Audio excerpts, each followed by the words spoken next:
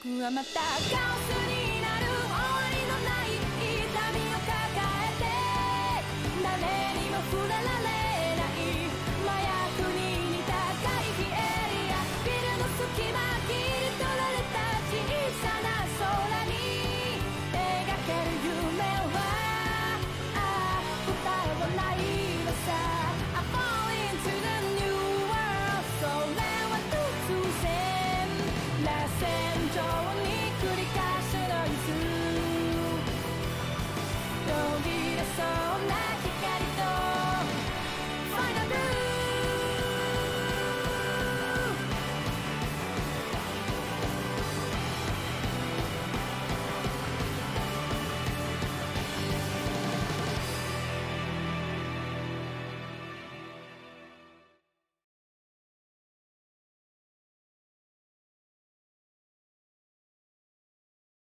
Welcome to today's stream.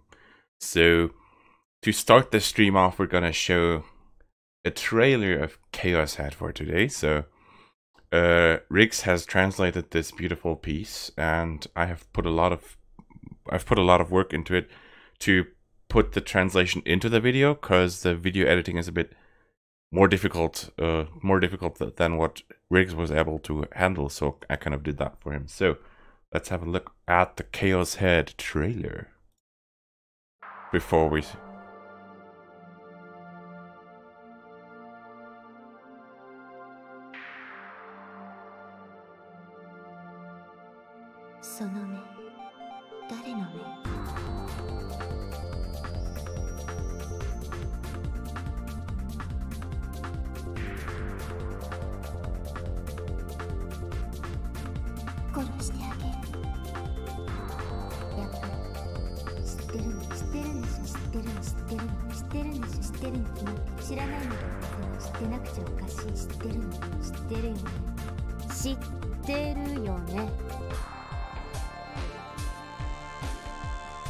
もしも世界には僕と彼女の2人だけしかいなくてこうしてお互いだけを永遠に見つめ合っていたら僕の世界は彼女の瞳に映るものだけになるのかな彼女の世界は僕の瞳に映るものだけになるのかな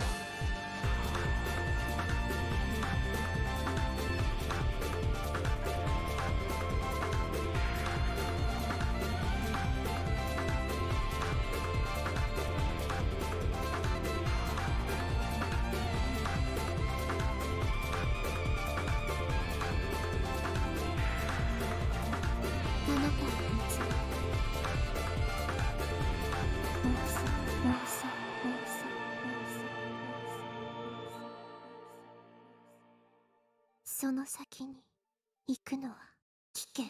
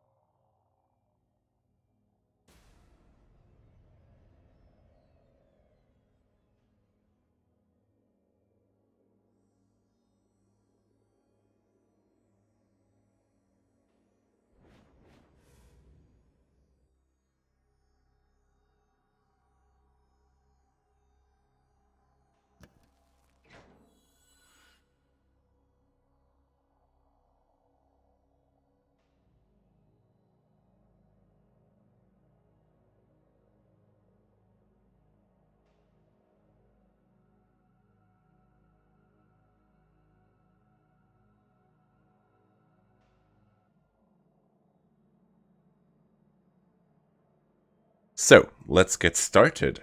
Somebody's already testing out the commands. We've left off in chapter 3. You could say in the middle of chapter 3. To give a little recap where we where we left off. So we were being introduced into the demon girl. This girl right here. So, and she kind of... Thank you, Xeno, for following. So, we left off where we got introduced into to the demon girl. And we had a delusion about the demon girl and how the delusion, yeah, it's kind of hard to summarize. So let's just jam into it. And we haven't chosen the other part of the delusion of the demon girl, so I'm not gonna re-choose that. I'm gonna keep on with this one, which we're currently kind of either in or have already passed it. So we have also updated the game a little bit, in sense of the die patch 2.5 has been applied to this version of the game, which fixes a couple issues that it had with the credit rolls and apparently with videos also, but I haven't tested if the videos are working on my computer by now. So since I'm playing on a Windows 10 computer and this is a very old game, there may still some be incompatibilities. So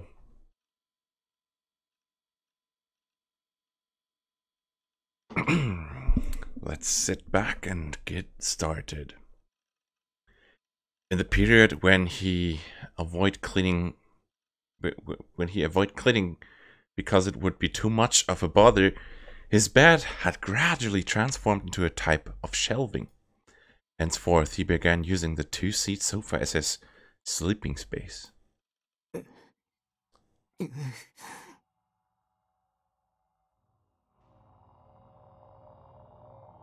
A painful sounding moan spilled from Takumi's mouth. Perhaps he was having a nightmare. His entire body was sweating and his closed eyelids trembled. His expression twisted agonizingly. Hey Toby, thank you for joining us. Just gonna maximize the chat so I can see it better. And as he tossed and turned over and over, he came close to falling off the sofa. Suddenly, lying on his back, Takumi opened his eyes abnormally wide. His eyes were thoroughly bloodshot, and furthermore, his eyeballs themselves were twitching. Without a single blink, he lumbered to his feet and drifted, swaying over to his PC.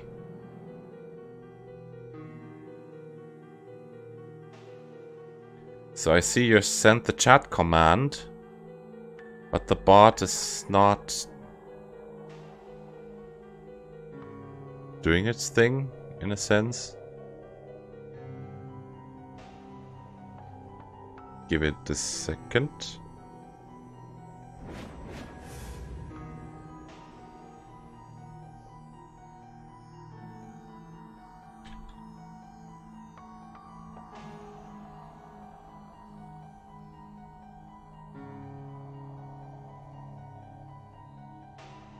Without a single blink, he lumbered to his feet and drifted, swaying over to his PC. Refraining from sitting down, he moved the mouse while standing. The screensaver disappeared and his desktop filled the monitor. Illuminated by the monitor's pallid light, Takumi's expression was horribly empty.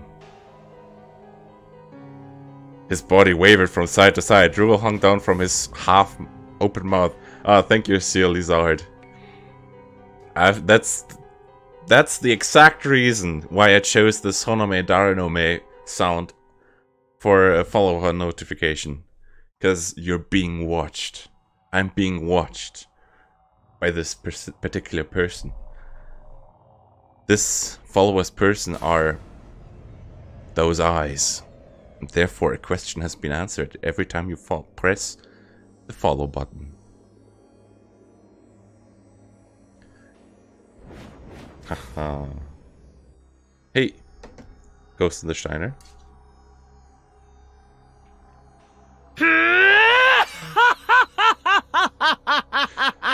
So the bot command seems to be working at least for me, but I gave every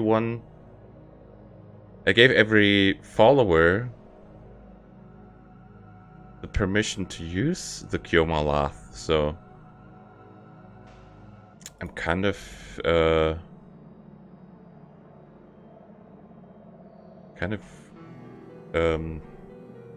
yeah, confused why it's not working for Toby. So his figure was that of a prototypical sleepwalker.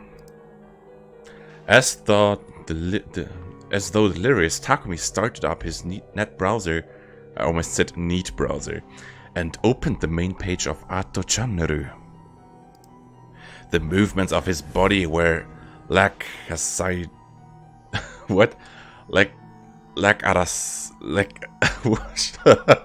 this is a hell of a word. Lackadaisical. Yeah, I hope that's how it is. But he showed no hesitation in selecting threads related to New Gen in the breaking news board. In total, they numbered approximately 60, and Takumi opened them one by one in order, from the top down. And while gazing at the monitor, he began touch typing.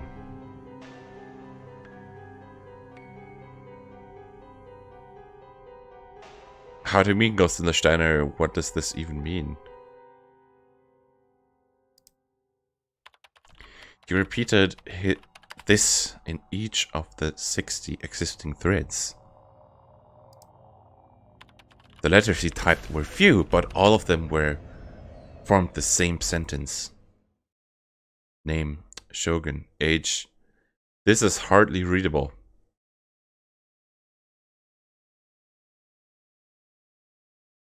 Ah, the word that we failed to pronounce, I have no clue. The next day, I headed to the hospital first thing in the morning.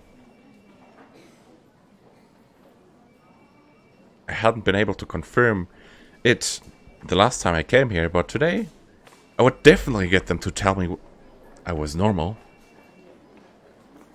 Dr. Takashina would remember me and reveal that I was Nishijo, your patient up until 4 years ago, and I'd get to hear all kinds of things from him. It wasn't the crazy one. The demon girl and Misumi-kun were the doctor would surely tell me so.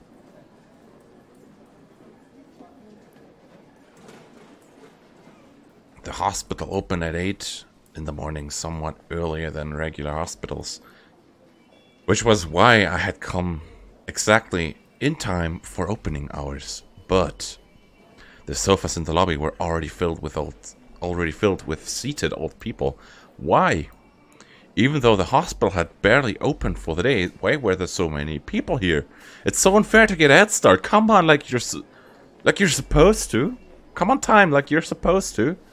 Inwardly insulting them, I had no option left but to wait. After an hour of waiting, I found myself regretting that I didn't made an appointment. That should be that I didn't make an appointment. A little typo here. But immediately afterwards, they called my name, and I was revealed at the fact that I hadn't been forced to wait as long as last week.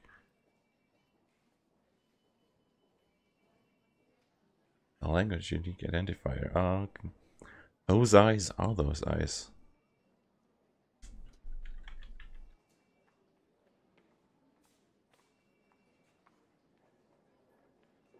Give me a little sec.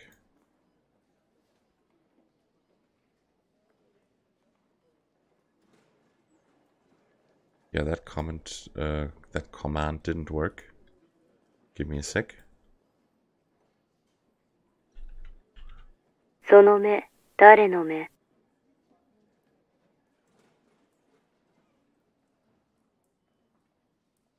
Can somebody else please try out the exclamation mark sonome command for us, please?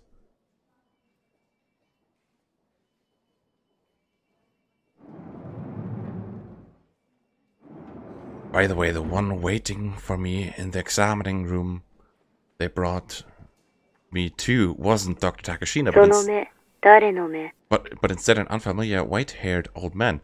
Oh, Sonome Darenome is working, but it seems you seem to have posted it twice, so that's... その目、誰の目？ The real mad scientist in the chat is my chatbot, so it's just a regular Streamlabs chatbot at this point. 高階先生は Thank you for testing. Upon my growing perplexed, the nurse standing in attendance behind him, what was her name again? Hazuki-san, answered with an apologetic expression. 高階先生は、もういません。Not here anymore? もういないというか、過労がたたって先週末に倒れてしまわれてね。今週はそれでずっと休みだよ。What a nightmare. My one and only ally. Wait, had Dr. Takashina really collapsed from fatigue? 陰謀だ。悪魔女の陰謀だ。Oh. 西条さん Conspiracy, I smell it, yeah. She definitely put a poison in his food or sent him a threatening letter or done something else to drive it into a psychological corner. She was trying to isolate me, make me helpless. I had no intention of letting anyone besides Dr. Takashina examine me. So instead of undergoing a checkup, I left the hospital as though I were fleeing it.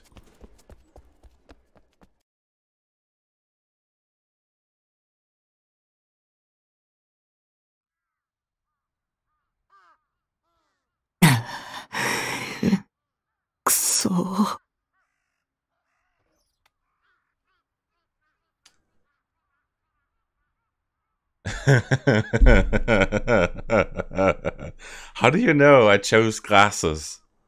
Night Zero. Leaning against the fence surrounding the roof, I stared vaguely up at the sky. The skies of Shibuya were drab and it would be hard to call them clear. 病院にはもう行かない方がいい。The demon girl's dragnet was tightening. Maybe I had nowhere left to run. Maybe even the detective I'd met yesterday had in truth been fakes, the demon girl's cronies. And they'd been testing me. Because the timing had been way too good. Come on, the demon girl had her way into my room. Had pushed her way into my room right after I had met with the detectives. She was a demon after all. She wasn't human. It'd hardly take any effort for her to manipulate human hearts. It would hardly take any... Okay. I had no evidence to back that up, but conversely, there was no evidence that she wasn't a demon. In that case, the only way to survive was by presupposing the worst.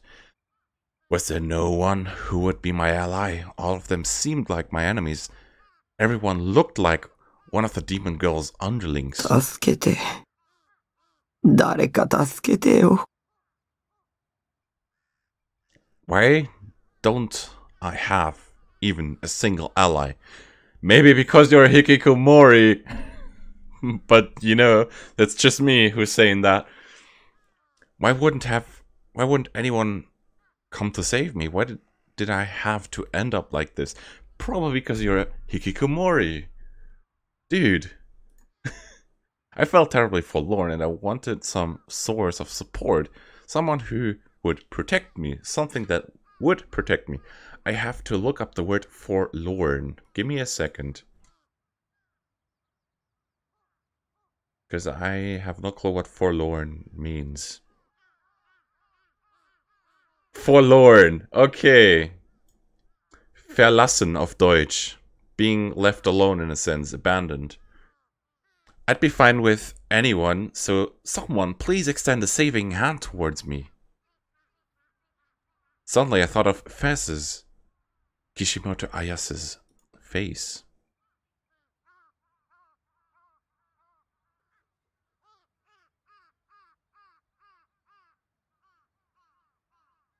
The words she had given voice to when we met at school. I'd been lost in my delusions and hadn't heard them, but Misumi-kun had said the following: "Find your sword. Find your sword. Finding your sword will save you." Ken. A sword. If this were a game, I'd be a hero, and we'd reach the usual cliche development about my having to get my hands on a legendary sword to defeat the demon without my seeking it out. I'd recently heard the keyword sword from 2 different 3D girls. And there remained a chance that Fez was my ally. Although, going by her attitude, Girl B, had she been called Senna, was most likely affiliated with the demon girl. A sword, huh? 剣だ。剣を手に入れるんだ。そうすれば。I muttered to myself as though I'd gone off my rocker. For me, it was the equivalent of clutching at straws. If I got a sword, I might be released from this nightmare. I couldn't help having such expectations. It wasn't that I believed what Fez has said about it granting me salvation, but I lacked anything else to cling to. If nothing else, it'd be the best to research this.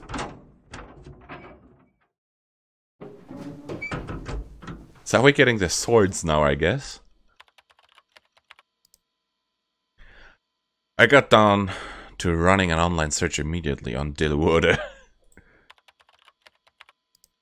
For the moment, I started off by checking to see whether a sword similar to the ones carried by Fez and Senna had appeared in any anime, but I couldn't spot anything like that in this season's crop of anime, at least.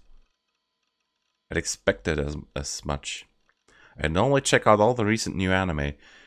It could be a real handful, given that lately there could sometimes be 30 or 40 new shows in one season. But I watched the first episodes of all of them and then decided which to keep following.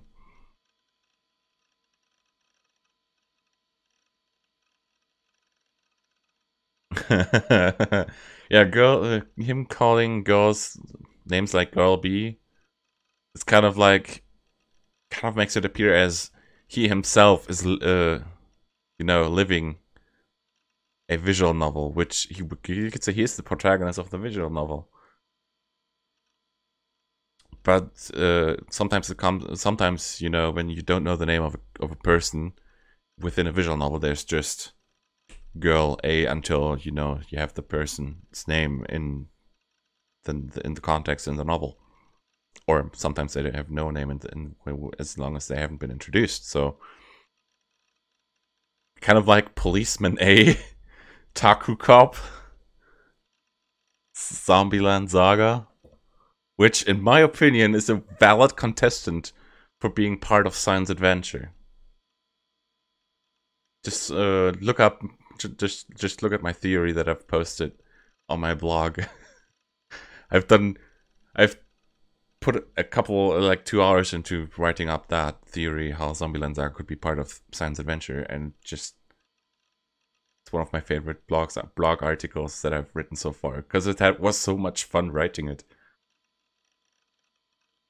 So back to the game. Of course, since there was MewTube, I didn't have any problems completing my lineup with anime from the BS and CS satellite subscription channels, which was why there was no way I'd overlooked any anime. And no such sword had appeared in any of the shows I checked. It was that distinctive looking. If it showed up, it ought to have caught my eye, but I had no memory of seeing one. I should have reserved that article for April 1st, yeah. That's a valid point you have. Although I couldn't do anything about it if I'd seen it when I was being controlled by someone outside myself. Next, I tried running a search about the sword itself rather than the anime series. くそ、ほとんどがゲームの攻略サイトじゃんか。 Terms I was closely familiar with, such as ESL's Shangri-La Edge, kept popping up. At this rate, I wouldn't make any progress, even though I had to hurry up and find it. I had the sense that Senna had used a more concrete name when speaking of it. But what could it have been? Remember, your nightmares won't end unless you remember. Oh, haha. This sword. The D sword. Right, D sword. I quickly stuck it in the I quickly stuck it in the input field and ran a search.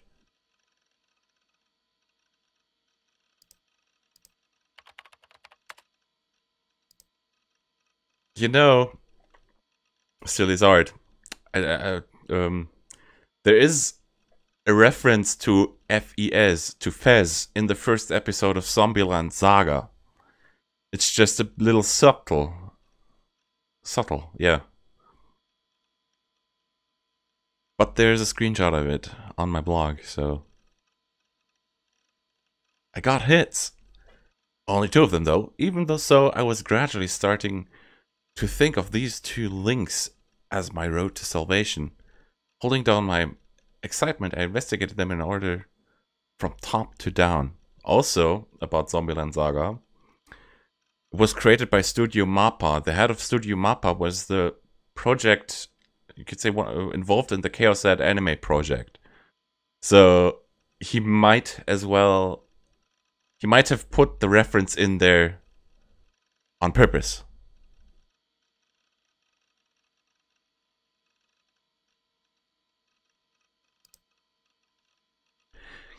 Gee, the page's dead. Shit, what the hell? No, calm down. Go back one more time and take a look at the cache.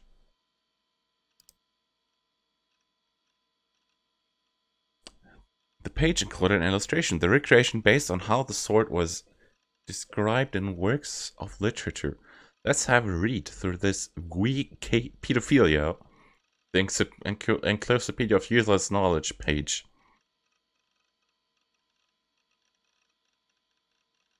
D sword, pronunciation D sword. A sword of darkness unleashed upon the world uncalled, the D sword, a fictional sword, first birthed in ancient Europe by the hand of the legendary evil king Glajul. It is said that as it was created to use humans' negative emotions as its nourishment, the Black Knights who bore it and battled with it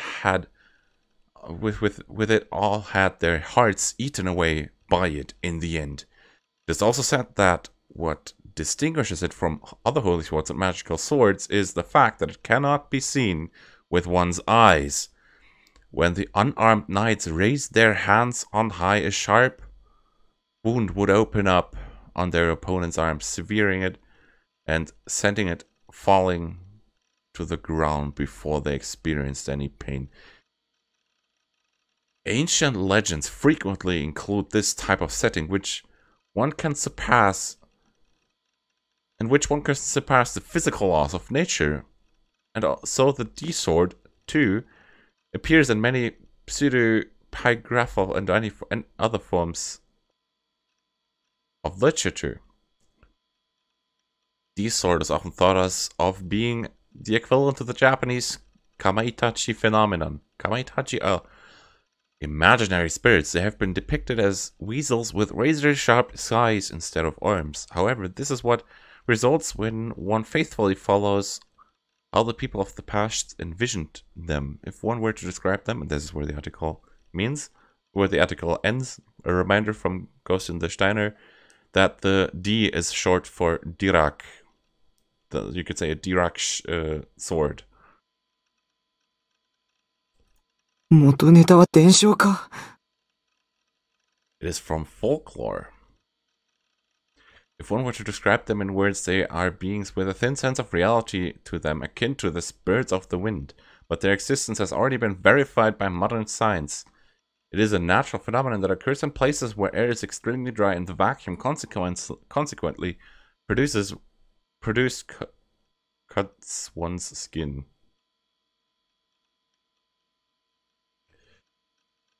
Summary terminology, so forth. Is this from でも folklore? セナって女が持ってたのに比べるとこっちは随分地味だな。 But this is pretty plain compared to the one that Senna girl had. In the first place, why was it such a minor sword? Why not go with Excalibur or Kusanagi, something in the Major League? No, this wasn't the time to complain, major or minor. It didn't matter as long as it could save me. I decided to explore a little more. Continuing, I clicked the second hit. Bought a sword. Blog of a guy with too much free time. Imagine. The words, I bought a D-sword, particularly concerned me. What was a D-sword? Was a D-sword something you could purchase? Bought a D-sword. I bought a D-sword. Seems like it's called D-sword. The blog's writer was apparently male, so I could deduce that he wasn't the demon Gullfoot or Senna. That said, his level of energy was far too different from that of Shogun. So to continue the blog article, it's so sketchy, it's awesome. There aren't any other stores this weird and suspicious left in the capital metropolitan area except in Akiba, but Akiba's underground stores don't really suit my interests because there's not really anything there except PC stuff and arrow books. That's not what I'm looking for. Shibuya used to have a lot of underground stores too, saying this might give away my age, but they disappeared with the flow of time. Was he a completely unrelated third party, or had the person behind the blog deliberately changed the particulars of how he wrote? I understood that no answer would come, no matter how much I thought about it, so I stopped looking at the blog. More important, it seemed that the store he'd mentioned, the one called Town Vanguard, was located in Shibuya. So to continue the blog article, if you were to ask what was so amazing, well, it makes Town Vanguard look like something for beginners. Ruffle. Anywho, I'll let the nostalgia stop here. Even so, I'm curious about who christened it D-Sword. I'll admit that it's pretty big. And it's a well-made toy, but I can't think of why it came in stock at Town Vanguard. Except maybe that it matches the taste of the storekeeper, Yotchan. Maybe he's turned part of the store into a corner for fantasy-related weapons. Huh. Plus the ones on display are lightsabers and light shuriken, obvious fakes, so it's kind of disappointing. Although the light shuriken were so ridiculous that I bought them on impulse. I had a feeling that it was too good to be true, but I also had a feeling that it was destiny. There was another way to look at it. It was precisely because this store was in Shibuya that I'd twice run into a girl holding a D-sword smack in the middle of Shibuya. I didn't often hear about things that were secretly popular with... Sorry. Didn't I often hear about things that were secretly popular with various minority subcultures in Shibuya?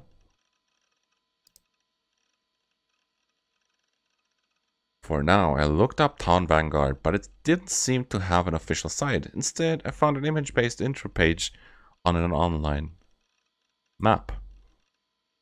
If they didn't have an official site, that meant they didn't take orders online. I searched taboo auctions, but didn't come across anything likely looking, which meant that my only option was to go to the store in person. I didn't want to go outside very much, but... 剣は手に入れなくちゃ。手に入れないとダメなんだ。 He's been successfully talked into getting a sword. Now, I had I had come to think of it as my sole absolute means of fighting back against the demon girl.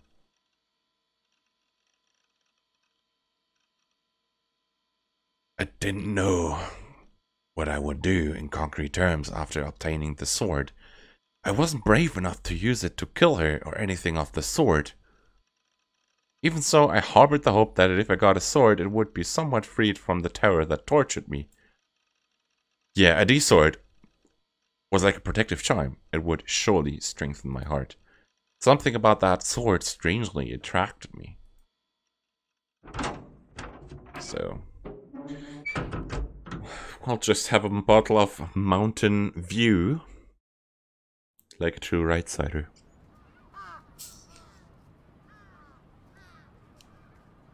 Just a sec. My mouth is drying up, so...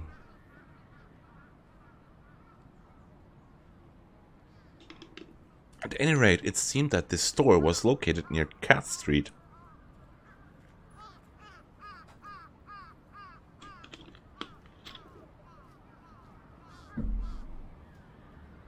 Cat Street is a twisty, winding road from Shibuya to Harajuku that runs about a block off Meiji Avenue. Apparently it had been built by filling in an area that was originally a stream.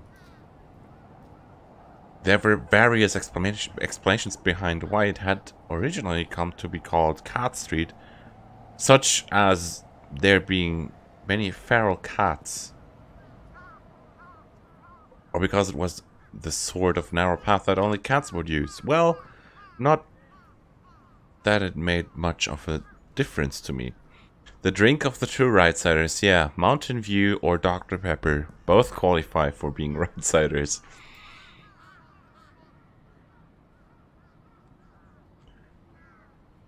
Cat Street was fairly far away from me. By foot it could easily take 15 or 20 minutes to get there. It'd be a quick trip by bike, but unfortunately I didn't have one. 15 or 20 minutes to get there by foot isn't long. To be honest, that's like the way the amount of time I have to walk to get to a bus station from where I live, since I live in the middle of nowhere. I decided to go by a route that took me past the plaza in front of the station, then past Shoto by way of cutting through Miyashita Park.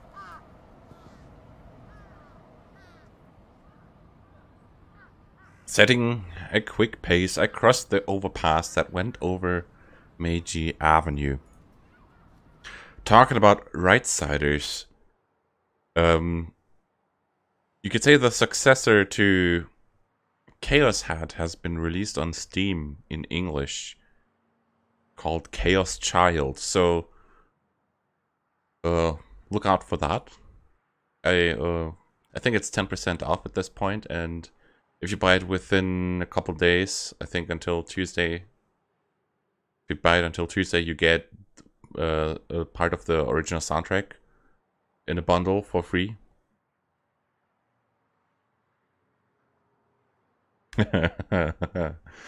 I see what you did there. Miyashita.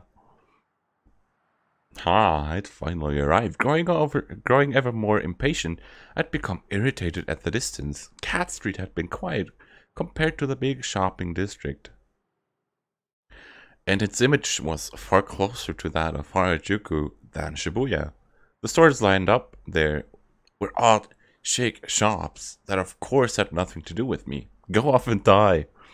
Knowing that I was practically acting delirious as I walked along, I became even more annoyed. For me, being here was like a playing in an away game.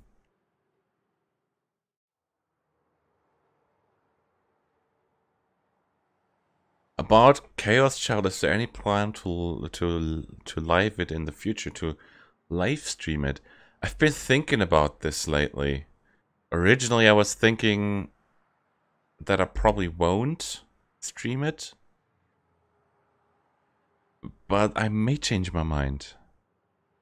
You know, playing a visual novel on live stream takes a lot of more time than reading it in person.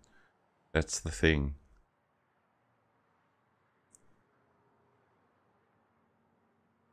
Yeah, Ghost in the Steiner did that, yeah.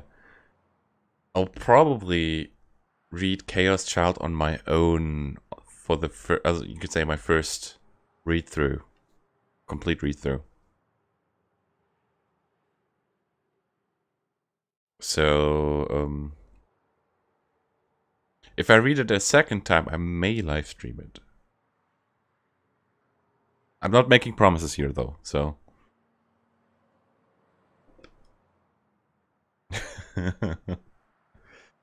All those bastards around me thought they were so damn cool, and there were more couples than in the shopping district. Whatever, they probably wanted to act like they had money, even though they didn't. So chances were that most of them were window shopping.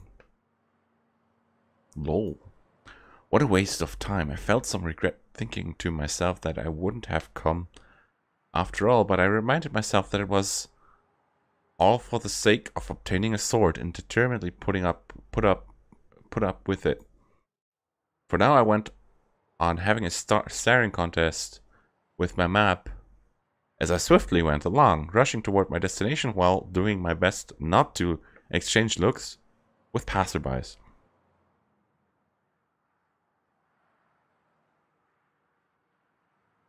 Okay, thanks, Ghost in the Steiner, for your advice. What I may stream in the future is robotics notes, when my Japanese is a little bit better. But I will probably start that sometime after finishing ChäoS Head. Town Vanguard was deep within a narrow side road that split off from Cat Street. ここか。 Though I'd only ventured one side street away from the main road, the ambience underwent a dramatic change. It was a thin, narrow, dirty alley, one impossible for cars to pass through. On the other side were wood-built residences and out-of-business stores with closed shutters, which invariably came equipped with spray-painted graffiti on them. Cat Street, which seemed so clean from the front with all its high-class brand-name stores, was in the end no more than a flimsy papier mache, facade, whatever. I don't know how that's pronounced. Behind that facade lay any number of mercilessly discarded racks. Although I personally disliked both the front and the back, both were unfamiliar territory for me.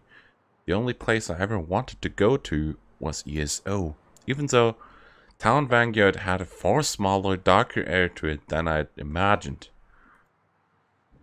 I started to understand why the blogger who had mentioned it had described it as an underground store, despite the fact that an open sign had been hung up. You couldn't say it was doing brisk business, even by way of flattery, and it was awfully hard to enter.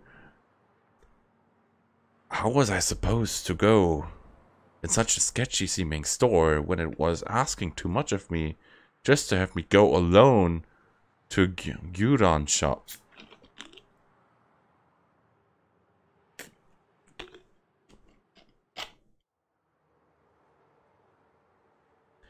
I wanna go home. No, but I need to get my hands on a sword no matter what. What was I supposed to do? I spent a little while going back and forth in front of the store. No one passed through this narrow alley. I whiled away 30 minutes with my waffling, but not a single person had gone by me. I decided to brace myself and go in. But then my courage failed me, causing me to abandon all hope, and I kept repeating this cycle innumerable times. But I couldn't go home empty-handed. This was the only place I could obtain a D-sword. Even though I understood that with my head, my instincts made me reluctant to enter the shop. I imagined that maybe a clerk would come out for me. Of course, she'd be a cute maid. and she'd talk to me with the kind voice you hear in anime. She'd have a perfect grasp of exactly what I wanted, and she'd hold a D-sword out to me in a wonderfully friendly manner. Here you are. Please take this sword, master. Hehe. Get a hold of yourself. Chill out, me. Huh.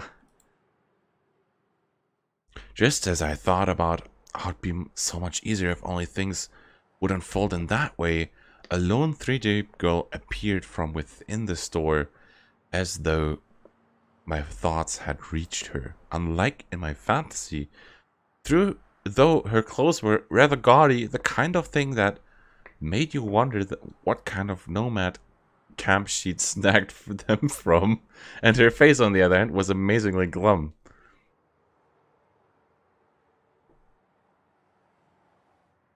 This kind of sounded like a delusion, but it's not an official delusion, you know. You could say he's daydreaming of girls. You know, who wouldn't daydream of girls? That's perfectly reasonable. Her hair was cut into bomber head style with thin frizzy ends, and creepy patterns were drawn on the bandana twisted around it above. She said she was a store worker and had come out after seeing me wishy-washy going around outside.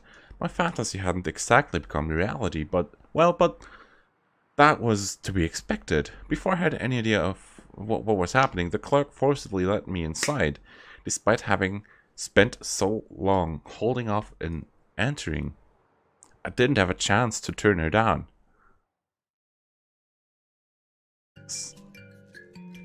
So in the end, I came in. It was all very well that I cleared the most excruciating hurdle, but... Okay, this is the shop they're talking about. Seems a little bit occult. You have armor on the right, and a lot of interesting things in the back. A couple shields and spears.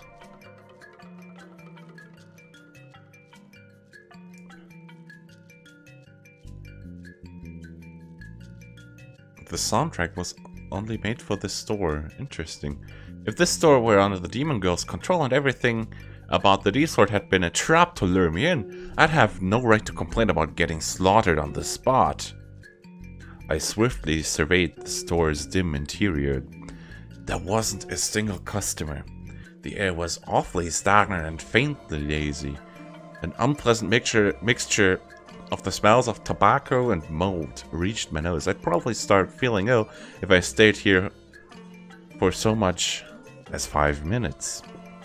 Though I spotted items that might have been products, it was difficult to judge whether or not they were really for sale. All of them had been left haphazardly, and there was no way to distinguish them from plain garbage.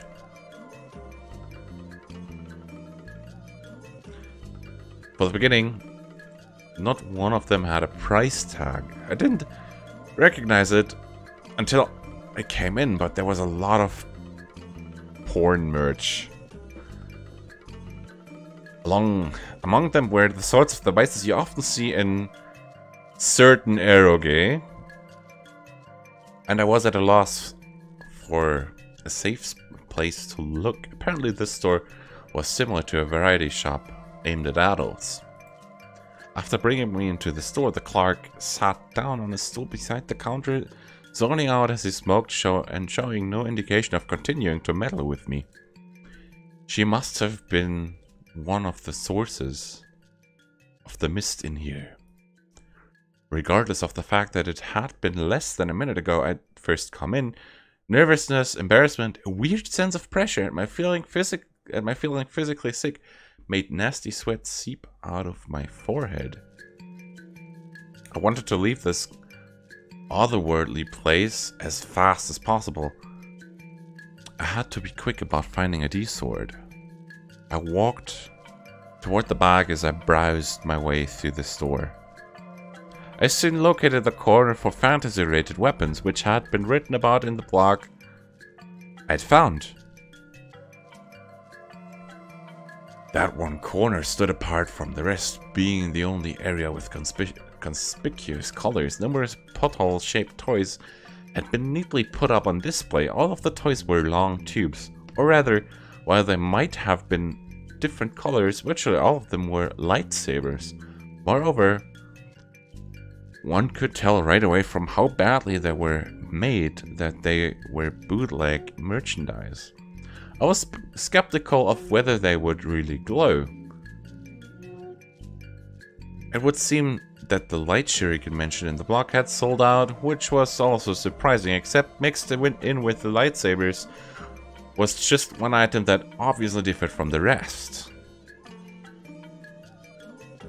One look was all it took for me to know it was a D-sword, because it was more or less the same as the illustration I'd seen online.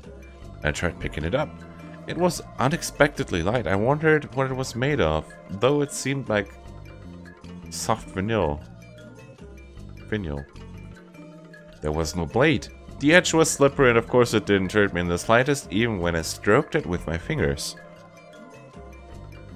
Compared to the ones held by Senna and Fez, it was poorly designed and lacked a sense of weight. And more than anything else, it didn't give me the sense that I could sever anything with the lightest of touches. I wondered if it perhaps was a fake. I was worried about it. But there wasn't anything else in this store you could have called a D-sword. Would this even shine in the first place? The D-sword Fez had swung about at her show had glass parts embedded in its blade, which let off a blue light and looked incredibly badass. But there was no glass to be seen anywhere in the sword I had in hand. Maybe I ought to give up buying on it. This D-sword was so crudely made as to make me reach that conclusion. Never mind how long it had taken me to get here, but find your sword. Finding your sword will save you. I recalled Fez's words. Right, if I didn't buy it right here and now, I'd lose my only chance of obtaining a D-sword. It looked cheap at the moment, but maybe once it recognized me as its rightful master, it would manifest a mysterious power. Or maybe I'd seen too many anime and manga, but I had sensed just that sort of unknown power in Fez and Senna's swords. So even this sword must... what to do? While I debated with myself, the clerk came up and stood right behind me before I knew it. Smirking darkly, she pointed at the D-sword and muttered, "Wow. 10,000 yen, and I'll throw in a free bonus. 10,000 yen. You could say cross out the last two zeros and you roughly have the value in euros. It's like 100 euros. And she'll throw in a free bonus. At first, its absurd cheapness made me doubt my ears. I certainly hadn't thought it would be less expensive than a figure. I had built up a fair amount of savings from RMD, but if it only cost 10,000 yen, I could get away with buying it simply by giving up on purchasing one figure. Yeah, seeing how good figures can cost more than 100 euros, that does make sense.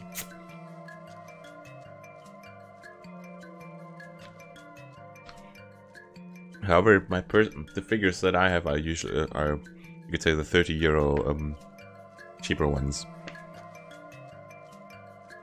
Still official merchandise, but the cheaper kind of merchandise.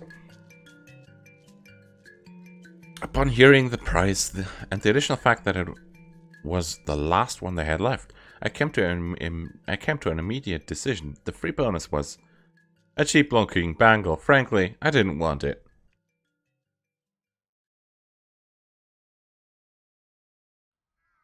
I went through hell after buying it. Town Vanguard didn't do deliveries, so my only option was to carry it home myself, so he bought it. Yeah. Toy or not, my excitement instantly cooled when I thought about how I'd have to cross through the heart of Shibuya carrying such a stupidly wrong sword. Have you ever walked kilometers with a microwave in your hands, Takumi? Then you can complain. Because I have. But I'd already paid. And the clerk fiercely refused to let me perform a return.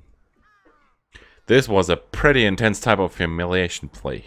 Having to haul a huge toy like this down a fashionable street as expected, the delinquent couples and stylish ladies who passed me went by with mocking smiles. Shit, they should all die. I hunched over single-mindedly and hastened on my way home, internally entertaining fantasies of taking the D-sword I just bought and slashing about with it in the middle of the road, massacring innocent people, creating a festival of blood.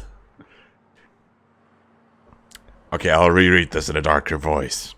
I hunched over single-mindedly and hastened on my way home, internally entertaining fantasies of taking the D-sword I just bought and slashing about with it in the middle of the road, massacring innocent people, creating a festival of blood.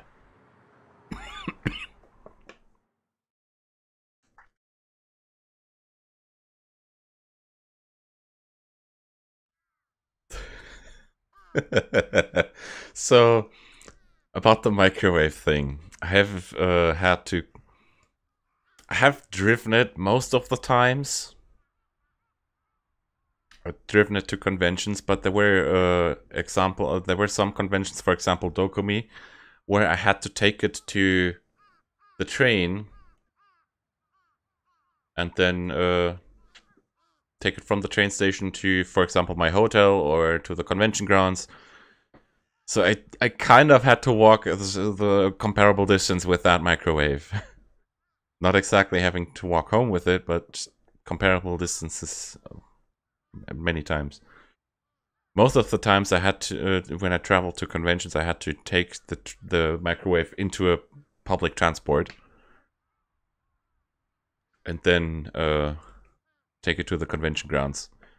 Many times I had the help of my parents that drove me to a nearby train station, but the rest of the journey I had to undertake myself. Hey Davixa. Haha, I made it back at last. Partway through. I had broken into a run and kept at it ever since. So I was breathing hard by the time I reached my base. The cold looks from the other pedestrians had really stung. I was impressed with Senna for being able to endure this embarrassment in a certain sense and made me respect her. I stood no chance of following in her footsteps. Did people talk to me about the phone wave when I was taking it on a train? Yes, they did. Not particularly on a train. I think there were 2 instances where people asked questions about it on the train, but mostly on the way to conventions. I got asked questions, or on the convention grounds, I think. For example, when I took it into the Netherlands, I don't think anyone asked me any questions about the microwave on the train. Well, in the first place. I think it seems odd to many people to take a microwave onto the train, so yeah. I think there were just a couple instances where people asked me stuff about it on the train, but yeah. I remember one instance at least where it was on the train, but that was in Germany somewhere. I was impressed with Senna for being able to endure this embarrassment in a certain sense and maybe respect her. Stood no chance of following her in her footsteps. Also, I was usually wearing my Daru cosplay when carrying that microwave around, so people also kind of recognized me in that cosplay while I was carrying that thing. At least that one dude in Düsseldorf recognized me when I was traveling to Kassel for Konichi. It was like, yeah, is there an anime convention somewhere? I know what you're cosplaying from. An abrupt sound came from my blind spot, a place I couldn't see from here, in the shadow of my base. Was there someone there? Petrified in place, I gulped down my breath. The ever so innocent smile of the demon girl who'd called herself Remy popped into my head. Maybe she had come again. Maybe this time she had come to kill me for real. What should I do? Should I run? I sensed the presence. The sunset cast someone's shadow across the ground. No matter how I looked at it, that silhouette was female. I instantly readied my D-sword. When I actually held it up like this, it felt even less dependable than I had thought. Senna's sword had possessed a mysterious formidability and an overwhelming kind of pressure that refused to let anyone near it. But the D-sword in my hands didn't have anything of the sword. Maybe it was really a fake. Could I fight with someone like this? Zero, of course. I couldn't. I couldn't do it, even if I had the real thing. Plus, I hadn't understood until I tried holding it the way I was now, but it was pretty heavy. Maybe I was gripping it wrong. In any case, it would prove impossible to swing it around properly. The shadow unexpectedly wavered. It was approaching me. I squeezed my eyes shut and haphazardly slashed the sword out in front of me. I myself didn't think I'd be able to defeat my opponent that way. Despite that, I harbored the faint hope that, as long as I had this sword, it'd be okay. But it somehow do something for me, you know? But I didn't hit anything. My enemy didn't say anything. Could it be that a single strike from my D-sword had utterly destroyed the demon girl? If so, it'd be beyond amazing. 鬼、その剣何？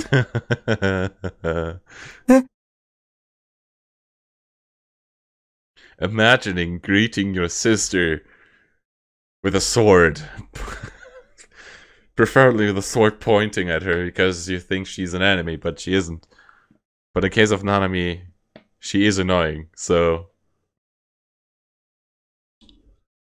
When I opened my eyes, the one standing there was Nanami rather than the demon girl. She was looking at me a tad derisively. All the strength went out at me at once. I flopped right down where I'd been standing. お前、脅かすなよ。I was about to say I was the worst. But no, she was the worst. She is the worst girl. In my opinion. The worst little sister ever. It's in horribly poor taste to enjoy freaking out your brother. Who the hell thinks she think she was? This was why the third dimension would never hold a candle to the second. 別に脅かしてないよ。いつもみたいにお兄の生存確認しに来てあげたんじゃん。なのにお兄いないんだもん。なんでナナが30分もお兄のこと心配しながら待ってなくちゃいけないわけ？ナナの貴重な時間が無駄に消えてっちゃったじゃん。お兄のバカ。Maybe I'll say the opposite in ChäoS, child. We'll find out. Why do I have to wait for half an hour worrying about you the whole time? I've let my precious time go prove stupid. Worrying? She'd been worrying about me like I'd be fooled by such an obvious lie. で、どこ行ってたの？出かけるなんて珍しいじゃん。携帯にかけても繋がんないし。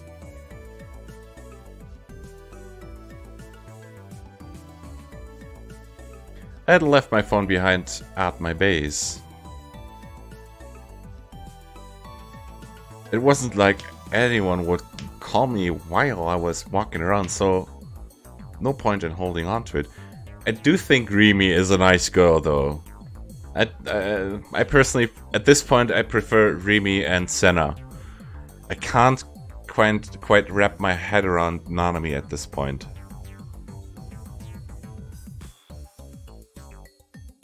So, その剣何なの？もしかして買ってきたの？ Nanami gazed curiously at the sword. あ、わかった。アニメのおもちゃかなんかでしょ？ほんと、お兄ってオタクさんだね。しかもこのおもちゃ、ちっとも似合ってないよ。But you know, girls can change. I'm just in chapter 3. Maybe by the end of the first route, I'll feel different. I'm still open to change.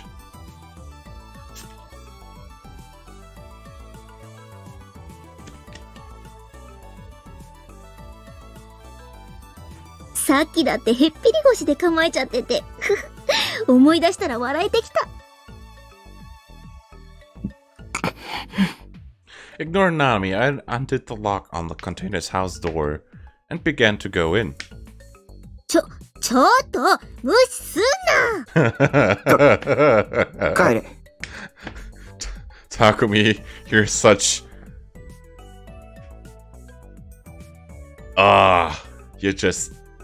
You're just mean, bro. If she'd come to check on my survival, she didn't have anything left to do here. She was constantly making fun of me, and every time she came here, all she did was complain. But if it bothered her that much, she didn't have to come in the first place.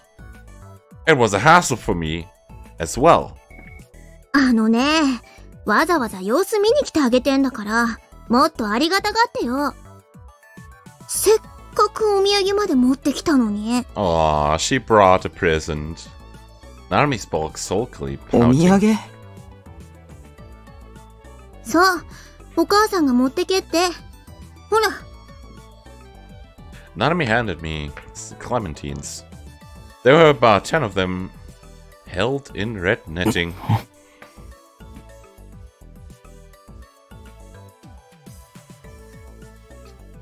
You kind of is a girl that I don't really like as well, so... I had mixed feelings about this. I'd eat clementines if they were in front of me, but they weren't my favorite food or whatever.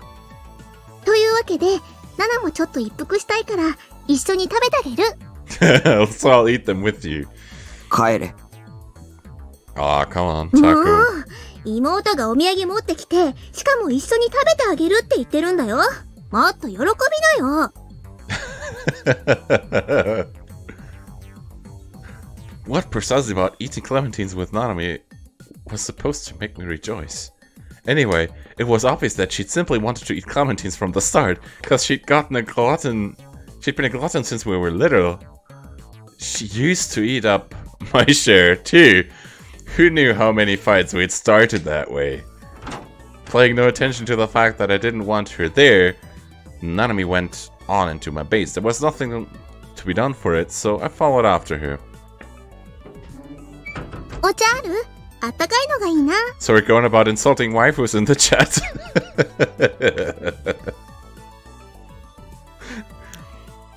Do you have tea? Something warm would be the best. Basically, I don't drink anything besides Coke. Nanami sat down on the sofa and immediately pulled out a clementine, sighing. I leaned the D-sword up against my computer desk. I didn't need the bangle in my pocket, so I lobbed あれ？ it. それ何？ Quickly spotting the bangle I tossed away at the floor, Nanami picked it up. へえ、かわいいバングルじゃん。これも買ってきたの？お兄にしてはいいセンス。Kitsch, says, what about it? No matter how I looked at it, it was a piece of kitsch that one could buy for the likes of 500 yen. Nanami was the one with bad taste. So that's kitsch. I don't know if that's really used in English. It seems to be used in English, but kitsch is a German expression for childish. a piece of childish kitsch. You could say is a childish thing to a noun to describe that that something is childish. A piece of kitsch, a piece, you could say a childish, yeah. Kitsch. You just remembered something. This Davixa. Disregarding her, took one of the clementines and went to sit in front of my PC. I do kind of get the impression that this thingy on that he threw onto the ground has to do something, has something to do with the D sword. Maybe I have no clue. Maybe it activates the powers. Who knows? But I don't think we'll be seeing this for the last time. ねえねえ、なんでこれ捨てちゃうの？だっていらないし。じゃあさ、これナナにちょうだい。はあ？いいじゃん、どうせ捨てるならさ。たまにはお兄ちゃんらしく妹にプレゼントの一つでもしてよ。Once in a while, act my brother and give your little sister a present. That reminds me of Christmas.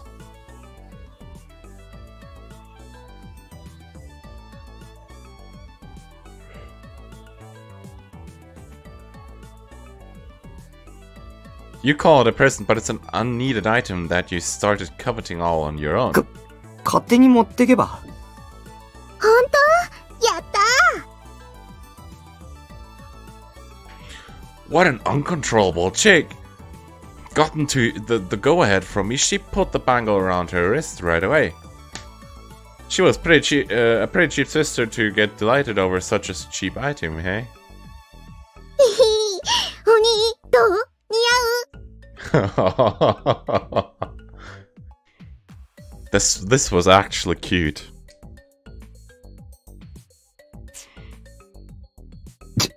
全然。 Maybe Nanami's not that bad at this, if she becomes more cute rather than annoying. Up to this point, Nanami has been pretty annoying. あっそ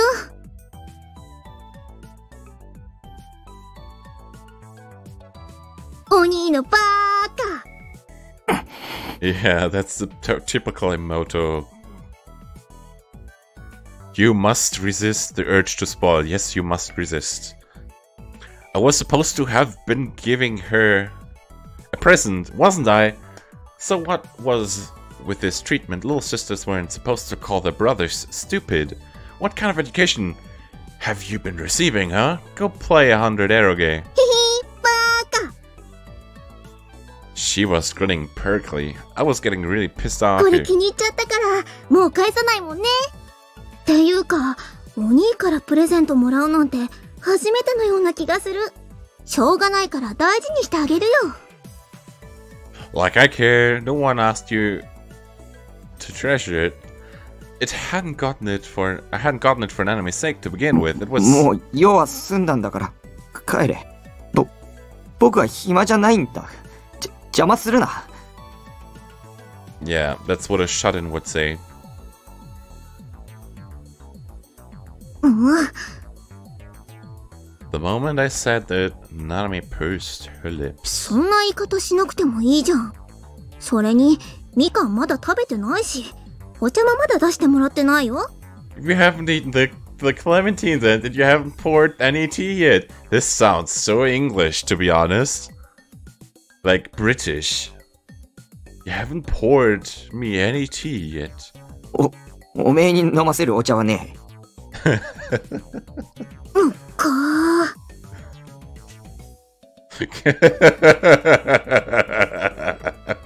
Nanami glared at me fixedly.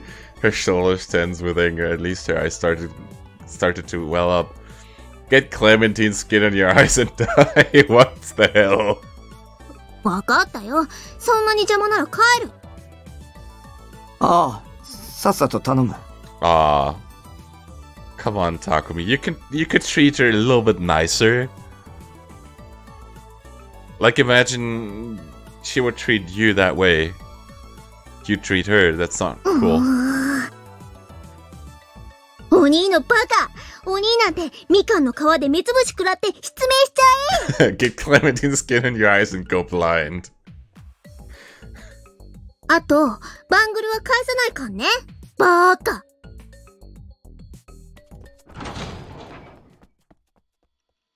Yelling in a voice that resounded piercingly through the room, Nanami grabbed her bag and bolted out with tremendous energy. That storm-like time had finally come to an end.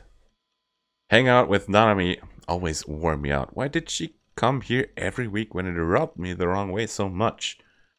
Become a bit observant, will ya?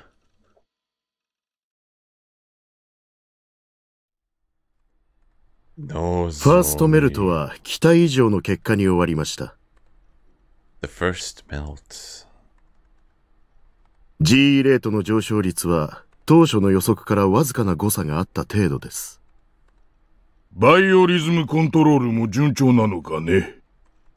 Attempts at biorhythm control also proceeding. 渋谷の GE レートは他のエリアと比べて高い値を持っていると同時に安定性についても特筆したものがあります。Hey, Jürgen Zointyp. それゆえに意図的に操作しやすいということか。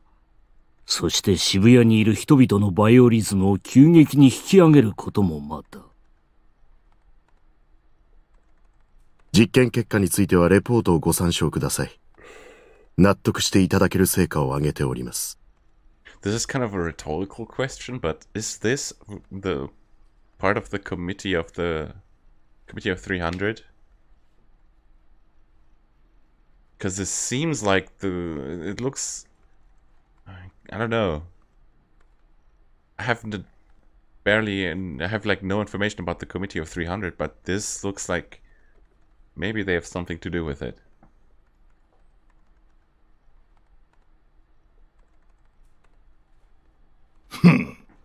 貴様が成果を出すのは当然だ。そのために高い金と多くの人材を提供しているのだからな。僕たちのバイオリズムが。That's what. 実効性については理解しているよ。この数ヶ月だけでも我が会の信者が数倍に膨れ上がっているからね。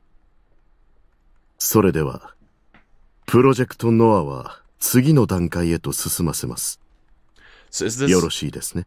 Is this biorhythm manipulating in a sense of sleeping pattern manipulation?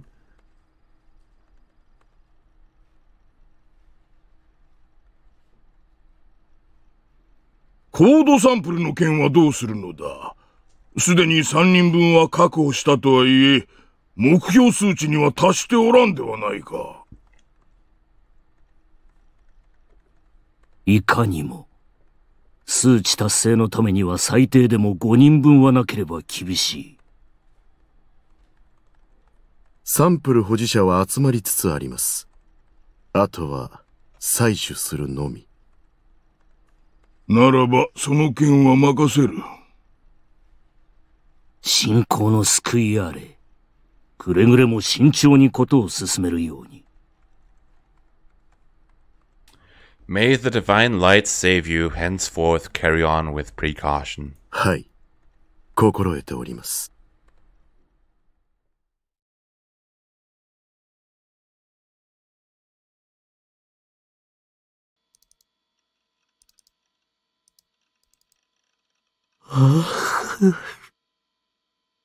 そろそろ寝るか。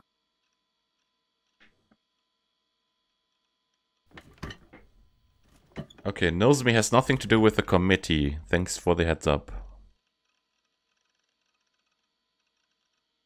It was 5 in the morning when I checked my PC clock, biting back a yawn. Today too I'd spent ages hunting an ESO, but no monsters had dropped the rare item I'd been looking for. No success even after pulling an 8-hour marathon. Well, but this kind of thing happened a lot. I glanced quickly at the side of my desk. There leaned the sword that I had bought yesterday. I had left it close enough that I could take it up at any time. On a side note, this sword didn't radiate any light whatsoever. I was hoping that sooner or later it would metamorphose into one of those cool shape, into one with a cool with as cool a shape as Senna's. But inside my monitor, Grimm's avatar happened to be right in the middle of leveling up. My Knight Heart had reached the maximum level, so he wouldn't be going any higher. Rubbing my sleepy eyes, I thought to myself that maybe it was getting to be time for me to create my next character, the third after Liselotte. Experience points, huh? It was a familiar enough concept in RPGs, but I thought experience points also existed in real life. When I first started DSO, I was a baby who didn't know right from left. But now I could boast of being the strongest in Baselard, with my name of Neidhart der Blitzschnelle known all throughout the land. For example, it wasn't unthinkable that the person behind me might, by some chance, happen to lose some of the experience points he'd built up. Then maybe it would be all too natural for me to forget things I'd known. Maybe the fuzziness in my memories could be traced back to the same source. And then there was Shogun and the Demon Girl. Before my experience points got cleared, perhaps it had been perfectly normal for me, the person behind me, to post under the handle of Shogun in chats and to spend time IRL with the Demon Girl, with Rimi. No, that was certainly improbable.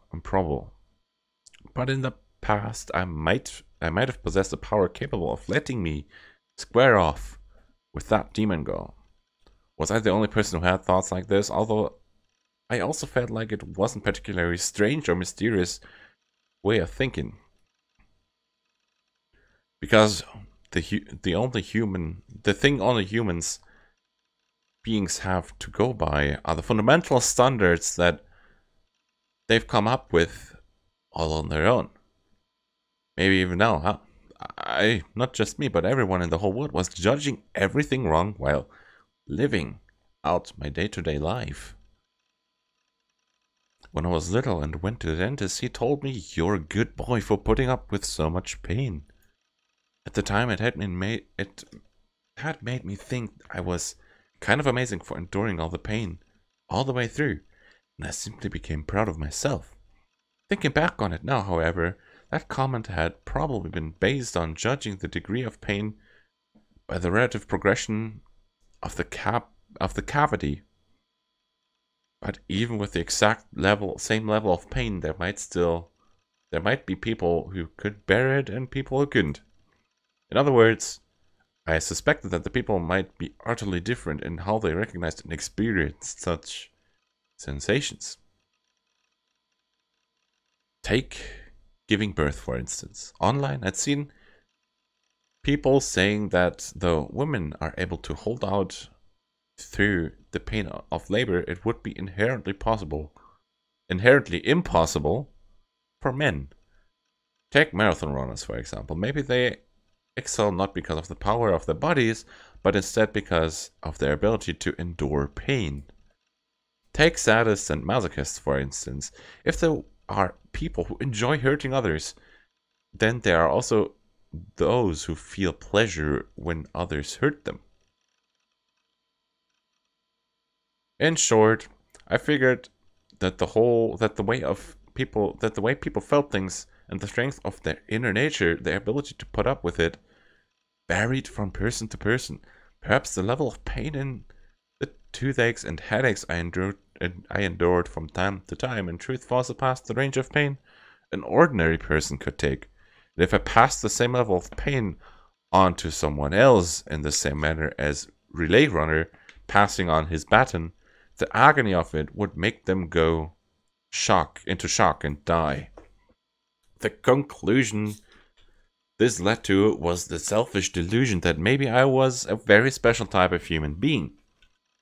You're always super special, that's why you are here with me.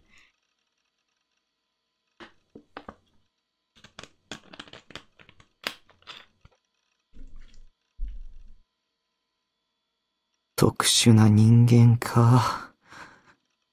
っていうか、何を大げさな。Though I'd rejected that idea, surely everyone had these kinds of delusions. Every man longs to be the strongest in the world. Everyone wants to think they're special, that they have been chosen. They want to think that a dramatic stormy life like in TV shows and movies is awaiting them in their future. It was the so-called yearning to be a hero, but to put it more crudely, being self-centered. Of course, I too had those kinds of desires. Indeed, it might be my destiny to defeat the demon girl. But then, if I were told to carry that out in real life, I'd require a number of conditions be met first. At the least, the one thing I'd really needed was the ability to use cheat codes for stuff like secret attacks or perhaps invincible mode. I didn't want to undergo any pain or fear. If I couldn't do that, if in other words I was supposed to do it with my own power, I definitely wouldn't. Which was why if the person behind me accidentally let my experience points get wiped, it could cause me tremendous damage.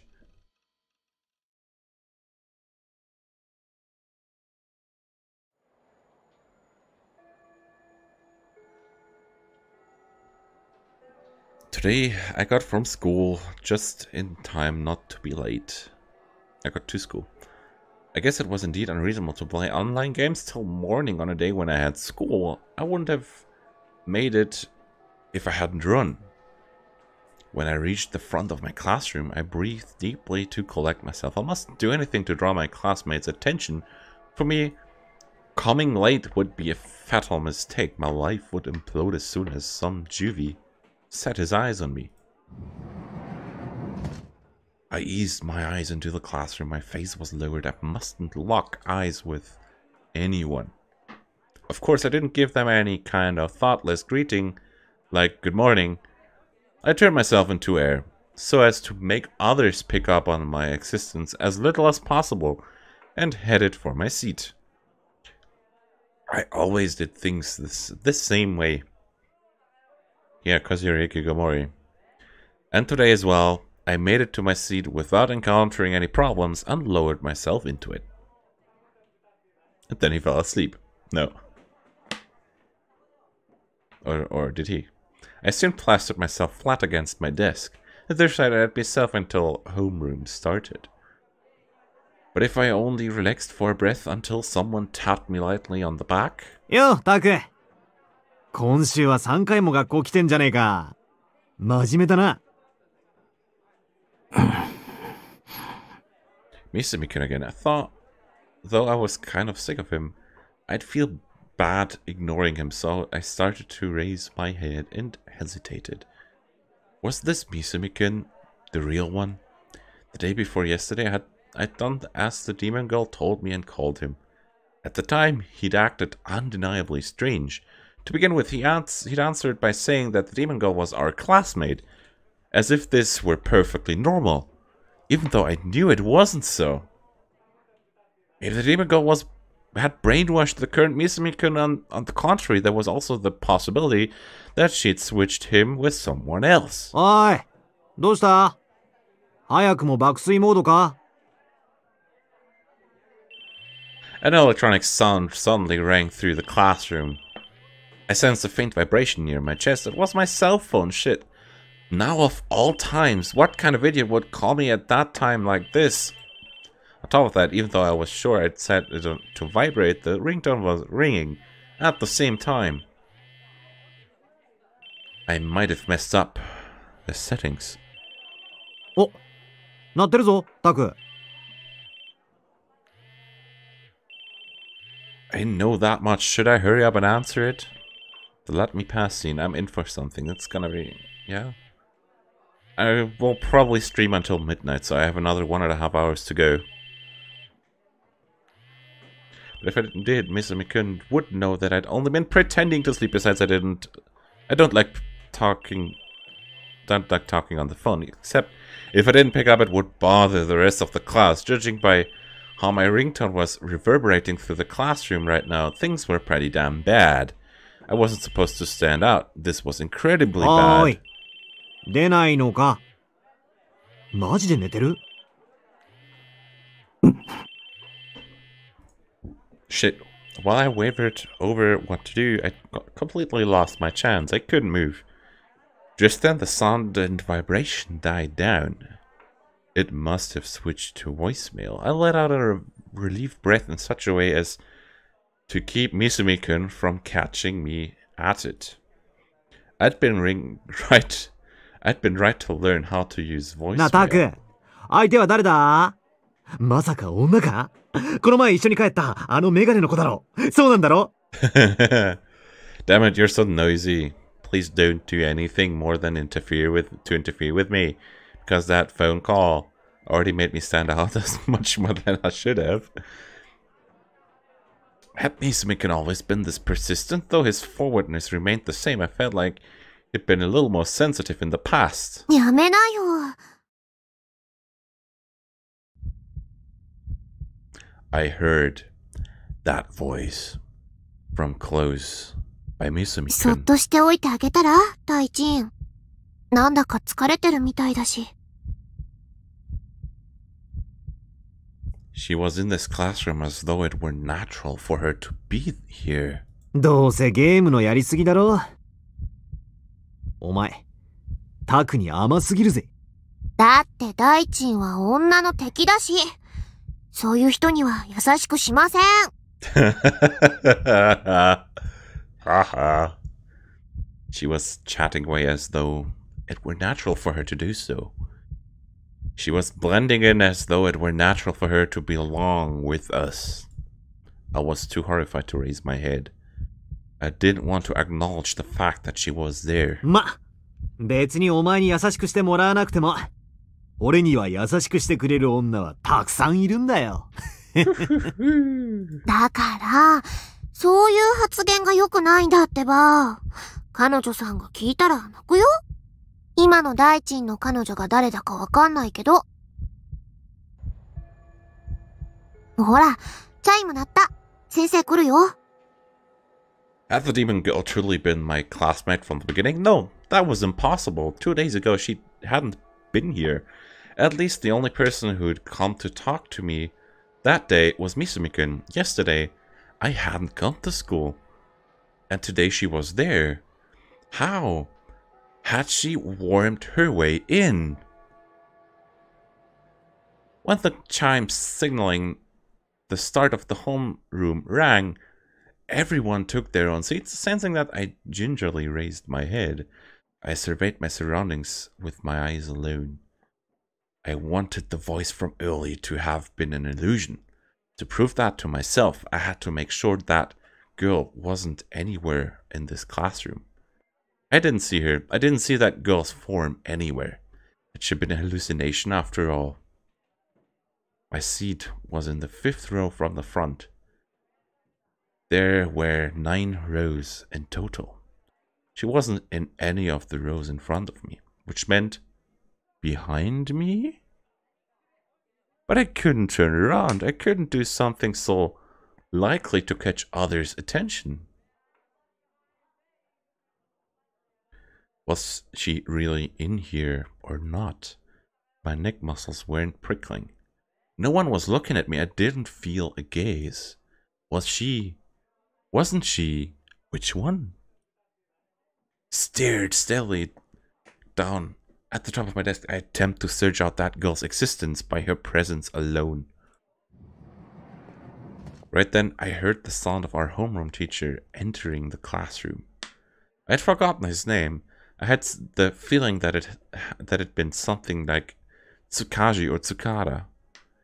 He was a PE teacher who graduated from a PE college, a total musclehead. But he wasn't hot-blooded or didn't use corporal punishment. If I had to put it in some way or another, I said he was the type of... I would say he was the type to get a joke. For some reason, the class started going into commotion. But at the moment, my attention was completely occupied by seeking out the demon girl. Like, I could possibly detect her through her presence alone. This wasn't a manga. Was I a fool or what? 今日から転校生が入ることになった。The teacher muttered, I see. That was the reason there had been a fuss. Guess who's gonna get transferred in? I have a feeling. ほら、折原、みんなに挨拶しろ。I haven't heard the transfer student speak. Was there really someone there? I cast a look at the teacher's podium. There's someone there, no doubt about it. She was remarkably small. Maybe even more of a runt than Nanami. She was that Moe type who looked a little timid and gave off an aura of having been bullied. I'd say she reached the so-so level for a 3D girl. For some reason, she was facing down, and the corners of her eyes were full of tears. My classmates' commotion increased in response to the fact that she wasn't trying to say anything. Our teacher patted her on the shoulder considerately. The typical protect head pat. Or shoulder pat in this case. どうやら折原は緊張しているようだな。よし、挨拶はいい。みんな、この子は折原梢だ。仲良くしてやってくれ。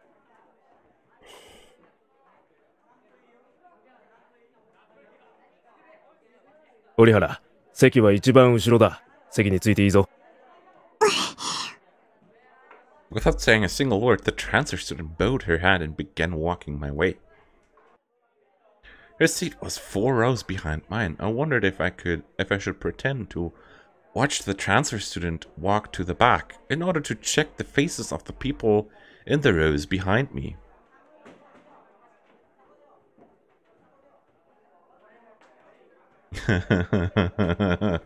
That's the one part of the anime. Okay, on a group watch before reading the VN when everyone told me to leave and I just didn't. Okay. But that itself would be fairly attention-grabbing behavior. There was also the dread that the delinquents might pick a meaningless fight with me saying, don't start drooling over the transfer student just because you think she's cute. Well, you probably shouldn't do that anyways, but...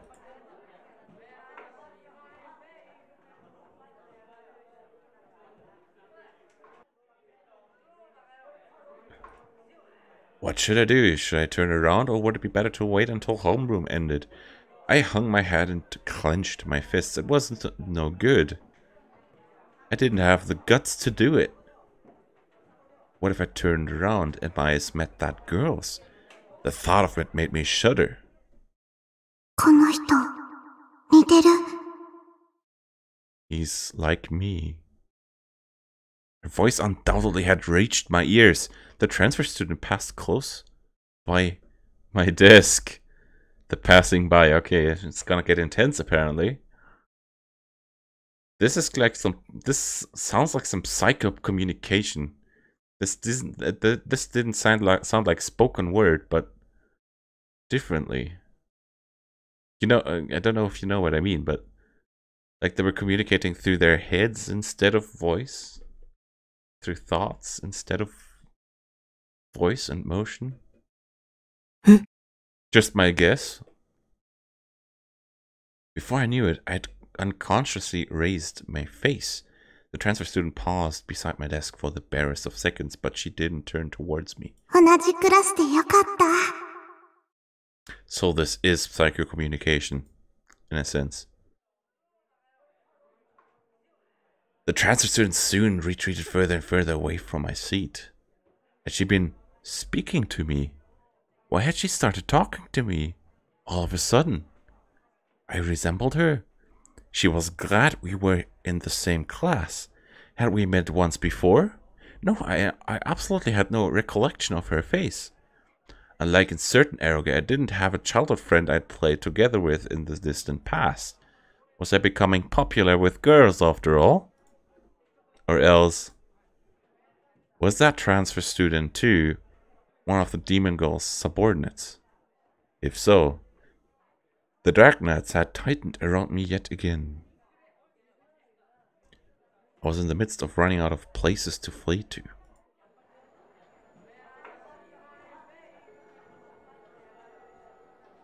Homeroom came into a sudden end, while I thought frantically about the new doubts that had arisen in my head.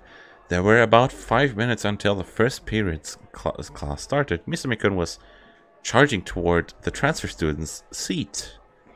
It looked like he meant to start hitting on her out of left field. Other classmates also seemed deeply interested in her, and the classroom had grown more wild and boisterous than usual. At a glance, she appeared to be a nonchalant, peaceful tableau. But to me, it was virtually the same as being behind enemy lines. My heartbeat wouldn't calm down. My whole body was tense, and it took immense courage for me to move even a single finger. My impulse to turn around, warred with my reason, which told me I mustn't. Taku?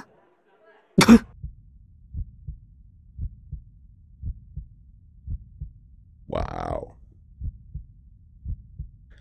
I almost stopped breathing. The inside of my head went pure white. I heard a voice from close behind me. She really was there. She existed in this place. 具合悪そうだけど。平気? I'm gonna drink something very quickly.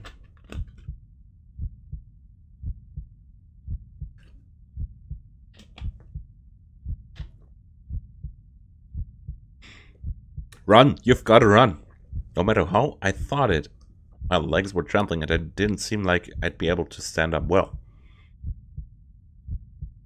While I stayed frozen, the demon girl, Sakihata Rimi, circled around in front of my desk. 汗びっしょり。風邪でもひいたんじゃない? In the same way as 2 days ago, she spoke to me as though she were worried for me. The same way as 2 days ago, she held a handkerchief with a soft flower scent to it. Instead of accepting it, I hastily wiped my sweat with my hand. 何? I couldn't meet her eyes, though I could tell from the tone of her voice that she was smiling. ねえねえ、さっき何話してたの? Rimi crouched in place so her eyes were on the same level as mine and propped her chin up on her hands. She took a peek at my face. I desperately averted my eyes. Damn it, she seemed determined not to let me escape. My anxiety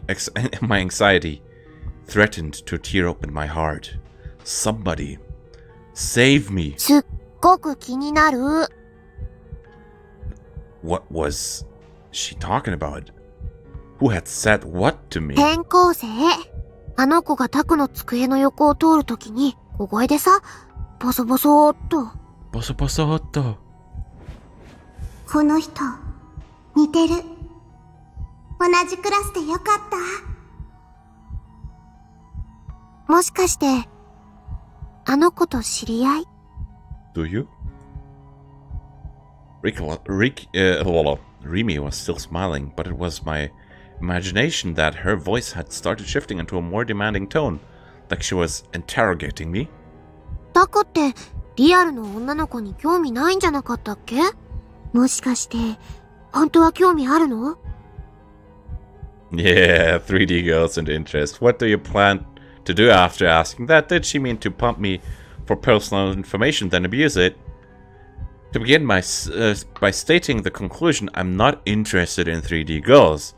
I always said that sourly. じゃあさ、私にも実は興味あったりする?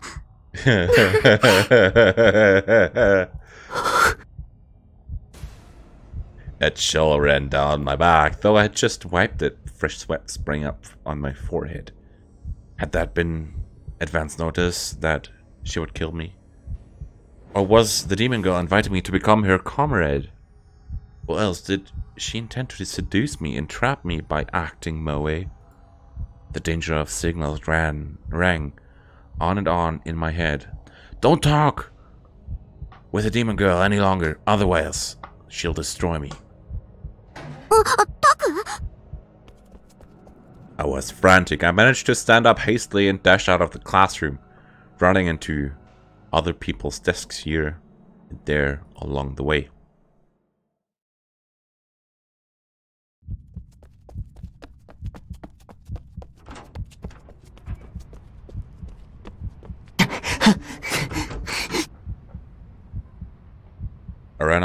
I ran up the stairs without looking to either side and came out on the empty roof. It looked as though she hadn't chased me. Even so, I couldn't let myself feel relieved yet, and so I hugged my knees and hid for some time in the shadows. My knees were trembling. I couldn't believe I'd succeeded in running in this condition. It showed how desperate I'd been. I was sick of this reality. The D-sword I'd gone out of my way to buy hadn't been any useful in any capacity. I certainly couldn't bring it to school, not with how much it'd stand out there here. She caught me off guard. 2 days ago, when I heard from Misamikun that Rimi was our classmate, I'd figured that he'd either been making it up on the spot or had merely been imagining things. But she really had become my classmate. It would almost definitely prove useless to ponder how she had managed to slip in, because she was a demon. She could easily do things which humans were incapable of. Maybe she had brainwashed my whole class. No, even all of the teachers at school. I couldn't go to hospital anymore. Now I couldn't go to school. Yua was at cafe, and Shogun appeared online. She and her underlings were clearly venturing closer and closer to me. And they were... oh, damn, that was a bit too... and they were constantly launching psychological attacks at me. Maybe it would have been better to stop leaving my base. Reality was too full of danger and enemies. They stirred me up and threatened my peaceful lifestyle, when all I wanted to do was live quietly. I gazed up at the blue sky, which floated there carelessly as the wind blew white clouds across it. It would be so wonderful if I could become one of the clouds.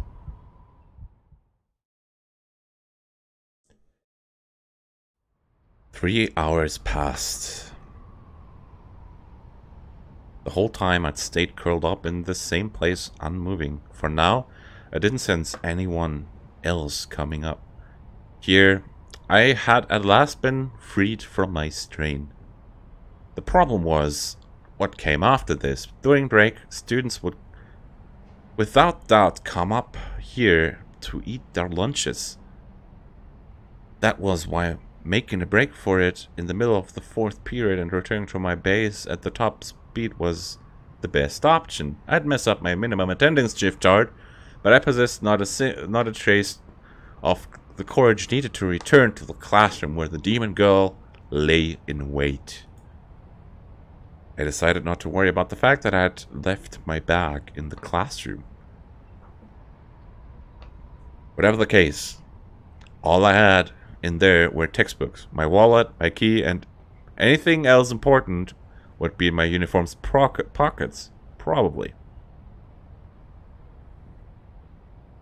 Growing uneasy, I searched through my pockets, wallet, keys, cell phones. They were all where they should be. That was when I remembered that someone had called me. I'd been pretty frantic at the time, though not as much as when Rimi talked to me. Who on earth? I couldn't think of anyone who would call me besides my family. Nanami seemed like the most probable. But I didn't think about whether she might end up causing me trouble. On the other people who knew this number were...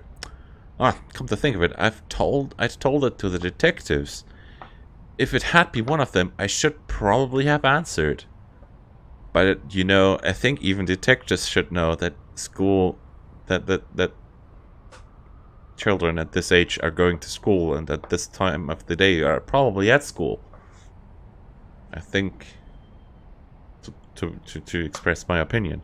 And anyway, all that talk about sending officers to my base had ended up going unsettled.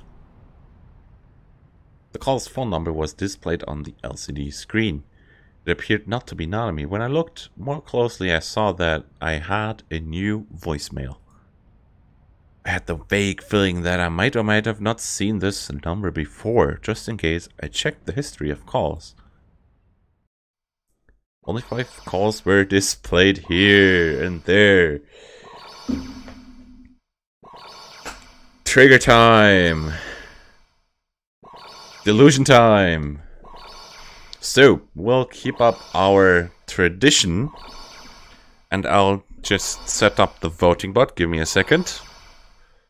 The MooBot will handle the voting process of which delusion we're going to read first. So, give me a second. Logging in. So, features, polls.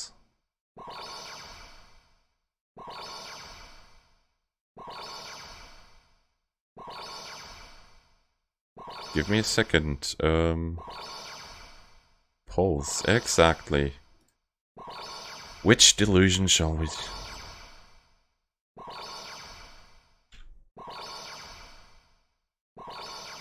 The red or the green delusion?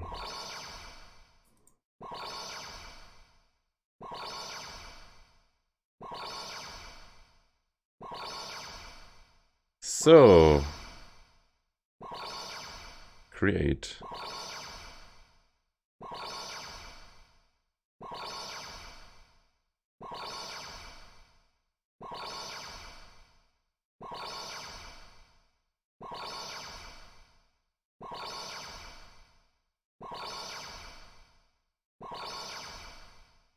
Wow, that was a harsh response of the MooBot.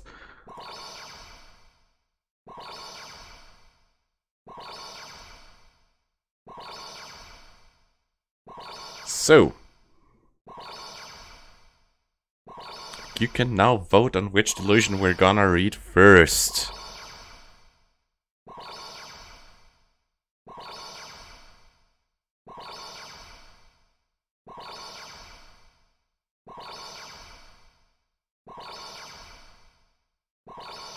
Only 5 calls were displayed there, so...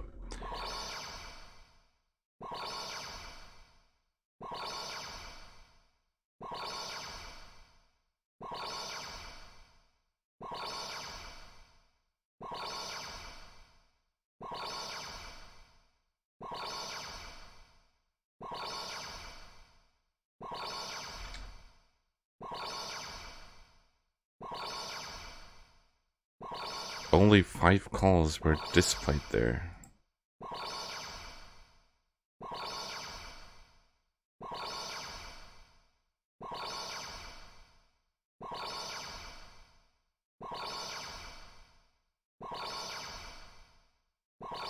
Yeah, there's this strange problem that both on my streaming platforms it's saying me that the stream is loading and there's some problem. Just hold on for a sec.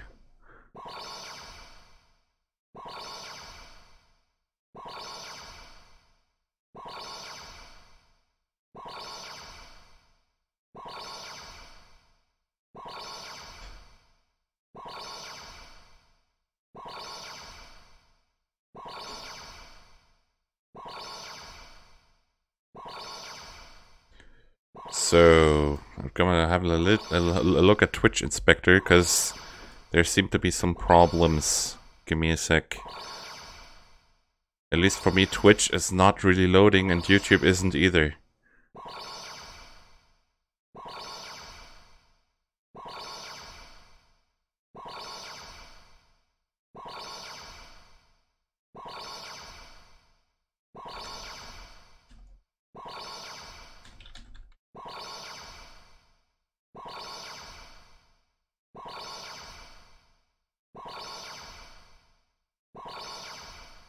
I'm not getting any dropped frames at this point.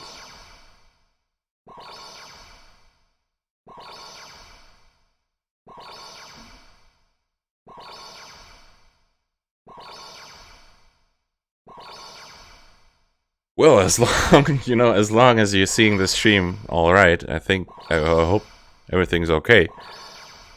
For myself, the stream is kind of having difficulties loading. But every web page at this point here is having difficulties loading, even though I'm on a 400 megabit fiber connection. And that connection is pretty good, usually. So far we have 2 votes on red. And my own vote would be red as well. So we have started this poll 5 minutes ago, approximately. I'll give you time. Yeah. A little bit of more time to vote. Just gonna look at my Twitch inspector, what's happening with my internet. And then we'll find out. Then we'll read the next route. Well, not route, I mean the delusion, sorry.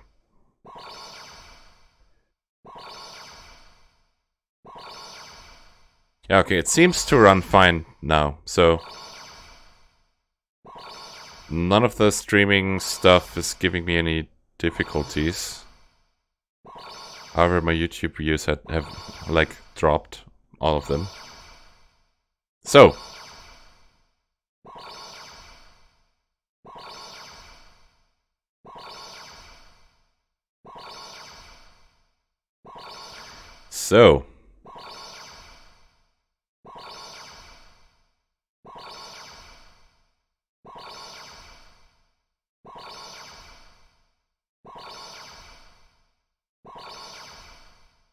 let's get started with red then. I'm gonna close the poll now.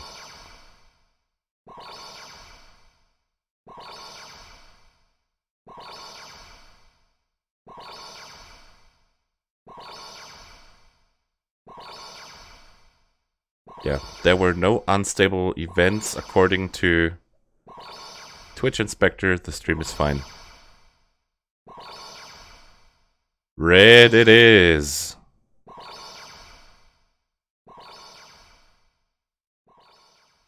Only 5 calls were displayed there.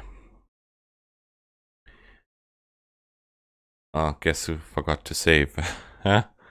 Gonna have to skip stuff until to the next illusion when we reread that again. In other words, since the time I first bought the cell phone, only these 5 calls had reached it. I can always reload the save off from starting the stream and press the skip button until the delusion comes up, so that always works. Because of the awesome die patch, this works. It stops at delusion triggers.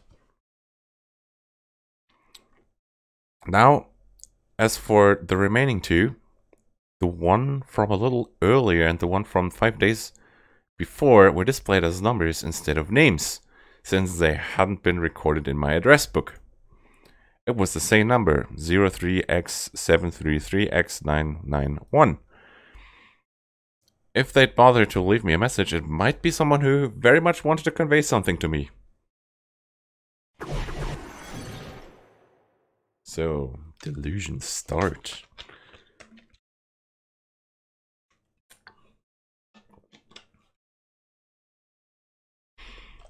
For now, I might as well listen to it.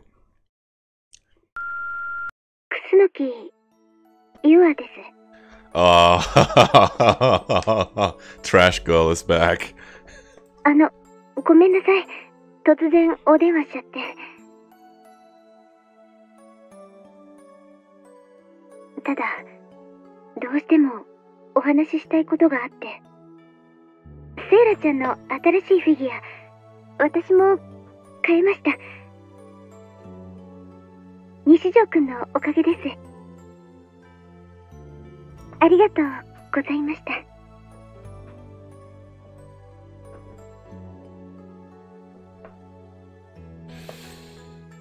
た。I need to see both positive, negative, and neutral for this one. Okay, I'm gonna follow that. So once I finish this delusion, I'll go back to the old save and skip until this delusion turns up. とっても可愛いんですけど、ちょっとエッチですね。買うときすごく恥ずかしかったです。あ、そうそう。今週のブラチュー見ました？すごい展開でしたね。私見ながらずっとドキドキしちゃって。ドキドキ。この多重人格者。What a certain turn in conversation, you multiple personality freak. あなたが殺したの。人殺し。真犯人。罪を償いなさい。逃がさないから。その目、誰の目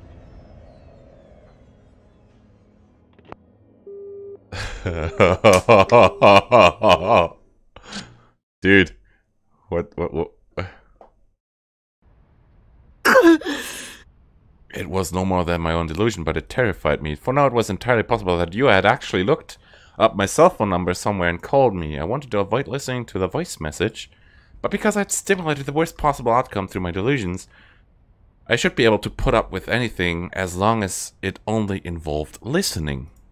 Shaking off my melancholy, I made the message play back, scoping out my surroundings again and again to verify that the demon girl wasn't around here. There. I put my phone to my ear. こちらは留守番電話サービスセンターです。新しいメッセージは1件です。So I get that. I think this was a short delusion, but this was the end of the delusion since it's not warped anymore, the vision. I'm gonna just put a save here. And then load the old save again and skip.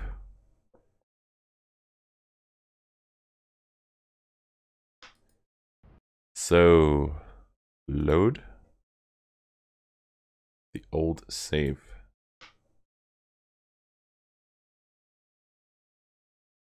Yes, so we're gonna go back to the trigger.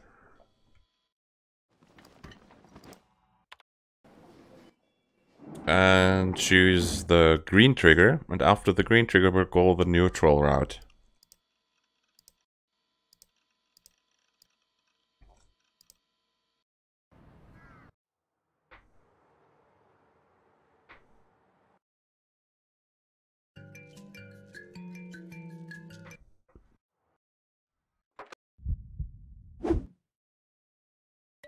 I really like that the die patch improved on this. I kind of forgot to save at the trigger. You know, that's just me being me sometimes.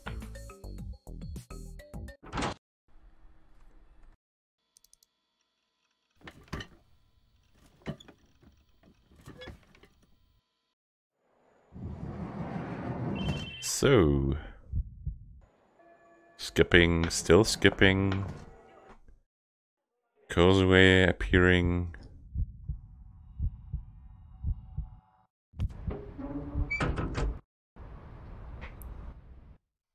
So, yeah, that's the option to auto-stop at triggers, which Monday put in, which we're using now to our advantage. And I'm gonna put a save here to make it easier for the neutral delusion. No, not neutral, for the neutral thing. The neutral thing is not a delusion, so... Green. In other words, since the time we first bought this cell phone, only these 5 people had called it, plus 3 of them were from Nanami. Now, as for the remaining 2, the one from a little earlier and the one from 5 days ago were displayed as numbers instead of names, since they hadn't been recorded in my address book. It was the same number, 03x733x x991. Same number as before, and the other delusion. If they'd bothered to leave a message, it might be someone who very much wanted to convey something to me. For now, I might as well listen to it. あのさ、私だけど。別にあんたの声が聞きたいから電話したわけじゃないんだからね。なんとなく暇だったからとか、その程度の理由だから、わかった？でも、クラスが別になって、最近、話す機会が少なくなったね。あんた、私のこと、どう思ってるわけ？例えばさ、私に告ってみようとか思わないわけ？ Which of the girls is it? Is that you again? 別に、あんたに告られたからって、私は嬉しくもなんともないんだからね。そもそも、私が OK する保証は、万に一つぐらいしかないんだし。でもさ、行動しなくちゃ、何も始まらないって思わない？とにかく、あんたは試しに告ってみること。わかっちゃあ、今日の放課後、伝説の木の下で待ってるから。急いで来なさいよ。来なかったら、承知しないんだからね。I think he's gonna dismiss this, but I'm not sure.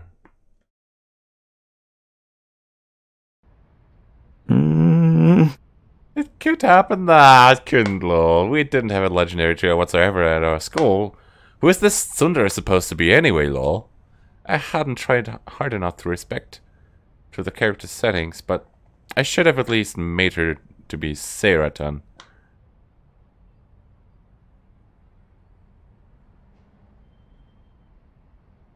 Just a second, Auto Mod is telling me something.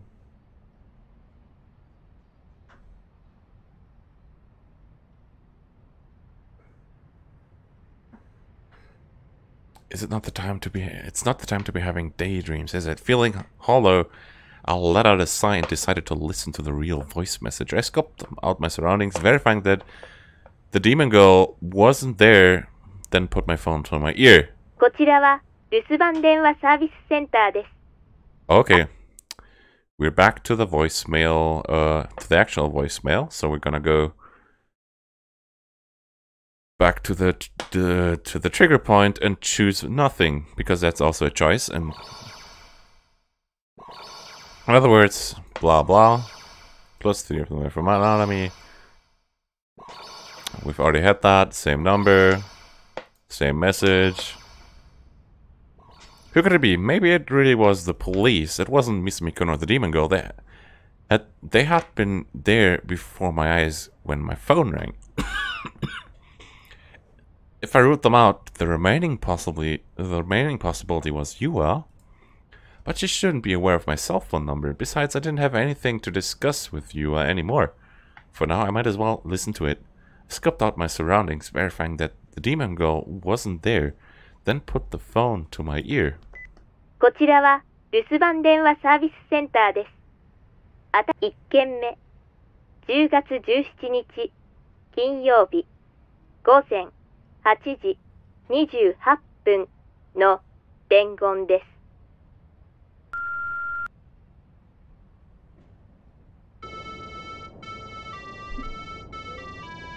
す。Haha. This sounds interesting. なんぞこれ。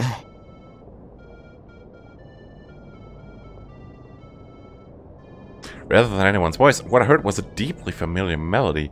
I had the sense that it was ringing out from a slight distance. Perhaps the person on the other end of the line had been near a traffic light. This song was often played at pedestrian crosswalks in order to let people with visual disabilities know when the light turned green. First bottle of Mountain View is gone. By the way, it was a children's song called Let Me Pass. Though a lot of people knew the melody, far fewer knew the lyrics. Oh, on a side note, I know them because I'd learned them in middle school. Well, but it wasn't as though I remembered them perfectly.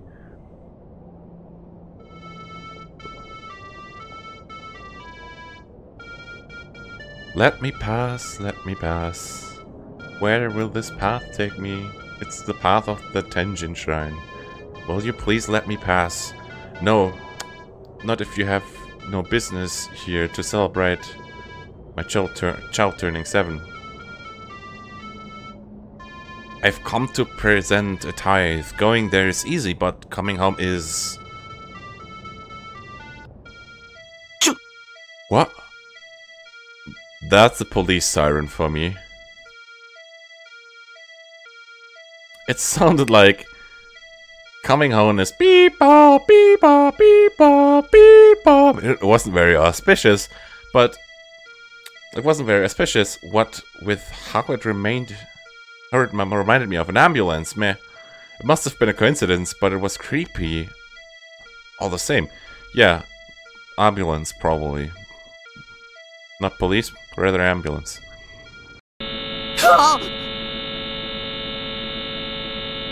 The instant after the traffic signal's melody got cut off, there came a massively high volume sound akin to that of a buzzer. It was so loud, I didn't waste a second in taking the phone away from my ear. Nanda! Is that an ear rape troll as a voicemail? When I gingerly returned to the phone to my ear, the message had already finished playing. What had it been? At the very end, I might have faintly heard a roar, like the ground rumbling.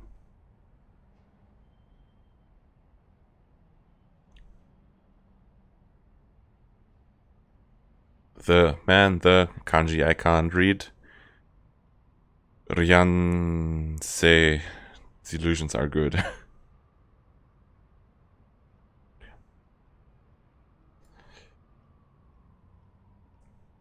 That buzzer was something completely separate from the melody of the traffic light. For it to have such tremendous volume, all I could assume was that the phone's receiver had been deliberately placed close to the source of the sound. Itazura? My heart began to race when I thought that. Had I done anything to earn someone's dislike? Torianse, let me pass.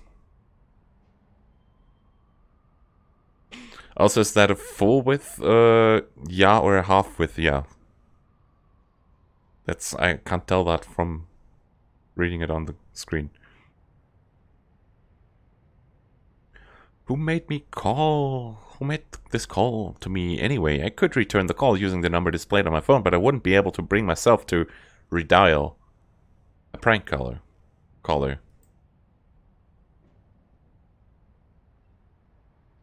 In the end, my only available choice was to leave it be. Besides, my current situation was far worse than a prank call like this.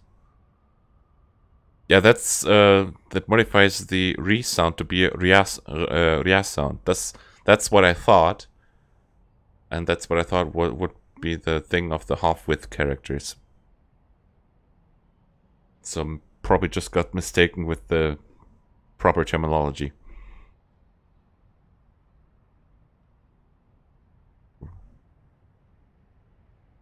I put the phone away in my pocket and left school, carefully observing what lay around me all the while.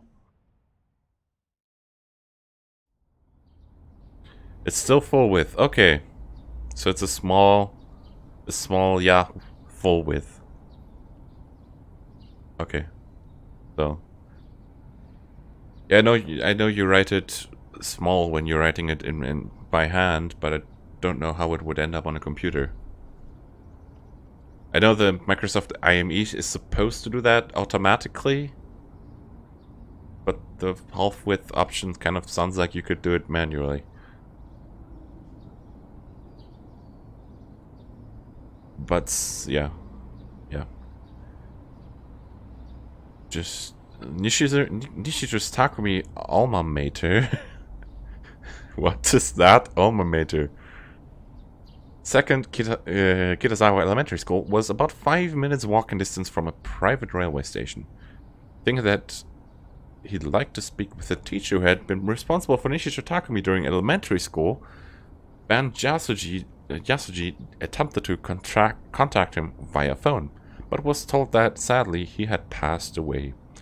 Press F to pay respect to Ben Yasuji. No, to the teacher. Sorry. Wrong person.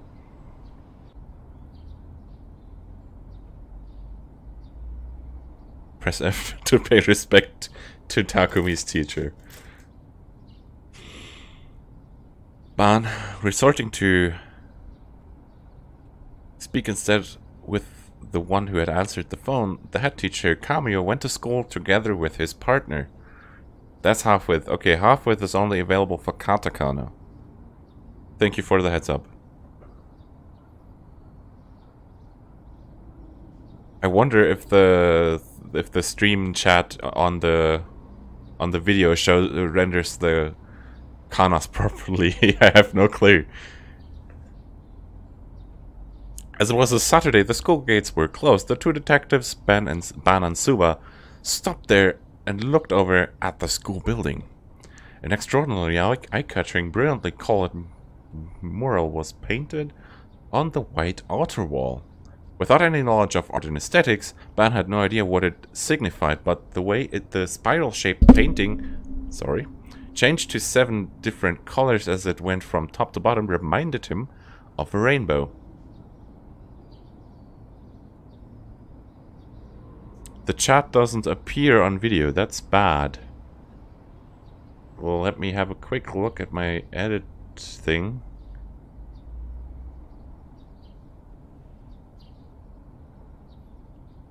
So, apparently, the chat is not showing up.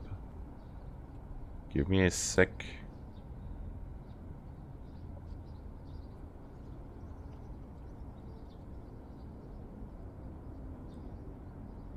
Yeah, that's not quite how it should look like. Alban gazed at the mural and found himself with his hand outfound. His partner Suba pressed the intercom button near the school gates. So this is supposed to be transparent. It isn't. Give me a second, I'll quickly fix that.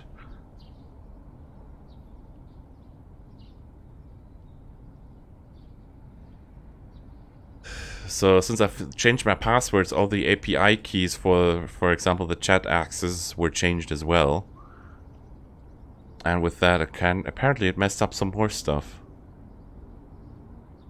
Like all my configurations for my for the chat overlay stuff. So yeah, it's supposed to be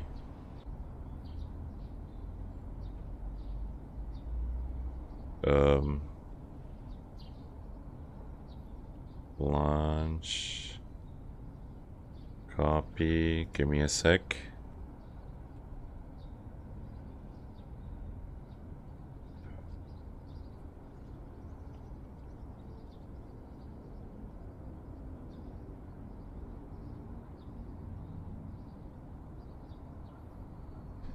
I'm gonna... Why isn't this transparent already?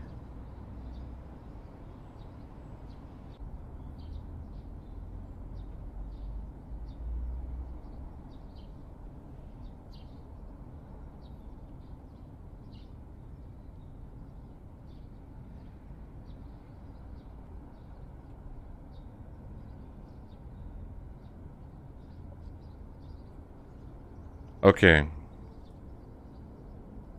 For now, we'll just have to live with an intransparent thing. I'm sorry. So.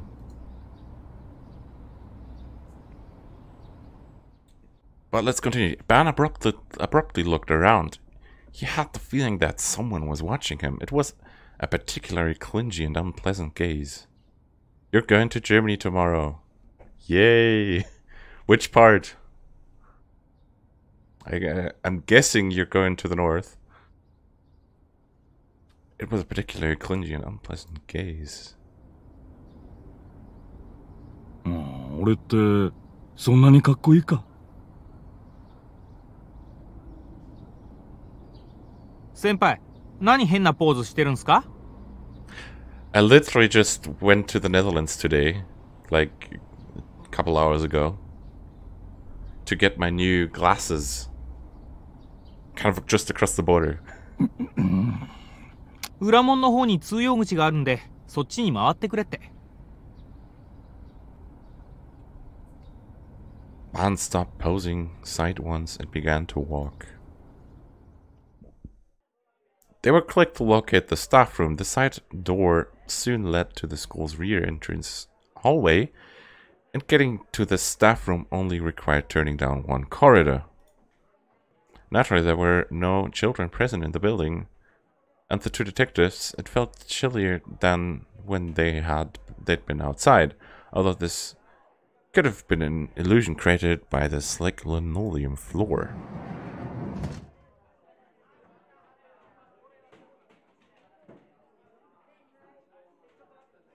There were 3 teachers in the staff room. One of them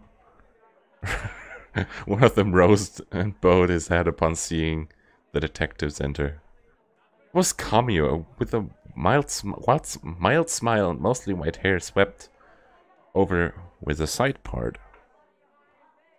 So for soda and alcohol, yeah. It's fun. On a fun side note,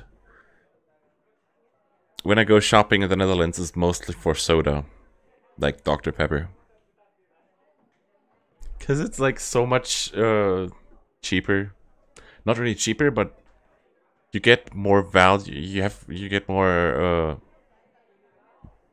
you have a better value there, in the sense of you pay a little more, but you get much more Dr. Pepper. For, you know, you pay like €1.50 for €1.40 for like 1 liter Dr. Pepper in Germany, but you pay like 170 for 2 liter of Dr. Pepper in the Netherlands. We literally buy in bulk every time we go. You pay less for more. Well, in the Netherlands, you pay a little bit more, but on average, per liter, you pay less. Because the liter size is a bit bigger in the Netherlands, you naturally pay more, but in average, you pay less per liter. Yeah. I don't really buy in bulk in the Netherlands. Since it's close by, but for you, I guess it makes sense, because you have a bit more distance to travel. Ban and Suwa showed their police IDs to him almost simultaneously, then entered the topic at the hand soon after a brief greetings. It was Suwa's role to ask him questions. ここの卒業生である西條匠くんについて教えていただきたいんですが。彼のことは印象に残っています。私は担任ではなかったから詳しくとなると無理ですが、それでも構いませんか。Suwa nodded, taking out his notebook and readying himself to jot things down. 西條くんはどんな子だったんですか？難しい子だと聞いていました。特殊だと。特殊だと。特殊？本来なら他の生徒に混ざって勉強するのはとても困難な、病気を患っていたらしく。具体的には？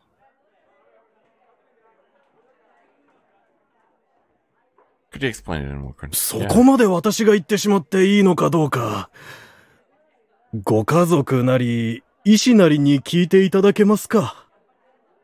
In recent times, all schools had begun responding with this "don't rock the boat" attitude. They wouldn't cooperate fully when it came to anything that might result in a lawsuit from a parent or guardian. It made doing one's job as a policeman much harder. 担任の先生はなんで亡くなったんです？事故です。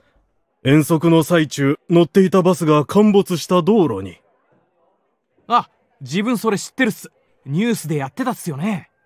子供たちは怪我をしただけで、幸い命は助かったのですが、斉藤先生だけが犠牲になってしまい、なんともやりきれない思いです。As the sole victim. Do I smell conspiracy there? Well, I kind of do. I don't know if it's true though. So...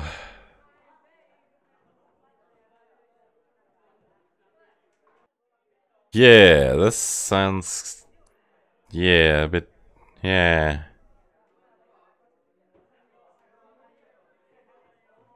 Yeah.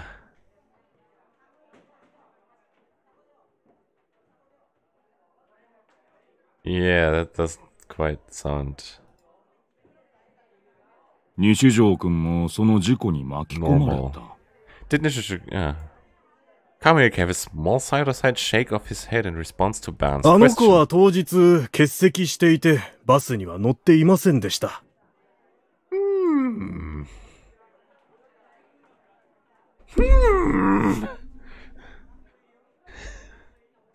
欠席の理由は？病が悪化したと聞いたような覚えがありますが。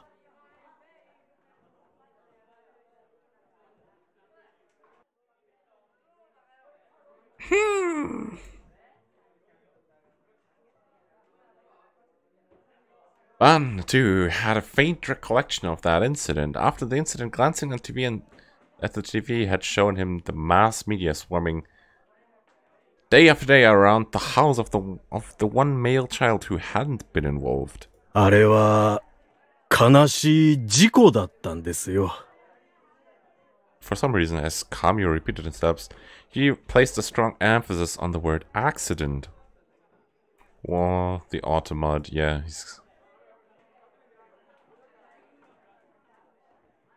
the Automod is going wild sometimes.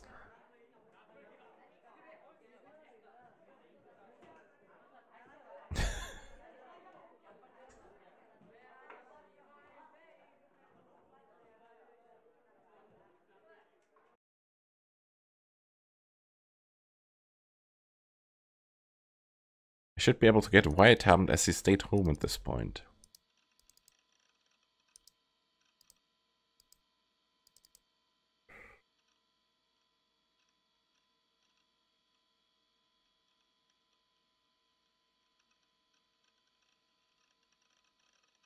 It was a custom of mine to chat with a Grim with a bit of before starting his O.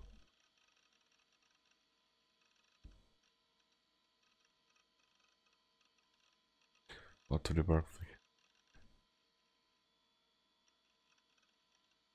Are those all Scandinavian names? They don't seem familiar to me, except of Otto, maybe.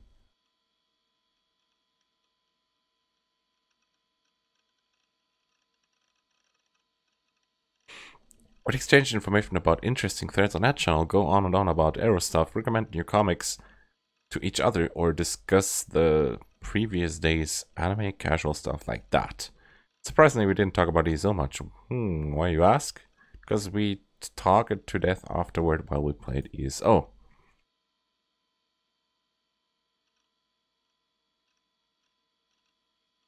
Nightheart.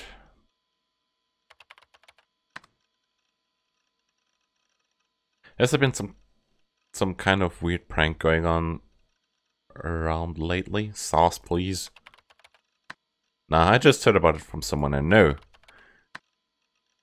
But I don't know if it is really going around or not.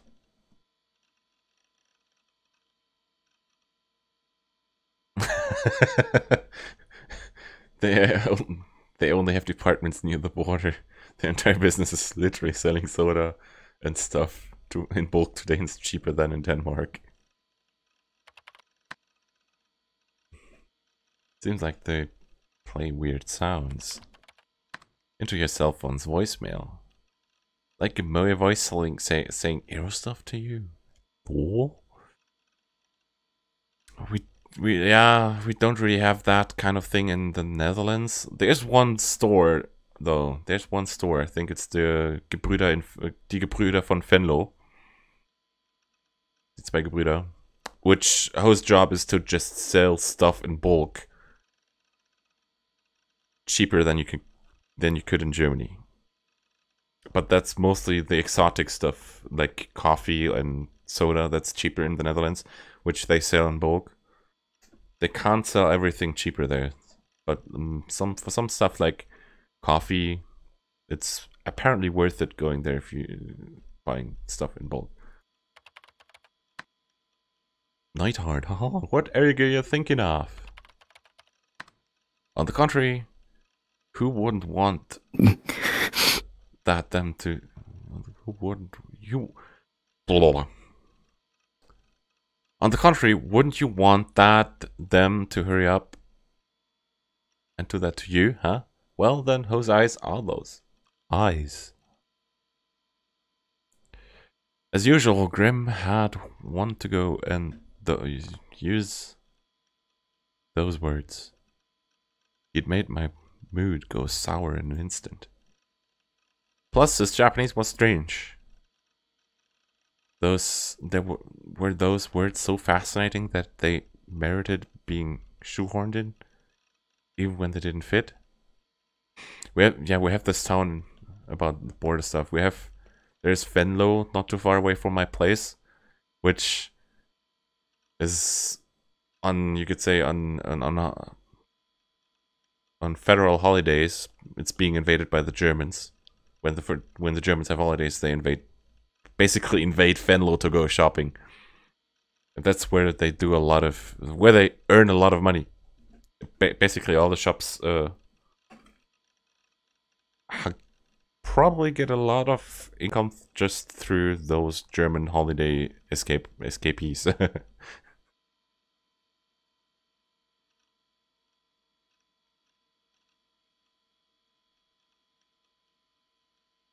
Like people who forgot to do shopping on regular days and then it's bank holiday and no shop is open. They go to the Netherlands because the Netherlands may not have the same bank holiday on the same day.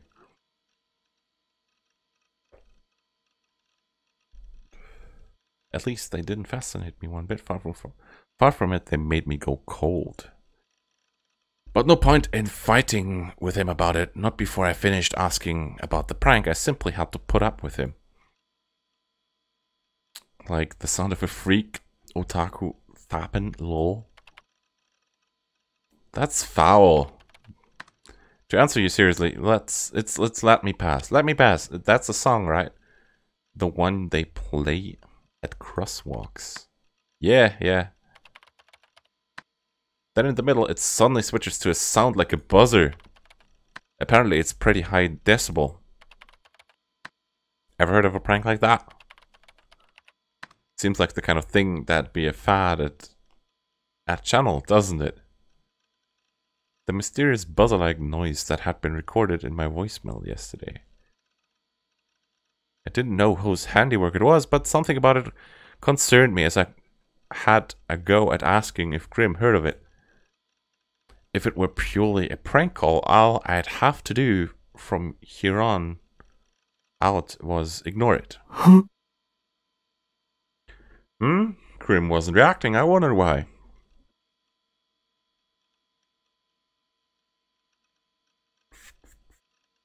Okay. Grim, come on, do something.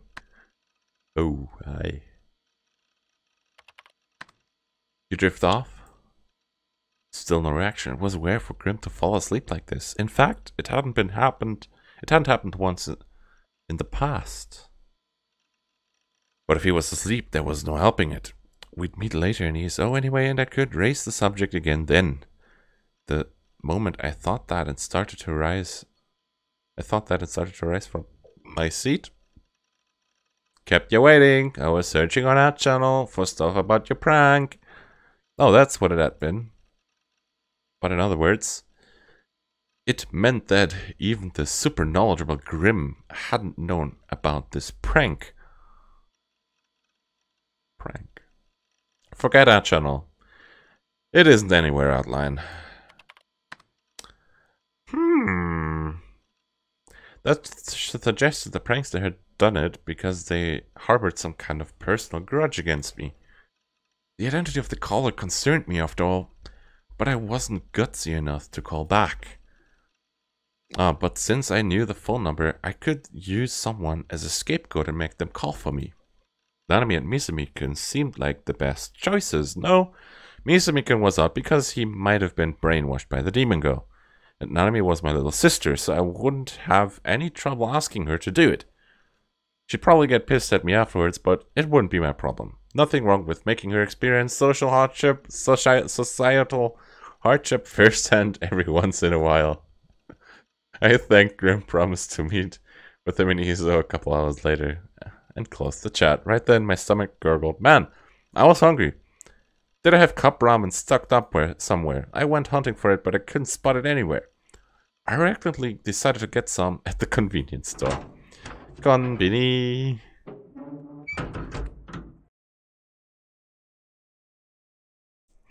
The sun had already set. Possible I'd have preferred to avoid walking around after dark, because lately all that had given me were nasty memories.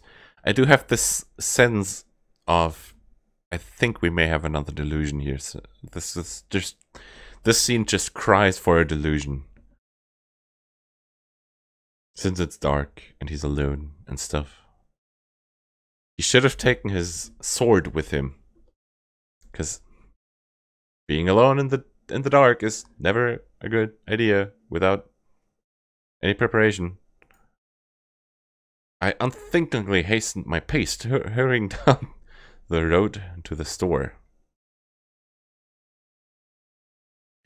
This is Saturday, so I would have expected to cross paths with any number of pedestrians, but so far I hadn't encountered a single one. The stores that were always open had been closed. It was a tad strange. Maybe I was under the wrong impression, thinking it was 7 p.m. when it actually was around 2 a.m. Okay, maybe not. Even so, it was far too quiet. For the most part, I couldn't hear any miscellaneous city noises. The town's ambience was different than usual. I arrived at the convenience store in the Shenzhen Plaza. The plaza was in front of the train station, but there wasn't a single person here either. I was gradually starting to get scared. The sudden absence of something I had taken for granted, all that alone was enough to give me the sense I had fallen into another world. Under ordinary circumstances, I skirted away from a meeting with and talking to people, but right now I just wanted to see someone's face. I ran inside the convenience store. There absolutely had to be a Clark in there.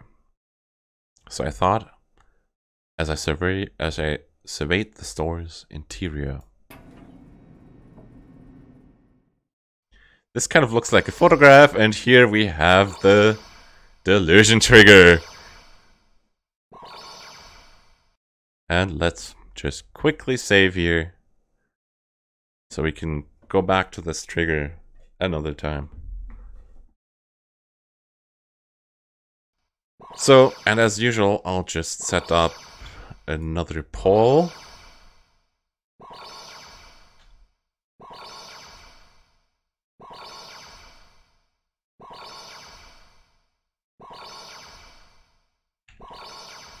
With the neutral option.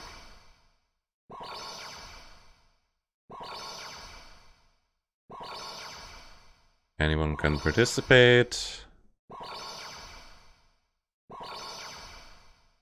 So, vote announcement.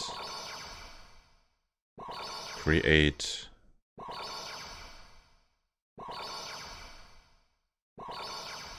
So, the poll is open.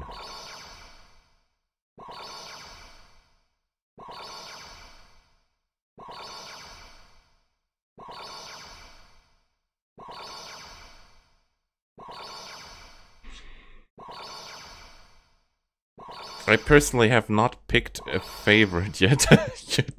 Find the blue, yeah.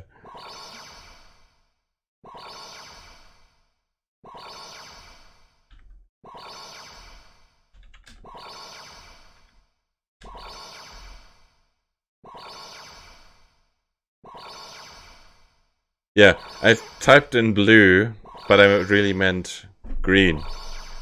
So if you vote for blue, you vote for the green one. That was the mistake on my side.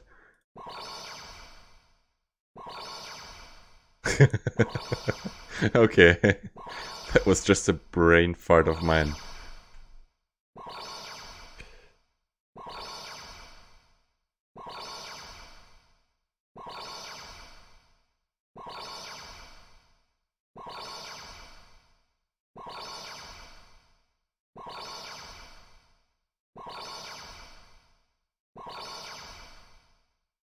So, when I say blue, I actually meant green.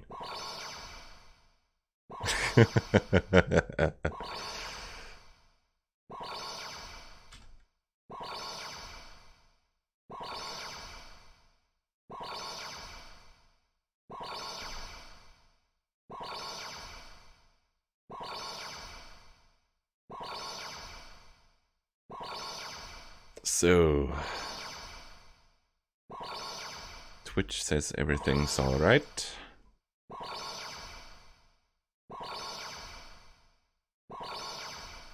The red one is quite crazy.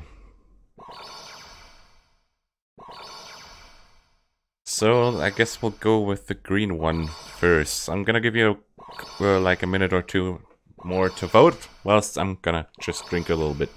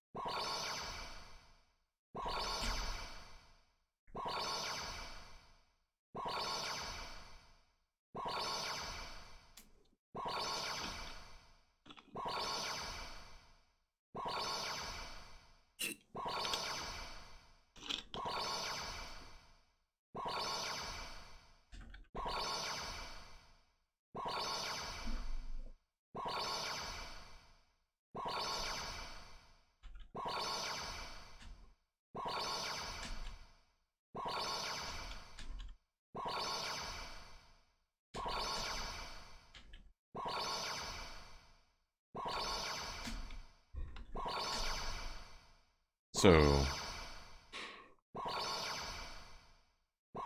okay, so my restream thing wants me to log in again, so. And yeah, I'm gonna close the poll now. The poll is closed.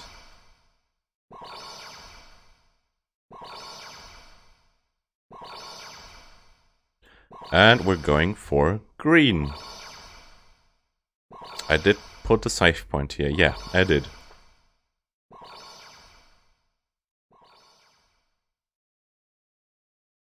No customers, not even a cashier.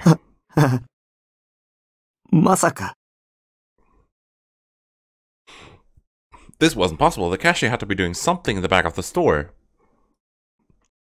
If I brought some goods up to the register, they'd soon re-emerge. That was why, in the end, I took my time picking a boxed lunch while pretending to check out some manga magazines. I set my boxed lunch down by the register.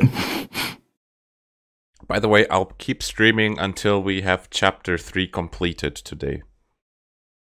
So, it usually takes me 5 hours to complete a chapter when streaming it.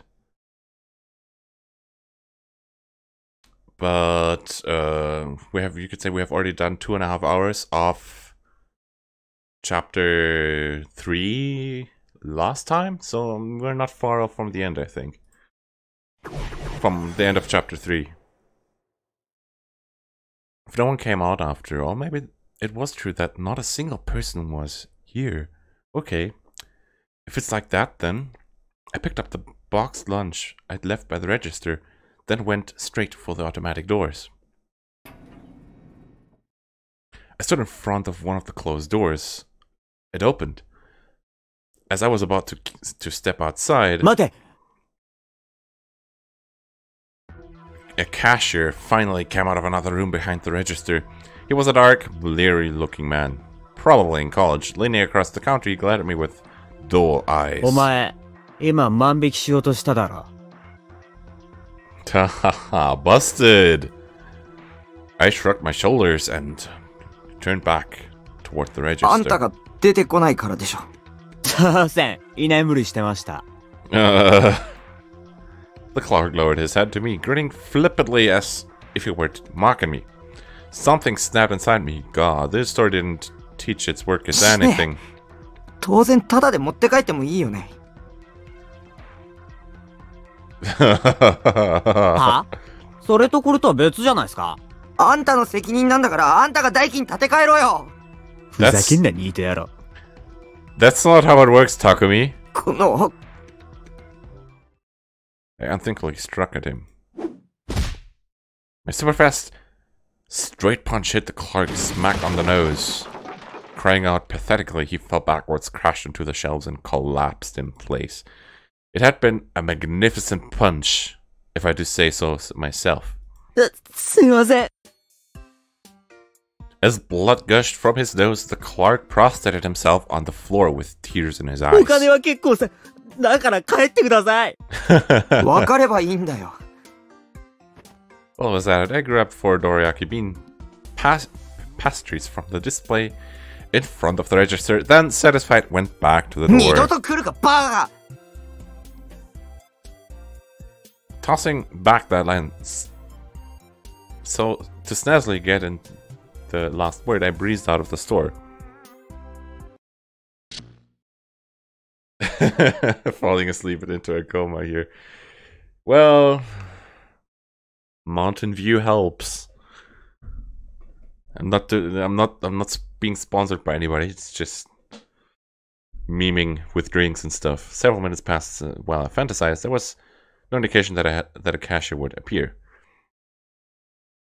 I had no intention of dirtying my hands with delinquent behavior like in my daydream. That said, I didn't possess the aggression needed to yell out for the cashier either. I simply stood motionless in the empty store. I very much wanted to believe that the clerk had dozed off, so I tried waiting for another 5 minutes. But in that time, neither a cashier nor any other customers appeared. I didn't hear any sounds. At least I became frightened and returned the box to its original shelf before leaving. So, I'm gonna... No worries, Sir Lizard. So, I'm gonna load the save where with the delusion trigger and do the other delusion. The red delusion. So we have had the green delusion before. Now it's red. No one was there. No customers, not even a cashier. まさか。 This wasn't possible. The cashier had to be doing something in the back of the store. If I brought some goods to the register, they'd soon re-emerge. That was why, in the end, I took my time picking a box lunch while pretending to check out some manga magazines. I set my lunch down by the register. No one came out. Somehow, I had a bit feeling about this. This wasn't normal after all. Maybe I had stumbled into some truly unthinkable scene. Standing in front of the register, I cast a careless look outside the store. Beyond the automatic glass doors lay the a road upon which not a single person was walking. I saw a human form in the shadows of the apartment complexes sandwiching the street. The form soon hid away. Even so, I had seen it distinctly. The figure's hand had been holding up something like a long black pipe. It resembled... Wasn't it a sniper rifle? A sniper rifle. This meant they were the right police, or alternatively an SAT team. I hadn't seen any shoppers or cashiers because the police had sealed off the area. But for which purpose? Having thought that far, I gave myself a start. I swiftly looked around the inside of the store, then concealed myself in the shadow of a shelf. What if there was currently a standoff taking place right now in this very store? The criminal, having taken the cashier hostage, could have holed up in the back room. And that criminal might be the true new generation perpetrator. What a development. I crouched in place and cradled my head. Why had I ended up coming to such a dangerous place? More importantly, the police were the police. If you've shut down the area, you should have stopped me before I went into the store. Was there no way for me to get to go outside. What if the criminal is you? Well, the other delusion, he definitely was almost criminal. By shoplifting. If I stayed here, I end up as a hostage too. Luckily, I hadn't bumped into the criminal yet. If he was holding up in the back room, it would be best to flee now. I was so frightened, my knees quaked. It took tremendous effort merely to stand up. Even so, I hovered low and stealthily made for the automatic door.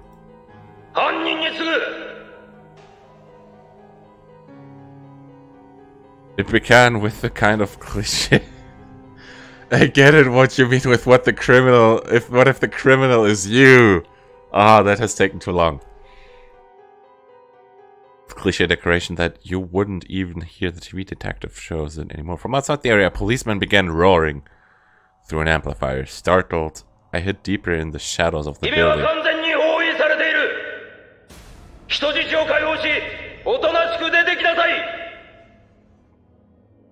What an endlessly stereotypical way to call him out!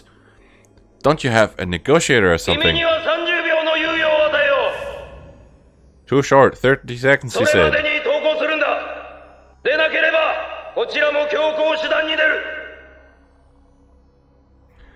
Wait, leaping into action, do you mean to expose the hostages to danger? Do that in contemporary Japan, and the public and the media will bash you like there's no tomorrow. What the hell were the police thinking? I stifled my breathing and curled up into a ball. My heart hammered away incredibly fast. It felt like it would tear itself to pieces.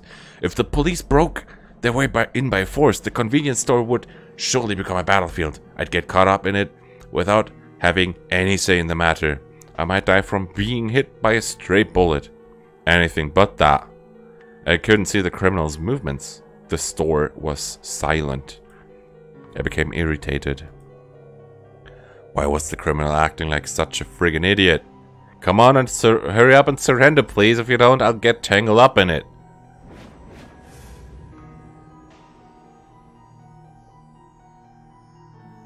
Go hunting. I attentively peeked out from behind the shelf and looked outside once more. What if what I saw shocked me? Several SAT sharpshooters, their sniper rifles at the ready, were camped out in an area easily visible from here. I hurriedly whipped my head back in. The police meant to shoot the criminal to death. Would they be able to get away with that kind of thing in Japan? I couldn't believe this. This has to be alive. Give me a damn break. As I looked around in the area, I caught a glimpse of my hand. For some reason, my hand was gripping a long knife. On top of that, the blade was glistening red. This was blood.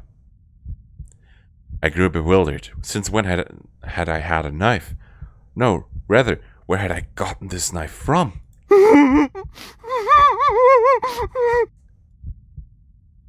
From close by came the sound of someone groaning. A clerk was lying there.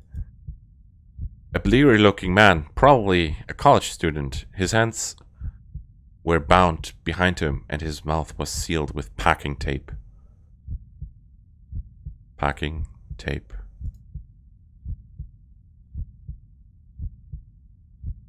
The clerk stared at me. His eyes were dyed to the color of terror. Why are you looking at me? Don't look at me like that. It almost makes you seem like you're looking at a criminal. Hey Toby, thank you for tuning in.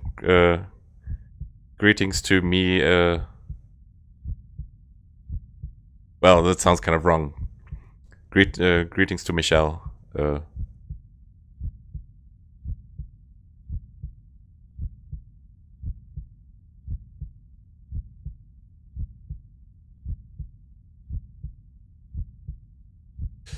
Was I the criminal? No, it wasn't me. I haven't done anything. It's time!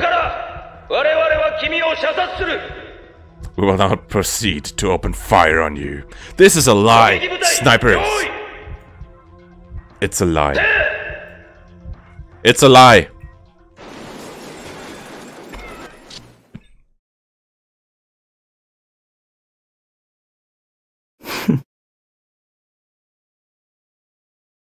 There's no such thing as policemen like that.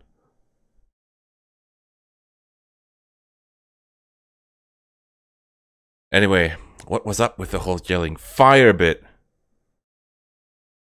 It's not as if this were a Sengoku area battle.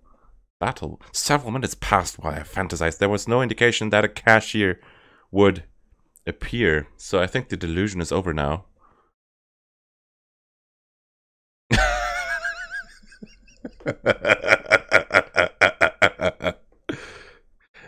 It just kind of sounds wrong when I say greetings to me on stream.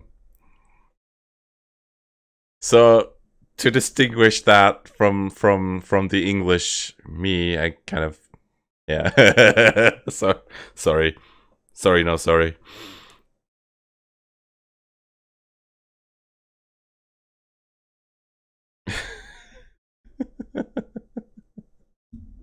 Several minutes passed while I fantasized. There was no indication that a cashier would appear.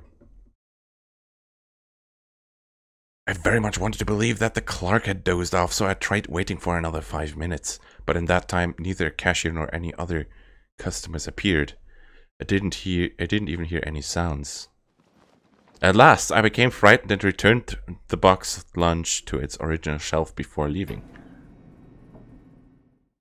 So that was one odd delusion of Takumi. So basically, he imagined himself being the perpetrator of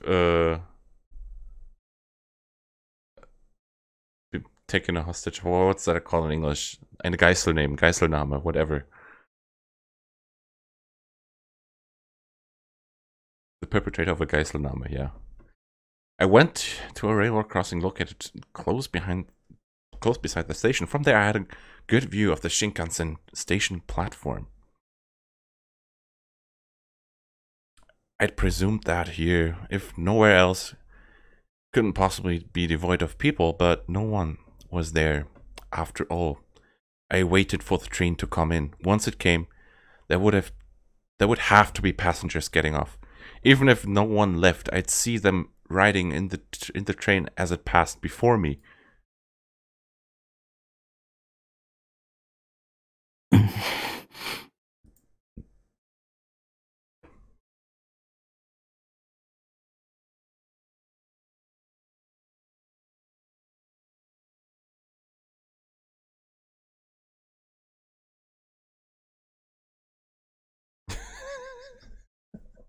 I tried to make myself think that there'd been a fatal accident, but that one that had messed up the train schedules. But as before, no customers whatsoever emerged onto the platform.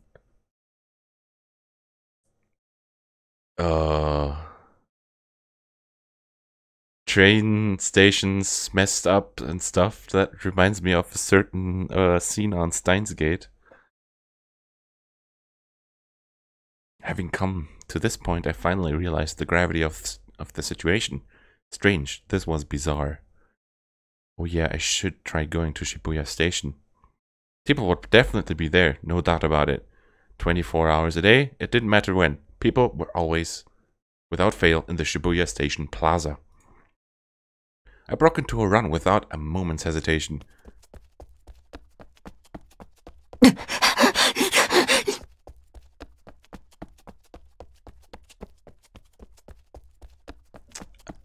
So this store is saying, I think, Atarikushi. Atarikushi. Thanks for that compliment me.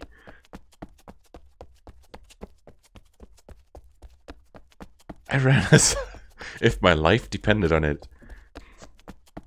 I didn't want to stop, even when my breath came up short. Atarikuji. Ja, Atarikuji, genau. Exactly. And above it, it says Mi Ra. I think. Mi Ra.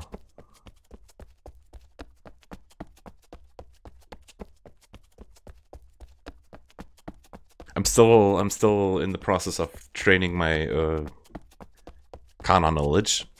I'm pretty okay with hiragana, but I'm rubbish with katakana. Fun fact, now I know that the Vixa is watching. The only way I remembered the kanji for not the kanji, sorry, the hiragana for da was because of the Vixa's avatar.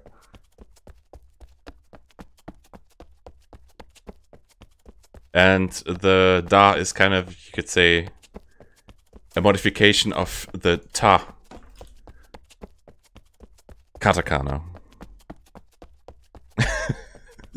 That is a true story. When I was looking at the katakana table and was preparing for my Japanese test, I saw, oh, ta, da. Wait, you know the symbol from the Vixa's avatar. It might have been the first time I'd run with all my might since I was born. As I ran, I prayed for this to be some kind of tasteless nightmare. But it wasn't a dream. My heart and lungs hurt so badly, it felt like they were shredding. It was a pain that transcended the dimension of dreams. I was surprised at the extreme fervor of my own breathing. It hurt no matter how much air I sucked in. Oh, I know this feeling. This is so terrible. When you're like running for your life, breathing so hard it hurts. As I ran down Dogen Hill, I finally caught sight of the 107 building. By now, my legs had gone unsteady. My body felt astoundingly heavy. Even so, I forced my feet to keep moving forward. I could no longer afford to keep an eye on my surroundings. On the contrary, the entirety of my consciousness was forced on the pedestrian scramble that symbolized Shibuya. A little longer. Just a little longer. Come on. Once I passed 107, it'd be right there. The largest in Japan. It was the place in Japan where the largest number of people came swarming together all at once. Moving simultaneously with changing of the traffic signals, which was why I had to get to the scramble. The scramble! Katakara, katakara, from a Gazette song. Ah. I don't know which Gazette song you mean, because I'm not really that schooled with Gazette songs. Although I do like their style.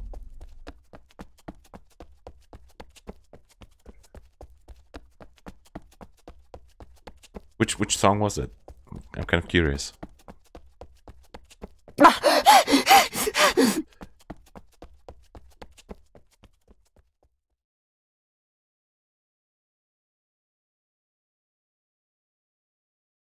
Wow, this is some interesting stuff. Empty. Well, at this point I have to say, this reminds me of Steins Gate again. In the first episode, or in the first couple scenes of the visual novel, where just everything disappears after this email has been sent. The Shibuya Station Plaza, which you could survey from the Y-shaped road in front of the 107, a soundless world, a dead-seeming world. The space that was supposed to be flooded with sound was now governed by silence. All I could hear was my own racked breathing. In the middle of the wide street, I fell heavily to my knees. I couldn't walk any further than this. Shock had drained all the strength from my body. Right, left, front, back, everywhere. No one was there. Even though 7 on a Saturday night was the time when Shibuya ought to be the most crowded of all.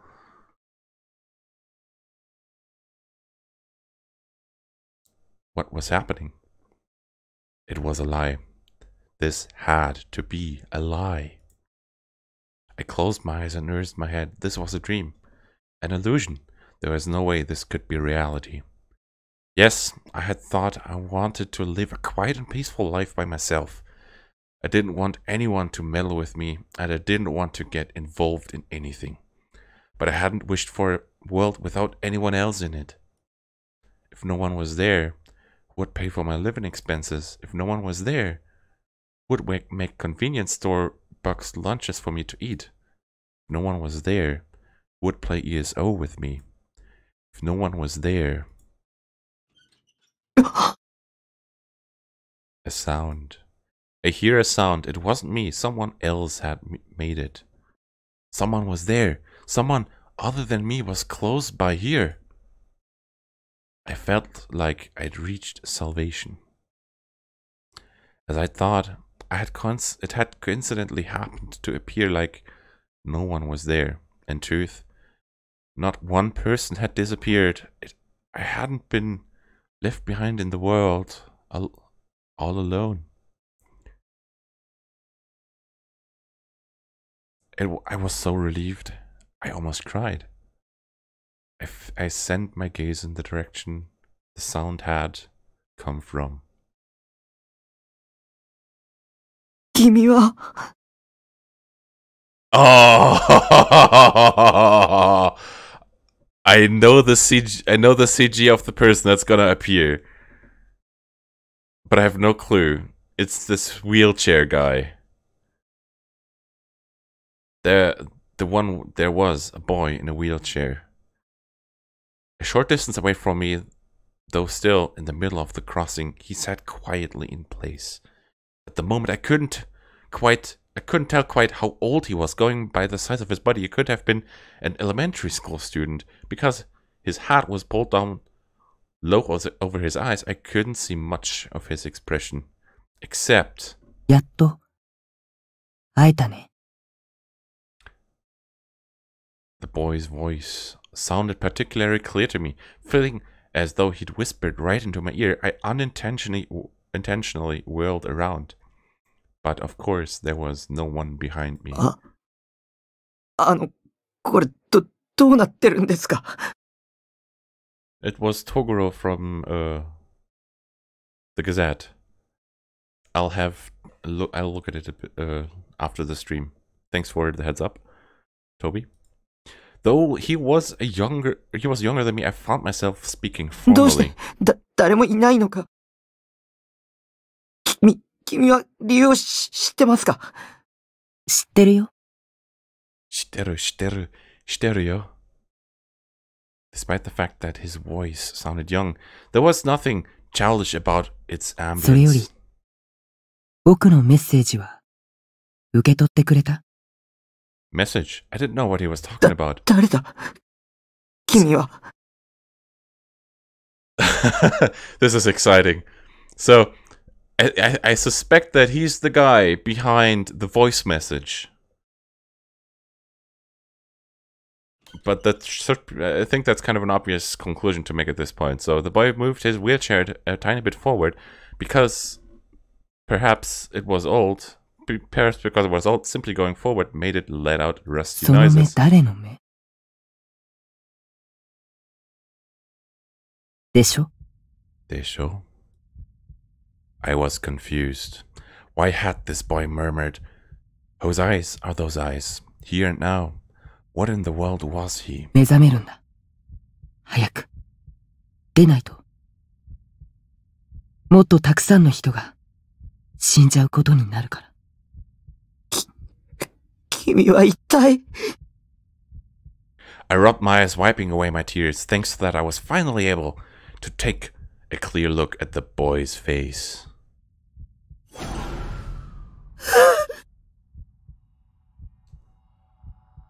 Kore wa zombie desu ka?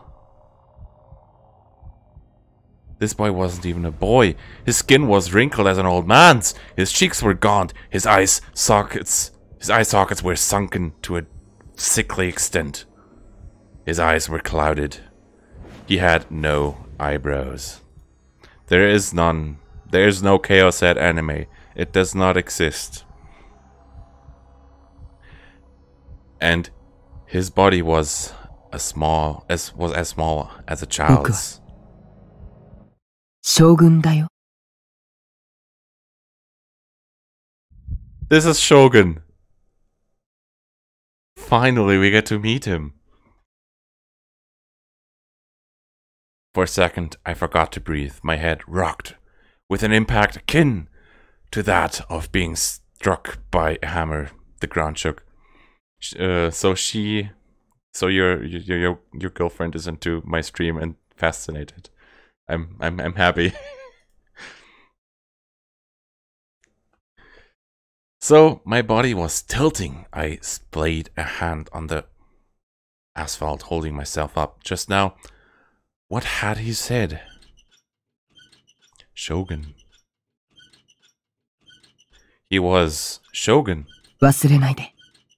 君は逃げちゃいけない。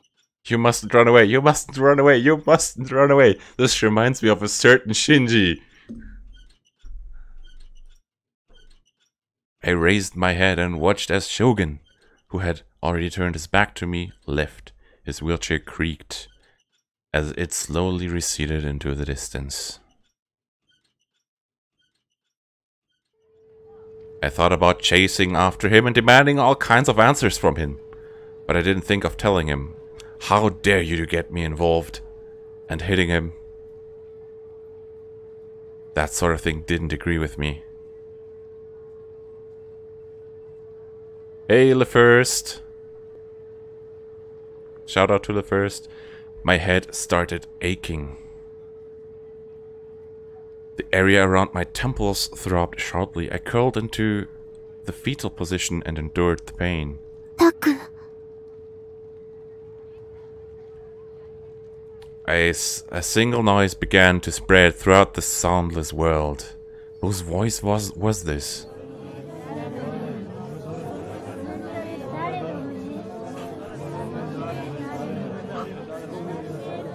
Taku! Hey, sons. Taku. The thing that had been a noise gradually transmuted into a real voice.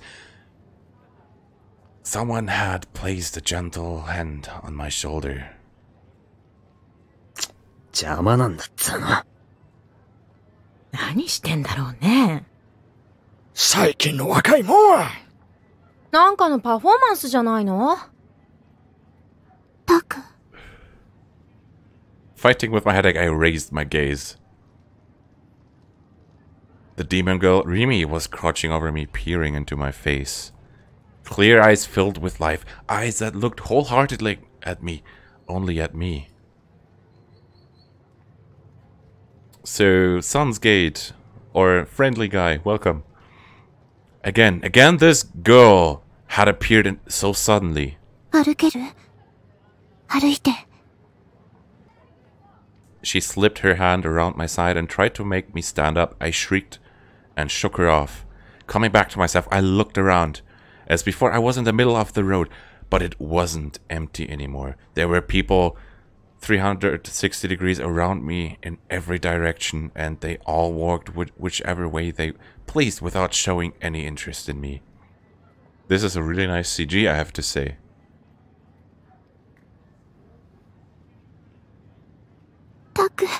Taku. Looking as if she were about to cry, Rime extended a hand towards me. 今は、私の言うことを聞いて。夜だ!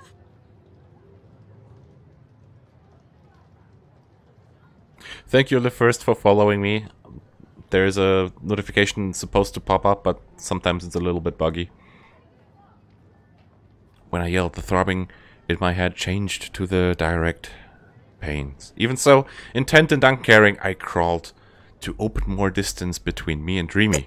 お前だろ! お前が見せたんだ! お前の妄想だ!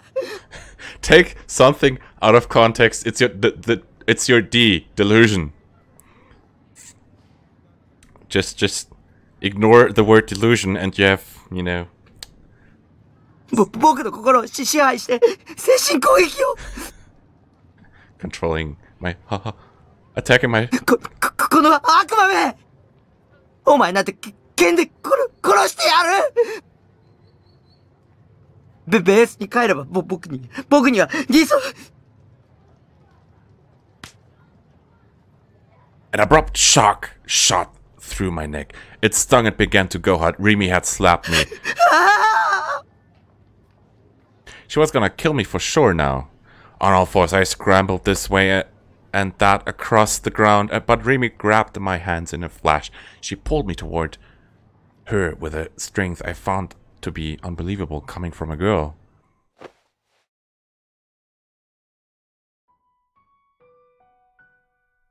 She embraced me. Her soft form enveloped me tenderly. She was very warm. She smelled ever so faintly of sweat. Her smooth, shining hair tickled the end of my nose. With the wind out of my sails, my whole body threatened to go limp. It's dangerous to be alone. Take this.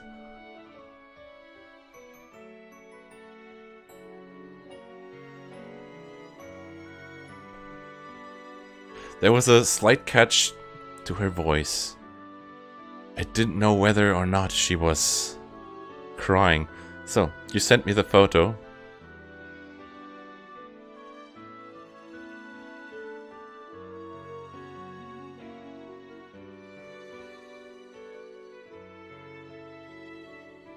Okay. 信号赤になっちゃってるから。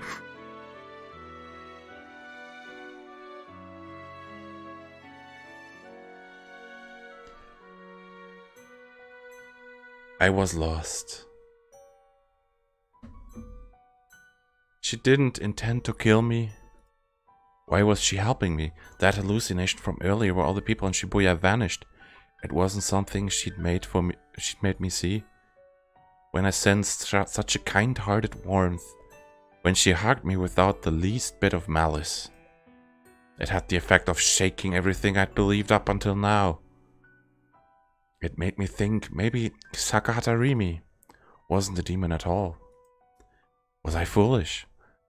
Was she pulling the wool over my eyes? I'm literally getting goosebumps now. This is awesome. Except one thing alone had become certain. With Rimi holding me, I felt incredibly relieved. I didn't know what to call this peculiar sensation. Upon letting go of me, Rimi collapsed my face in her hands and looked at me steadily again. Her eyes were a little reddish.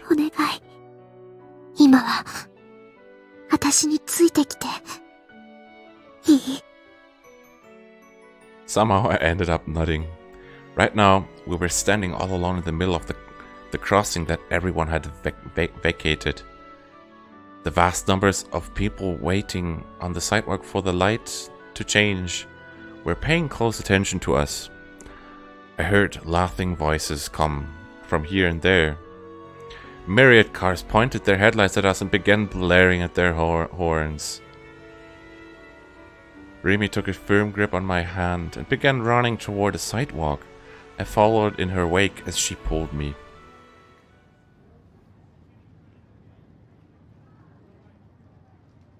As the honking horns scattered across us, we made it to the sidewalk. Rimi let out a relieved breath and pulled up short.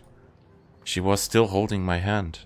That by itself made my heart grow calmer and calmer. I wanted to give myself over to this serenity. I wanted to stay like this forever. Rimi turned back in my direction. She smiled as though she were tremendously happy. I didn't think that expression of hers was a lie or an act, but because up until now I had been utterly hostile towards her because see, because I had thought she was a demon. if I let her win me over, I felt like I'd cease being myself. あ、ごめんごめん。She quickly dropped my hand. それにしてもびっくりした。タクが道の真ん中でうずくまってるんだもん。I think Remy has won the best goal place in this game for me as of right now. Just because of this scene. 信号が赤になった時はどうなることかと。I had no... I turned my back to Remy as she began talking cheerfully. I walked off, winding my way through the hordes of people. 僕、帰る。じゃあ送るよ。具合悪いんでしょ？ Her voice followed me from behind, but I shook my head to refuse her. タク。The cheerfulness had vanished from Remy's voice. I felt awful since she'd done so much to help me. So... ありがとう。Arigato. I just barely managed to squeeze out those 2 words.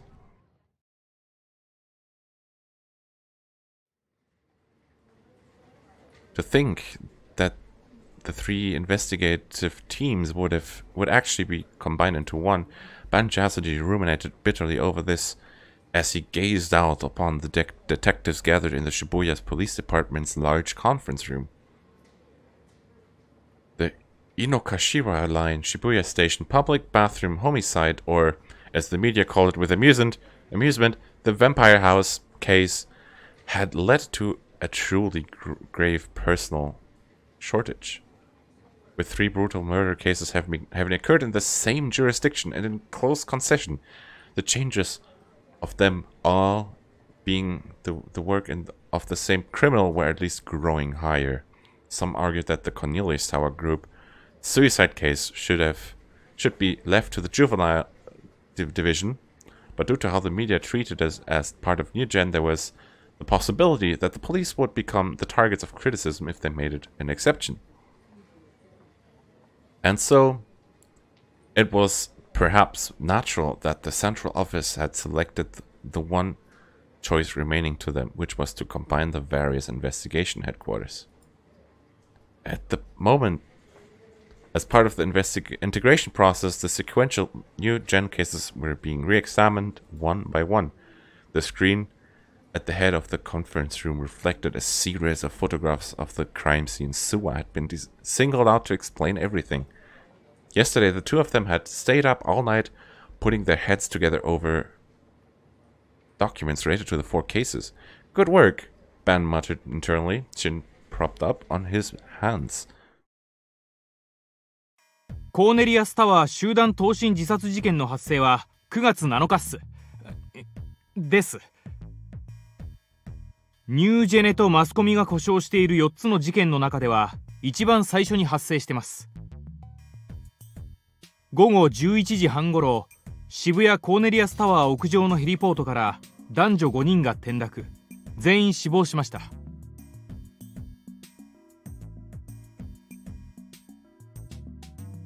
5人は全員未成年の高校生。男が3人、女が2人。ただし5人のうち男女1人ずつだけが同じ学校なだけで、それ以外の3人はいずれも別の学校でした。5人それぞれの爪の間にわずかな肉片が残っており、手のひらに引っかき傷があったことが司法解剖で判明しました。そこから5人は互いに手をつないだ状態で転落したと推測されます。They had fallen from the building while holding hands. Isn't that a bit romantically? 屋上には遺書らしきものはなし。My English. There was nothing resembling a will on the roof. 被害者5人は学校帰りに待ち合わせてコーネリアスタワーへ向かったようです。なお、事件性があることを示す根拠としては、コーネリアスタワー屋上が関係者以外立ち入り禁止であったことが挙げられます。事件があった時間、屋上への扉は施錠されており、その扉のドアノブに被害者5人の指紋は付着してませんでした。また5人の遺品からも扉の鍵は見つかっていません。このことから被害者以外の第三者が事件前後にその現場にいた可能性があります。その第三者が扉の鍵を持っており、事件前あるいは事件後に鍵を閉めて立ち去ったという線で捜査を続けてます。コーネリアスタワーのホテル従業員全員への聞き取り調査は終了。ほぼ全員にアリバイがありました。今はタワーに入っている企業の社員に話を聞いているところです。被害者たち5人には今のところ自殺する理由は見つかっていません。家族、友人、学校の教師など5人中4人の関係者が口を揃えて自殺する理由などないと断言してます。I think the soundtracks for ChäoS are pretty good. I've listened to a couple ChäoS Child soundtracks as they were in the Steam bundle. They seem to be very different from the soundtracks I've heard before. Well, I only really have when it comes to science adventure, I only really have the Steins Gate soundtrack as a reference and a little bit of ChäoS set.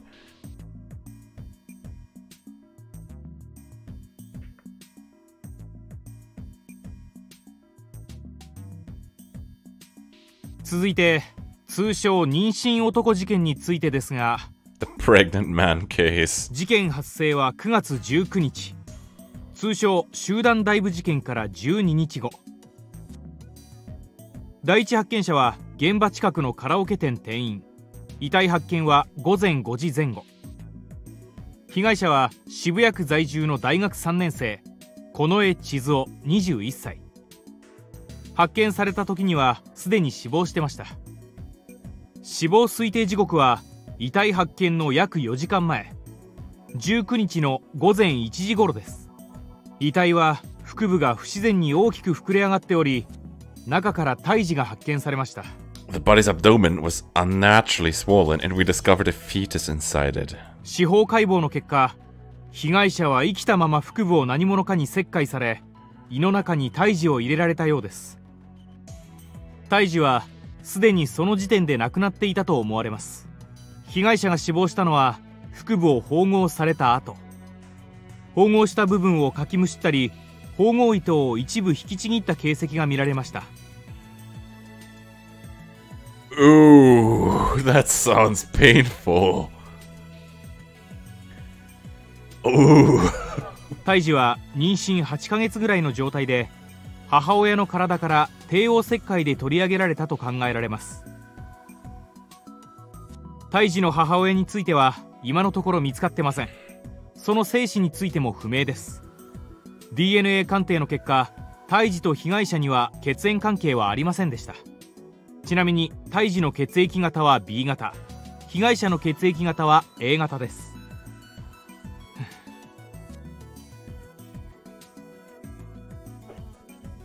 Suwa took a breath. He appeared to have grown weary of talking continuously, not to mention the fact that he must have been nervous at speaking in front of so many of his seniors. 次に第3の事件、丸山町貼り付け殺人事件です。 After a second, the displayed slide changed into a photo of the staking crime scene. これが現場写真です。事件発生は9月29日。被害者は太田久志56歳、都東大学教授。 I think it's really helpful that they are showing all the new gen cases right now, of the new gen murder cases. Kind of helps us to have a recap of what has happened. And I think it's gonna be important. Well, if they put it in there, it's gonna be important, you know. 第一発見者は現場のすぐ近くのアパートに住む男性。被害者の死因は絞殺でした。殺害された後で10本程度の釘を使って貼り付けにされていました。見ての通り、遺体には外傷はほとんどありません。釘についても貼り付けは一部肉体を貫通しているものもありましたが、基本的には衣服を通して貼り付けられている状態です。The first staking thing we have seen looked way more brutal, but I think it's another instance of staking, as staking murder, you could say. マスコミでは貼り付け、血の惨劇などと謳われてますが、出血は全くなし。Yeah, the one we saw was way more bloody. 釘はドイツのクロイツナーゲル社が販売している特徴的な長い十字架のような杭です。Kreuznagel. The spikes are sold by a German company called Kreuznagel. They are stakes with distinctive long cross-like shape. 犯人が十字架型をあえて選んだということから、宗教的な側面からも捜査を進めてます。事件の起きた21時から21時半の間に、現場周辺で壁に杭を打ちつける音が数十分続いていたという証言が複数得られました。被害者の死亡推定時刻がほぼそれと同じ時間であることから、おそらく被害者は現場かそのすぐ近くで殺害されたと思われます。But since they're saying it was a bloodless murder, how did they kill them? Was it like a poison or a poisoning or a gas attack? And or I don't know. And then afterwards they staked him, they pinned them to the wall. That's kind of, yeah, doesn't make quite sense yet, but I hope it will soon. And also another question I need to ask myself: what kind of material is this wall made of that it allows those cross-shaped nails to, you could say, to nail the person onto this wall? So there must have, the wall must have some material that is allowing that, especially for that weight. また信憑性は怪しいですが、事件現場で私立水明学園の女生徒を見たという証言も上がってます。Yeah, 水明。最後に井の頭線渋谷駅トイレ殺人事件、通称ヴァンパイア事件です。Here we see again the famous phrase painted on the wall: "Sono me, dare no me." And this looks a lot like the Jellyman stuff from Steins Gate. 事件発生は10月10日。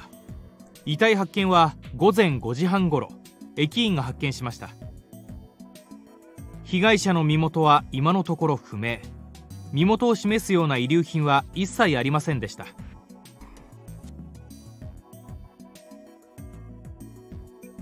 Spanplatten, okay. The victim's identity remains uncertain. 死亡推定時刻は前日の午前10時から午後6時の間。遺体の血液は全て抜かれており、まるでミイラのような状態で放置されていました。ご存知の通り、この写真が何者かによって撮影され、遺体発見より15分ほど前にインターネットのオークションに出品されており、I hope that whoever posted it on the internet did a well enough job hiding their traces. Well, actually, if you want to solve this murder case, it's better if we forgot to hide those traces. You know,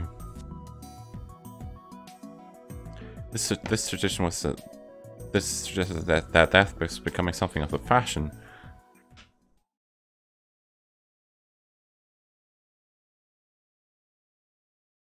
Chapter 4, The Sword. So, Science City was a pair of buildings located to the near south of Shibuya's pedestrian scramble. So, we've reached Chapter 4 now. So, I'm gonna put a save here.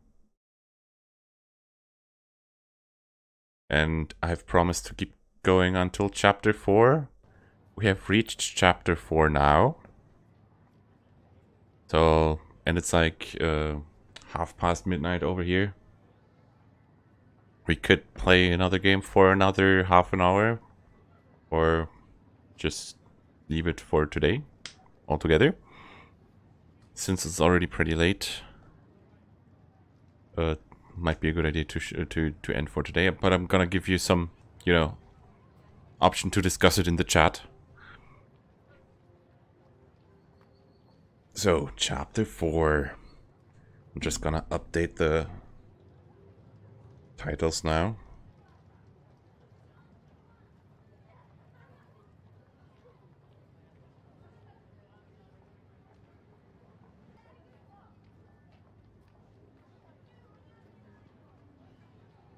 So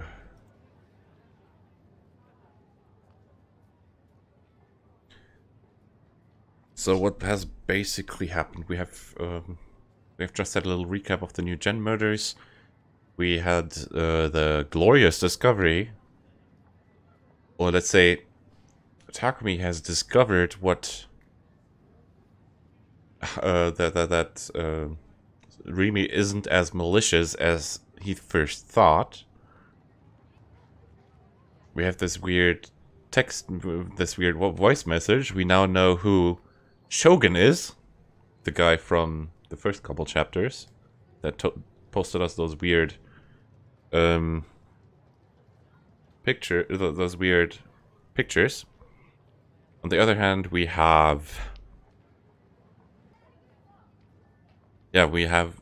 been introduced to Kozue-san, just very briefly. He has received his he has received a sword that he calls Dai Sword, but apparently it's not as flashy as the other Dai Swords.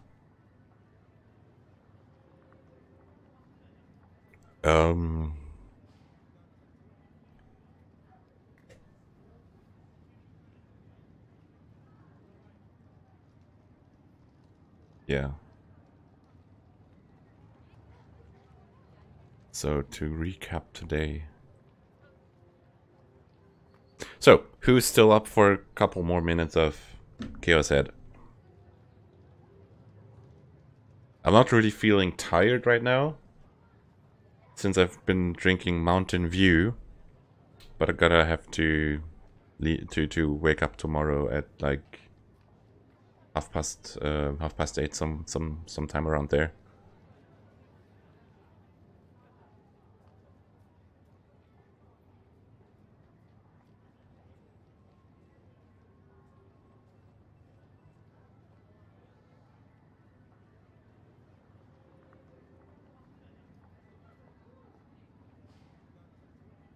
Yeah. So, give it a sec. I'm just gonna check something on Discord.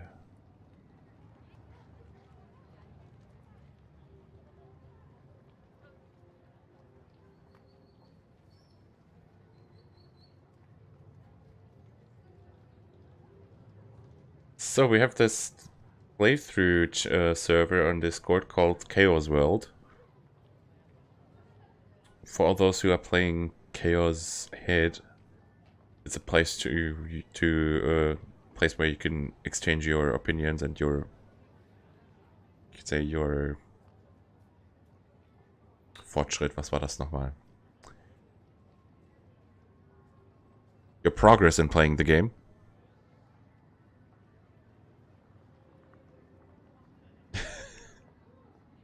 Me says you have to read more. No space for discussions. So, okay, I'm gonna go for another 20 minutes and then see where it drags me into. There was a small plaza at the East Tower's first floor entrance which neighbored the station, while it may not have been as popular as the area by the statue of Hachiko, people often used it as a meeting spot.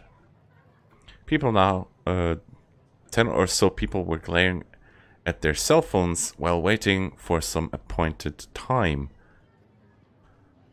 Only one among them wore a strangely harsh expression as she stood in place. She was a high school student, Aoi Sena, from the descending escalator that came down from the Inokashira line station, which was found on the second floor of Science City. She leaned against a white column nearby and scrupulously scanned the area. Yet for some reason, and never mind the season, she was nibbling on a popsicle, which completely contrasted with the sharpness of her gaze, making her appear intensely amusing. Yeah, I can imagine that, yeah. You see such a strange character, and then she's just eating a just popsicle, you know. In fact, she was not waiting for anyone, but instead she was quietly observing the people going to and fro. From right where she stood, one could see all the way to the Jumbotron located by the Scramble Crossing. A famous singer's PV video was slowly drifting there. On the other portion of the screen, information about the so-called new gen cases ran in a continuous ribbon. There wasn't a day without new gen related news.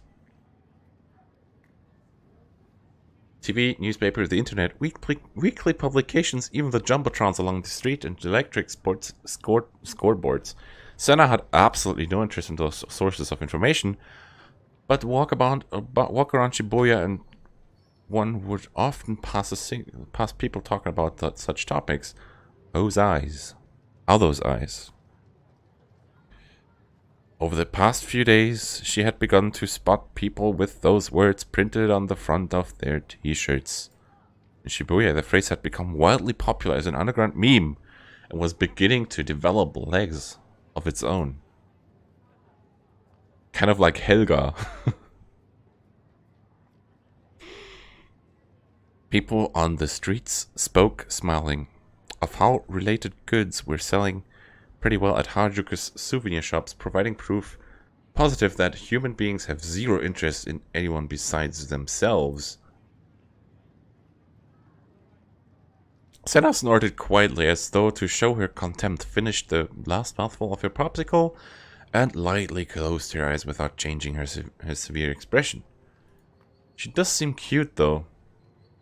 And to be honest, I have seen some talking about Mio and how she's similar to her, to Senna. At least from the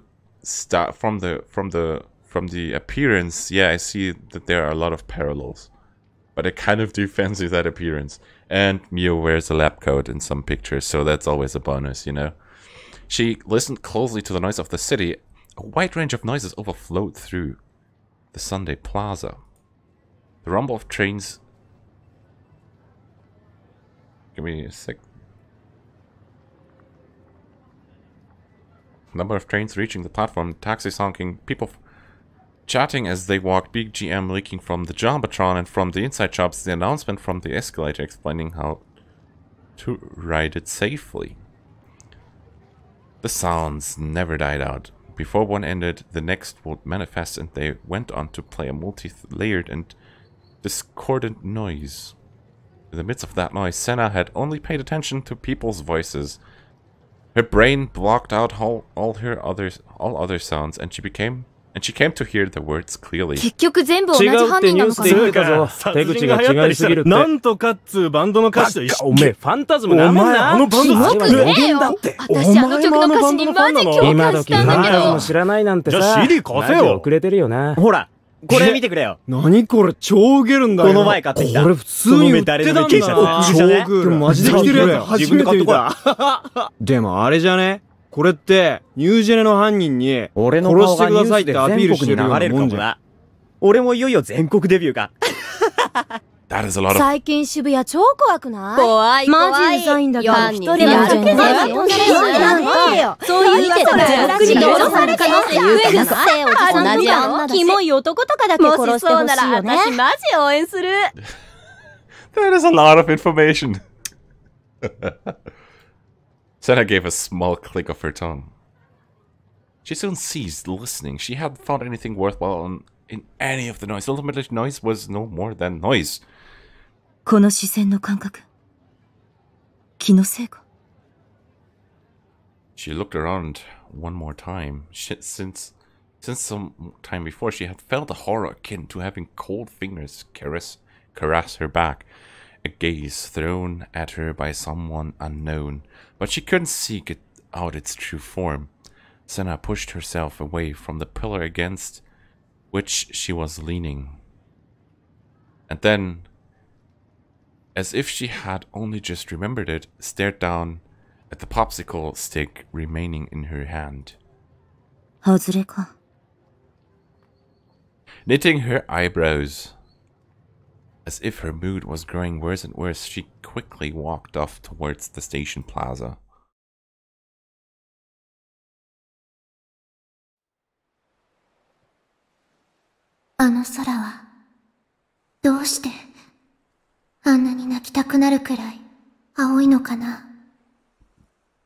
Because someone wished so. I wished for it. Because this place is your imagined world, and at the same time it's also mine. ねえ、あの空はどこにあるの？ Anywhere you wish it to be. 望んでいいの？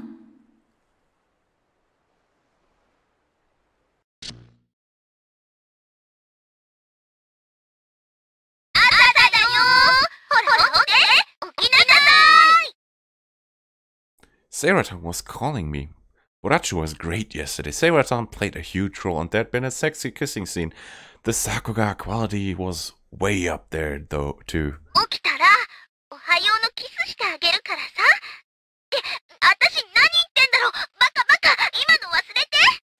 This kind of reminds me of how my Kurisu, how the Kurisu alarm app you can buy on the Play Store wakes me up in the mornings. And every time you could say I don't hear it, I wake up to notifications of a waifu wanting me to wake up really hard. It's just so... it's just so painfully relatable. Plus, with her saying such more things to me, I couldn't avoid getting up. I peeled off the sheets covering me, groaned, and rose from the sofa.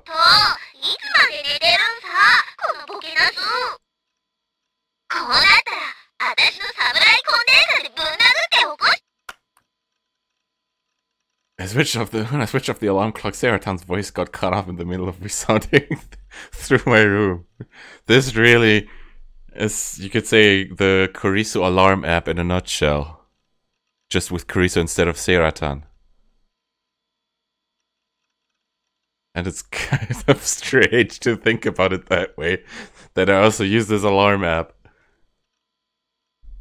Ohayo, Sera. When you see like a need doing that, and then you see yourself doing that, and then... yeah. My Sarah voice clock came in quite handy. If I didn't turn it off, the voice would get louder and louder before finally turning into a meaningless buzzer. Because I wanted to greet the morning after having been woken up by Seratan, I had trained myself to hit the switch before the buzzer started ringing. The fun thing is, I oftentimes just, or you could say, don't hear my Kurisu alarm app, and whenever I'm at a friend's house for a sleepover, I forget to turn off this alarm app. And Kurisu wakes up my friend, and I just don't wake up. And my friend's like, dude, you have this waifu waking you up in the morning. What is that? Why didn't you wake up? Up until now, I'd only failed at it twice. This was so easy to wake up with Seratan's help. No, in actuality, it usually felt pretty awful from playing games till dawn or from how comfortable the sofa was. But being woken up by Seratan made it so much less painful. I had school today since I skipped a day last week. My minimum attendance shift chart was starting to get a little warped. It would have been okay for me to go only twice this week, but now I was compelled to be at school 3 days in order to make up for the gap. But I didn't want to go. It'd be bad if I didn't. If I stayed home any more than this, I wouldn't be able to graduate. Not that failing to graduate would change anything about me. I had dreamt of Rimi. It was an odd dream. It seemed terribly nostalgic. It seemed terribly lonely. It seemed terribly sad. And it seemed terribly distant. Would Rimi come to school today? I had constantly kept thinking about what happened the day before yesterday. I thought about it on, and to the point of neglecting ESO. Well, that's an indicator that he's neglecting ESO. Not about Shogun having appeared or the illusion of everyone disappearing from Shibuya. I didn't attach tremendous significance to those things. Those must have been my delusions, and I certainly wouldn't believe Shogun was an old man like that. And thinking back over it, there were simply too many impossibilities involved in people vanishing from Shibuya. It had been a delusion that particularly felt real, but I was ashamed of myself for being so quick to believe in a situation so far removed from reality. No more than any of that, Remy. That girl I had called a demon until very recently. My memories of being in that place were surreal and malleable, as in a dream. And the one thing I still recalled clearly was the feeling of Remy embracing me. If she hadn't done that for me, I might have become deranged and lost sight of myself. Why had Remy saved me? I wondered if it was because, as she'd said, we were friends. I had not a single memory of things like hers being in my class since freshman year, or of us going to a movie with Misumikun. But with the altitude with which she made contact with me was clearly one of a close friend. Remy had been a little close to crying when she held me. At the very least, I didn't think it was an act. She was the first girl to ever worry and cry about a gross otaku like me. When she acted like that toward me, it instantly blew away all my previous dread and suspicion. More than that, it made me feel like I was on the verge of falling for her. No, but as you might expect, I was keeping myself carefully reined in. Confusion took up most of the space in my heart. How should I act around Remy from now on? Is Remy my ally or enemy? Is Remy the new gen criminal? It is a fact that she had saved me, but it is also a fact that I had seen her standing still, drenched in blood, at the scene of the staking. I stopped by Shoto Park on the way to school. So I'm gonna just put a save point here.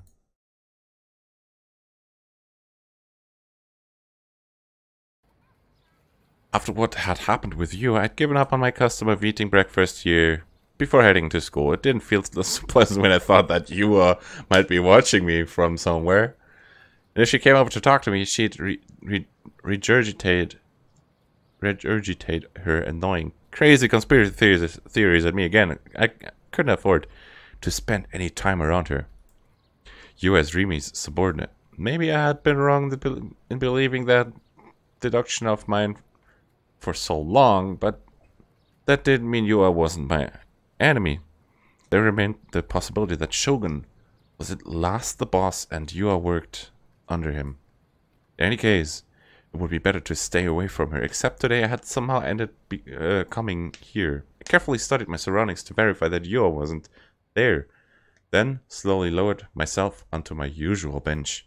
I cast my eyes towards the pond while stuffing my cheeks with chocolate pastry I bought at the convenience store earlier. There was a little wind, and the surface of the water remained idyllic. Once in a while I saw koi-like fish slide through the cloudy water. Today, rarely enough, there were no other people in the park. It was a very quiet space. As my gaze swam about the park, what I thought of was, predictably enough, Remy. To be honest, going to school was bother, knowing I would have no choice but to see her. For that, I went there just to buy myself some time. I felt like I'd said all kinds of harsh things to her. Yet Remy kept smiling and continued treating me kindly. If I went to school now, she would surely start talking to me again, the same as before, smiling, acting though what had happened in front of the 107 building didn't bother her in the slightest, calling out to me as my friend. Somehow that eternally cheerful demeanor of hers depressed me a little. But she also had an atmosphere with her that made me think maybe if I stayed with her, I would start feeling brighter as well.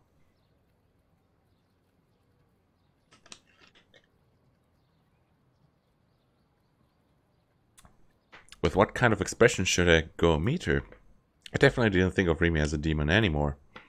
But I didn't think of her as a friend either. Misumi-kun had said that Rimi and I got along well as classmates for the past year and a half. I had no memory of anything of the sort. Perhaps something was going wrong with the person behind me after all.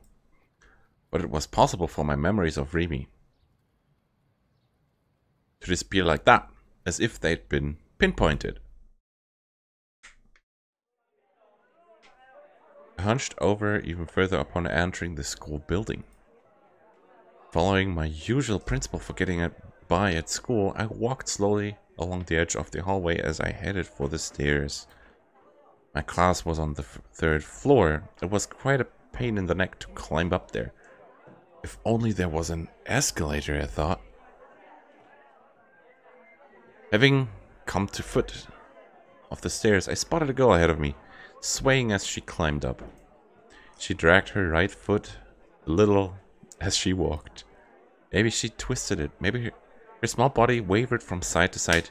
She seemed awfully precarious. As the other students steadily caught up with her and passed on her both sides, she climbed up slowly, literally one step at a time.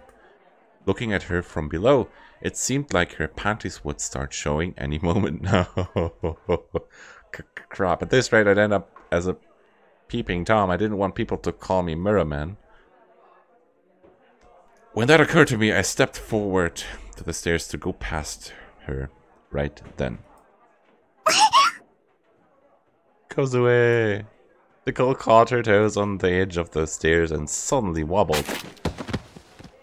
And she came tumbling down with such momentum that it seemed like I'd hear a bang type of sound effect. Kozue-san, must protect.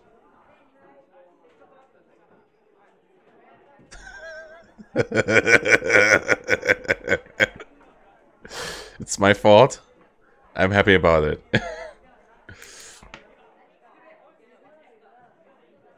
Toby. Yeah, there's a thing sleeping on my arm. Your fault. Luckily she stopped on the landing, so she hadn't fallen all the way down the stairs. But she remained on her knees as though she was in pain, and she didn't move for some time. Was this a flag emergence event? No, of course it wasn't. Even if it was, I wouldn't be able to bring myself to speak to her. Which was why I hastily slipped past her. Sorry, but get help from a third dimension loving womanizer like Misumi-kun, okay? Please don't seek anything from me. Kozue is a cutie, yeah. Definitely. But she stayed curled up so motionlessly, I started to get a tad concerned. After getting halfway up the stairs, I turned around quietly to see how she was doing. She was clutching the railing and trying her hardest to stand up. Okay, I'm gonna go for this Kozue scene. Her knees were knocking like those of a newborn deer. Blood oozed from her knee. I wondered if she had scraped it. Huh? That face, I had seen it before. Wasn't she the girl who transferred to my class last week? Her name was... what was it again? I couldn't remember. On top of that, she was crying. Did it hurt that badly? She'd fallen pretty flashily, but it hadn't looked like a big enough impact to merit crying. Nobody attempted to offer her a hand. Ah. Having barely managed to stand up, she hunched forward to peek at her knee. Apparently she was checking the condition of her injury. The transfer student wiped her tears, set her back down, and began rummaging around inside it. What could she be searching for, I thought to myself. All of a sudden, she pulled her hand triumphantly out of her bag and hoisted it above her hand. Her fingers were clutching a band-aid. Our eyes met. The transfer student's cheeks went red, and she hung her head. That sounds odd. She hung her head. Well, for the time being, she seemed to be alright. And even if I didn't stay and watch her, she'd be okay. Karma will get me. Is it good karma or bad karma? Reaching that conclusion, I hastily went to the classroom. I lowered my head, as I always did, fixing my gaze on the ends of my toes. I silently took to my seat. Come to think of it, I seem to remember that transfer student saying something to me on the day she transferred in. Something about being glad we were in the same class. Rimi had soon made me forget all about it, but I wondered what those words had meant. Yo, Taku. As always, Miss McCone was calling me. Maybe the truth was that he didn't have any friends besides me, at least the way he always started talking to me, and only me was sufficient to give me such doubts. 聞いてくれよ。昨日さ、怪しいおっさん2人が校長室に入ってくのを見たんだ。は？で、俺とリミトでこっそり盗み聞きしてみたら、びっくりしたぜ。Spies! その2人、刑事だったんだぜ。え？なんか深刻そうに全校生徒の Who were detectives? I gotta look that. Wait, who were those? Sketchy old guys in the principal's offices. Eavesdropped. 名簿とか見ててよ。もしかしてニュージェネと関係あんのかな？ New Gen. Perhaps it meant the real New Gen criminal was a student at this school. No matter what, all I kept thinking was Rimi's face. なあ、盗み聞きしてたら見事にバレちゃったんだけどね。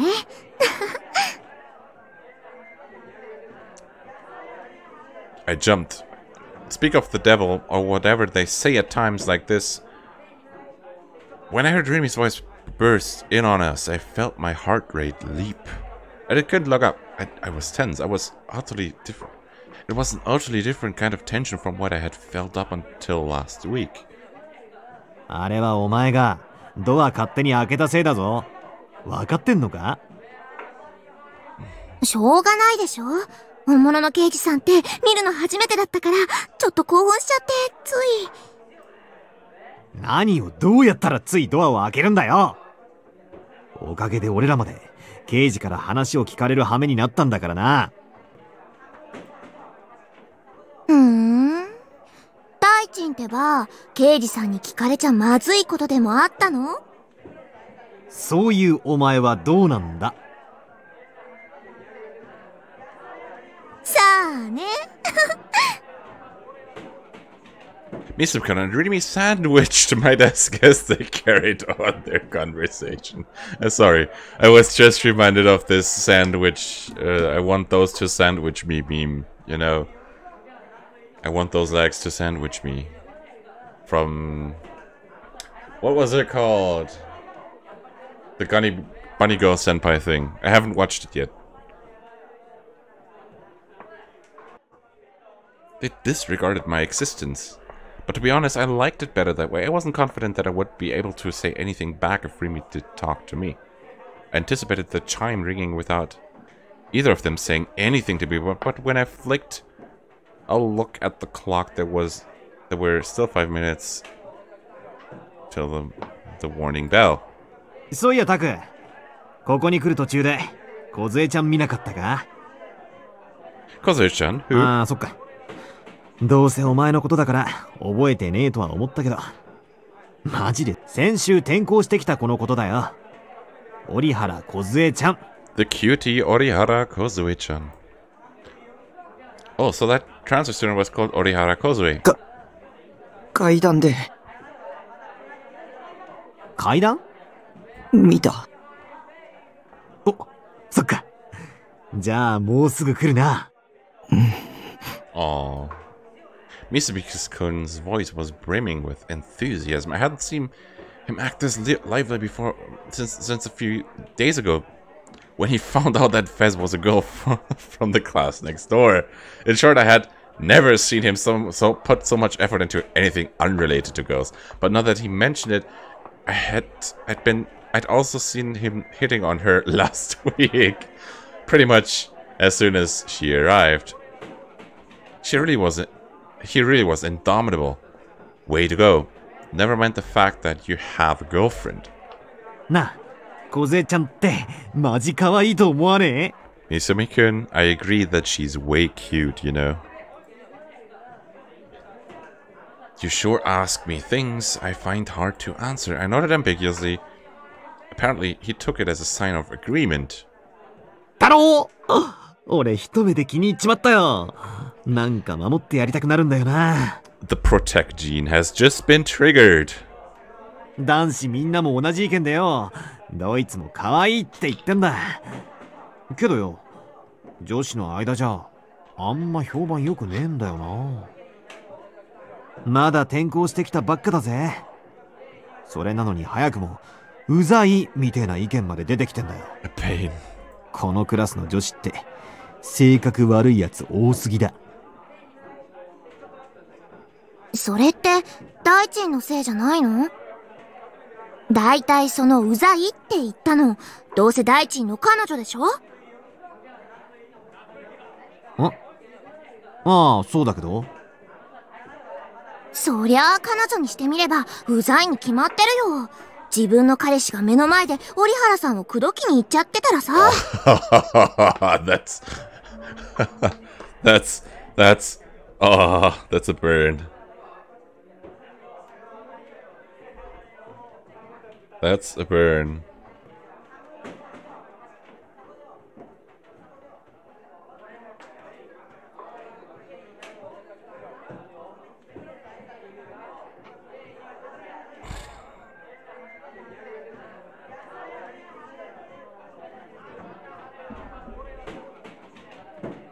私でさえよく喧嘩売られるんだから、大輔くんに近寄らないでって。しかも一人じゃなくて何人かから言われた。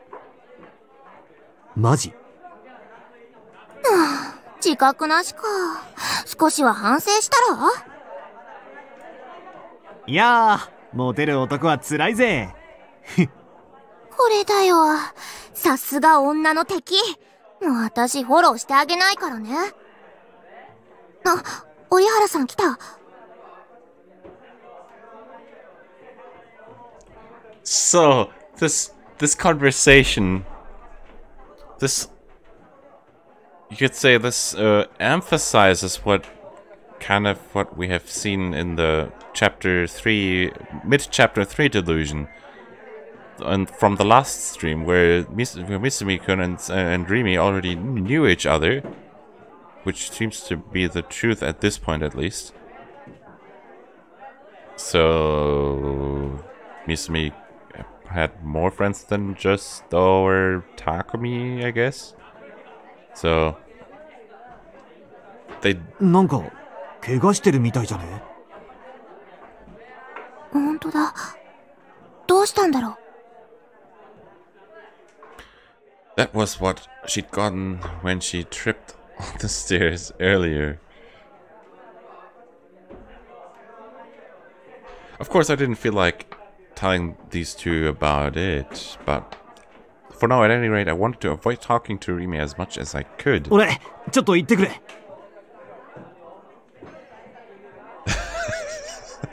I'm sorry, Toby.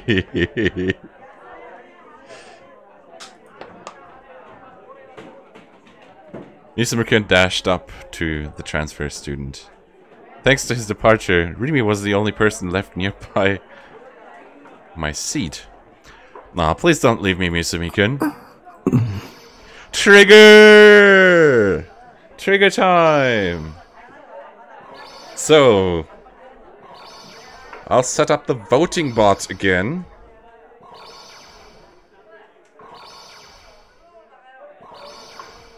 So, archive this old poll, create new poll. So, red, green. The bot will announce once it's opened. So, we have reached a delusion trigger.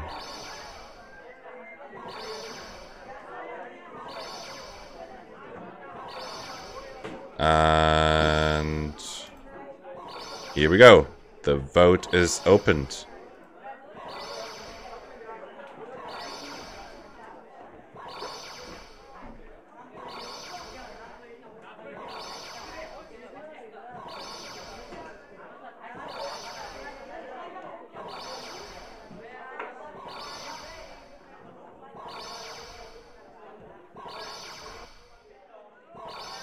So, the vote is opened. So far, red seems to be the leading contestant with 2 votes so far. I'll give you a couple more minutes to vote. And so the voting is on.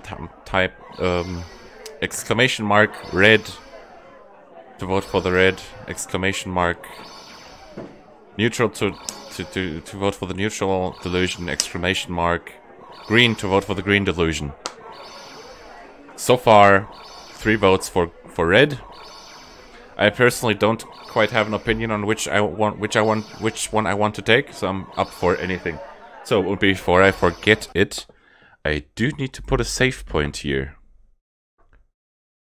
so we can return to the other delusion a bit easier. So, as of right now, red is still leading.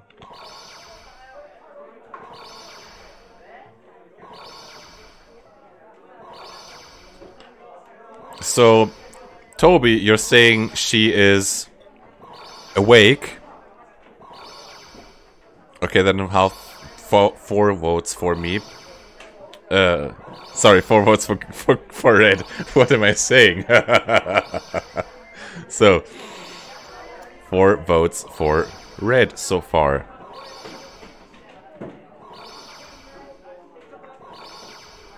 And is it gonna change?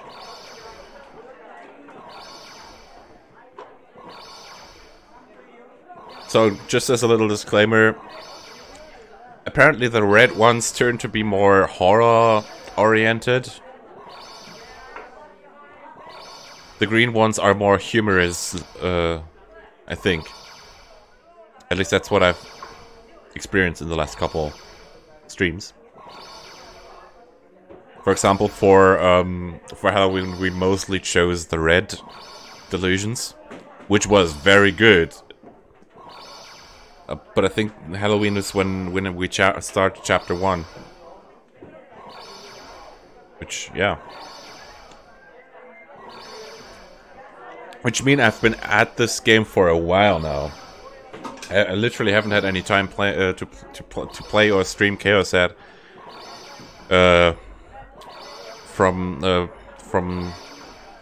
from after Christmas until now.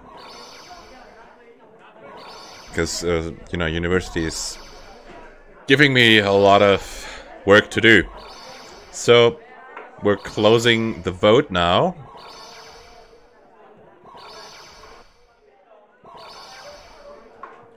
And then we'll go for red first.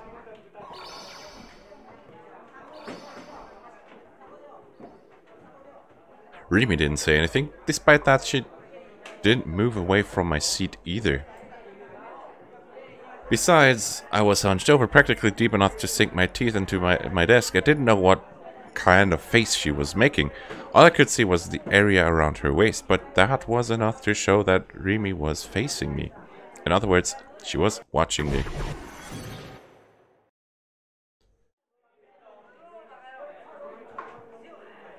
I've got to say something. I've got to spit it out.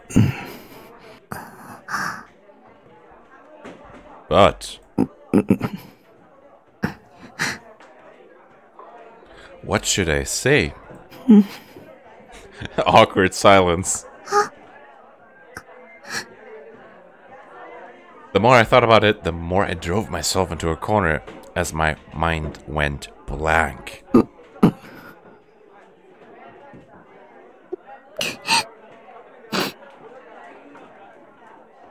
Without any warning, Remy sniffled. Startled, I reflexively raised my face. Aww, she was crying. I didn't know why, but great big tears were flowing down her face. Even more bewildered, I was rendered so stupidly speechless that I couldn't think about anything anymore.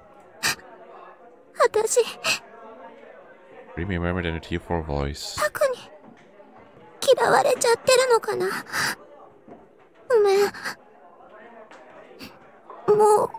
話しかけないから。ごめんね。私、邪魔だよね。And Remy turned on her heel and rushed out of the classroom. I wanted to shout. I wanted to say, "No, you're wrong. I don't hate you or anything. It's just that I don't have any idea of what I should do." I wavered over whether to chase after her or not, but in the end, I couldn't get out of my seat. If I did catch up with her, what would I say to her? Could I say anything? Would it be alright if I told her I like you? Would it be alright if I told her we're friends? Don't give her the friend zone, Takumi. Don't! Impossible. I didn't know Remy. It was undeniable that she had saved me, but to me she was still a mysterious figure who had suddenly ended up in front of me, appearing out of nowhere. Even if she said, "Maybe you had me," I had no means of responding to her, because I had no memories by which to judge whether I liked or disliked her.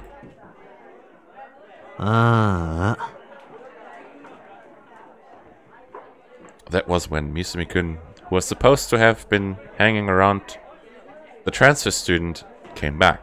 He looked at me with pitying eyes. 泣かせちまったな。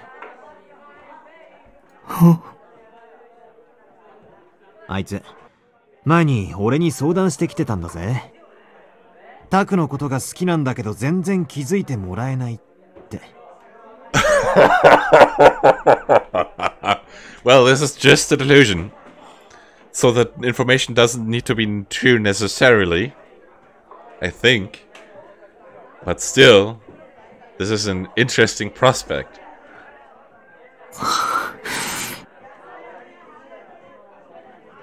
What the heck was that? When had things started going in this direction?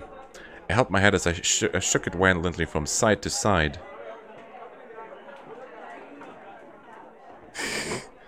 だって、わからないんだ。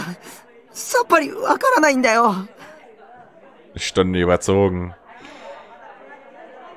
わかるかわからないか。そんな理屈の話じゃねえだろ。ま、結局お前は一生ニートやってろってこった。From then until graduation, I didn't have another opportunity to talk to Remy. We avoided each other even if we saw each other in class, and after graduation, just as Misumi had predicted, I became an antisocial slacker and never met Remy again. So, the illusion has ended. That perhaps would be the bad end, which was sad enough in itself, but it was the fact that I didn't understand Remy. When you got down to it, my real opinion was to stay still and silent. Taku? Remy, who had kept her mouth shut up but now, began speaking to me at last in a somewhat timid tone. So... then... we're going for the green one right now. And then after the green one, we'll check out how the neutral route would look like. The neutral choice. Remy didn't say anything. Despite that, she didn't move away from my seat either.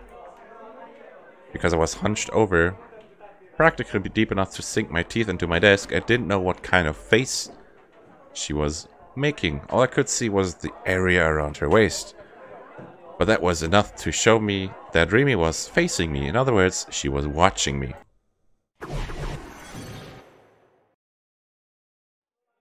At times like this, I would work up my courage and say something natural sounding. おはよう、崎畑さん。おは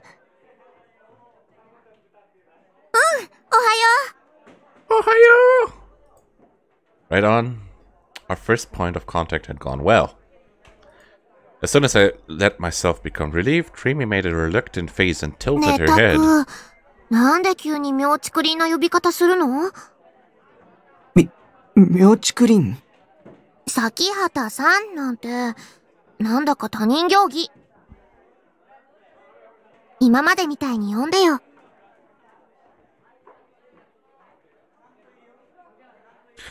Good night, Toby.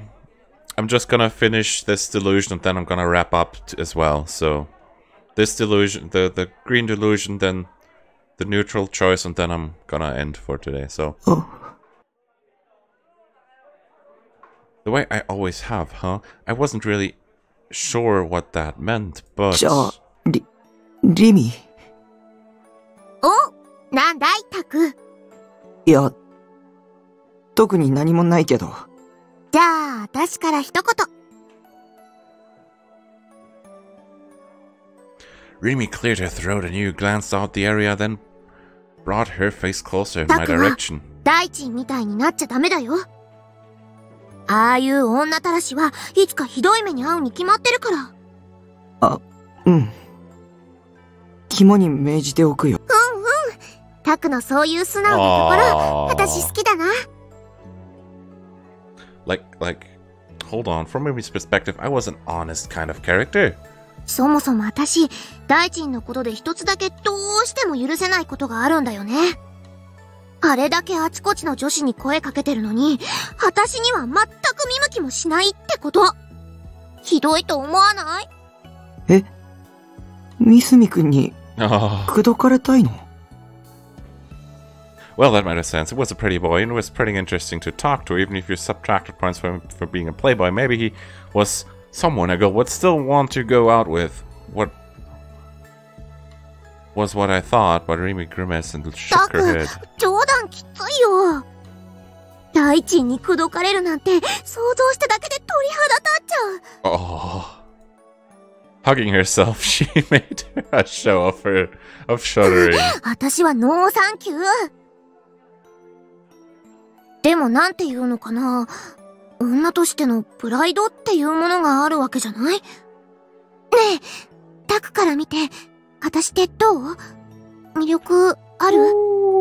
どう？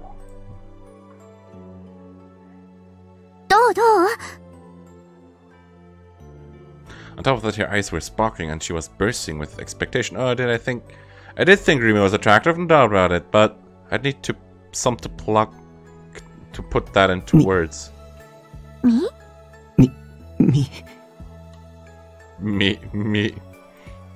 認めたくないものだな。若さゆえの過ちというものを。あ。引っかかった。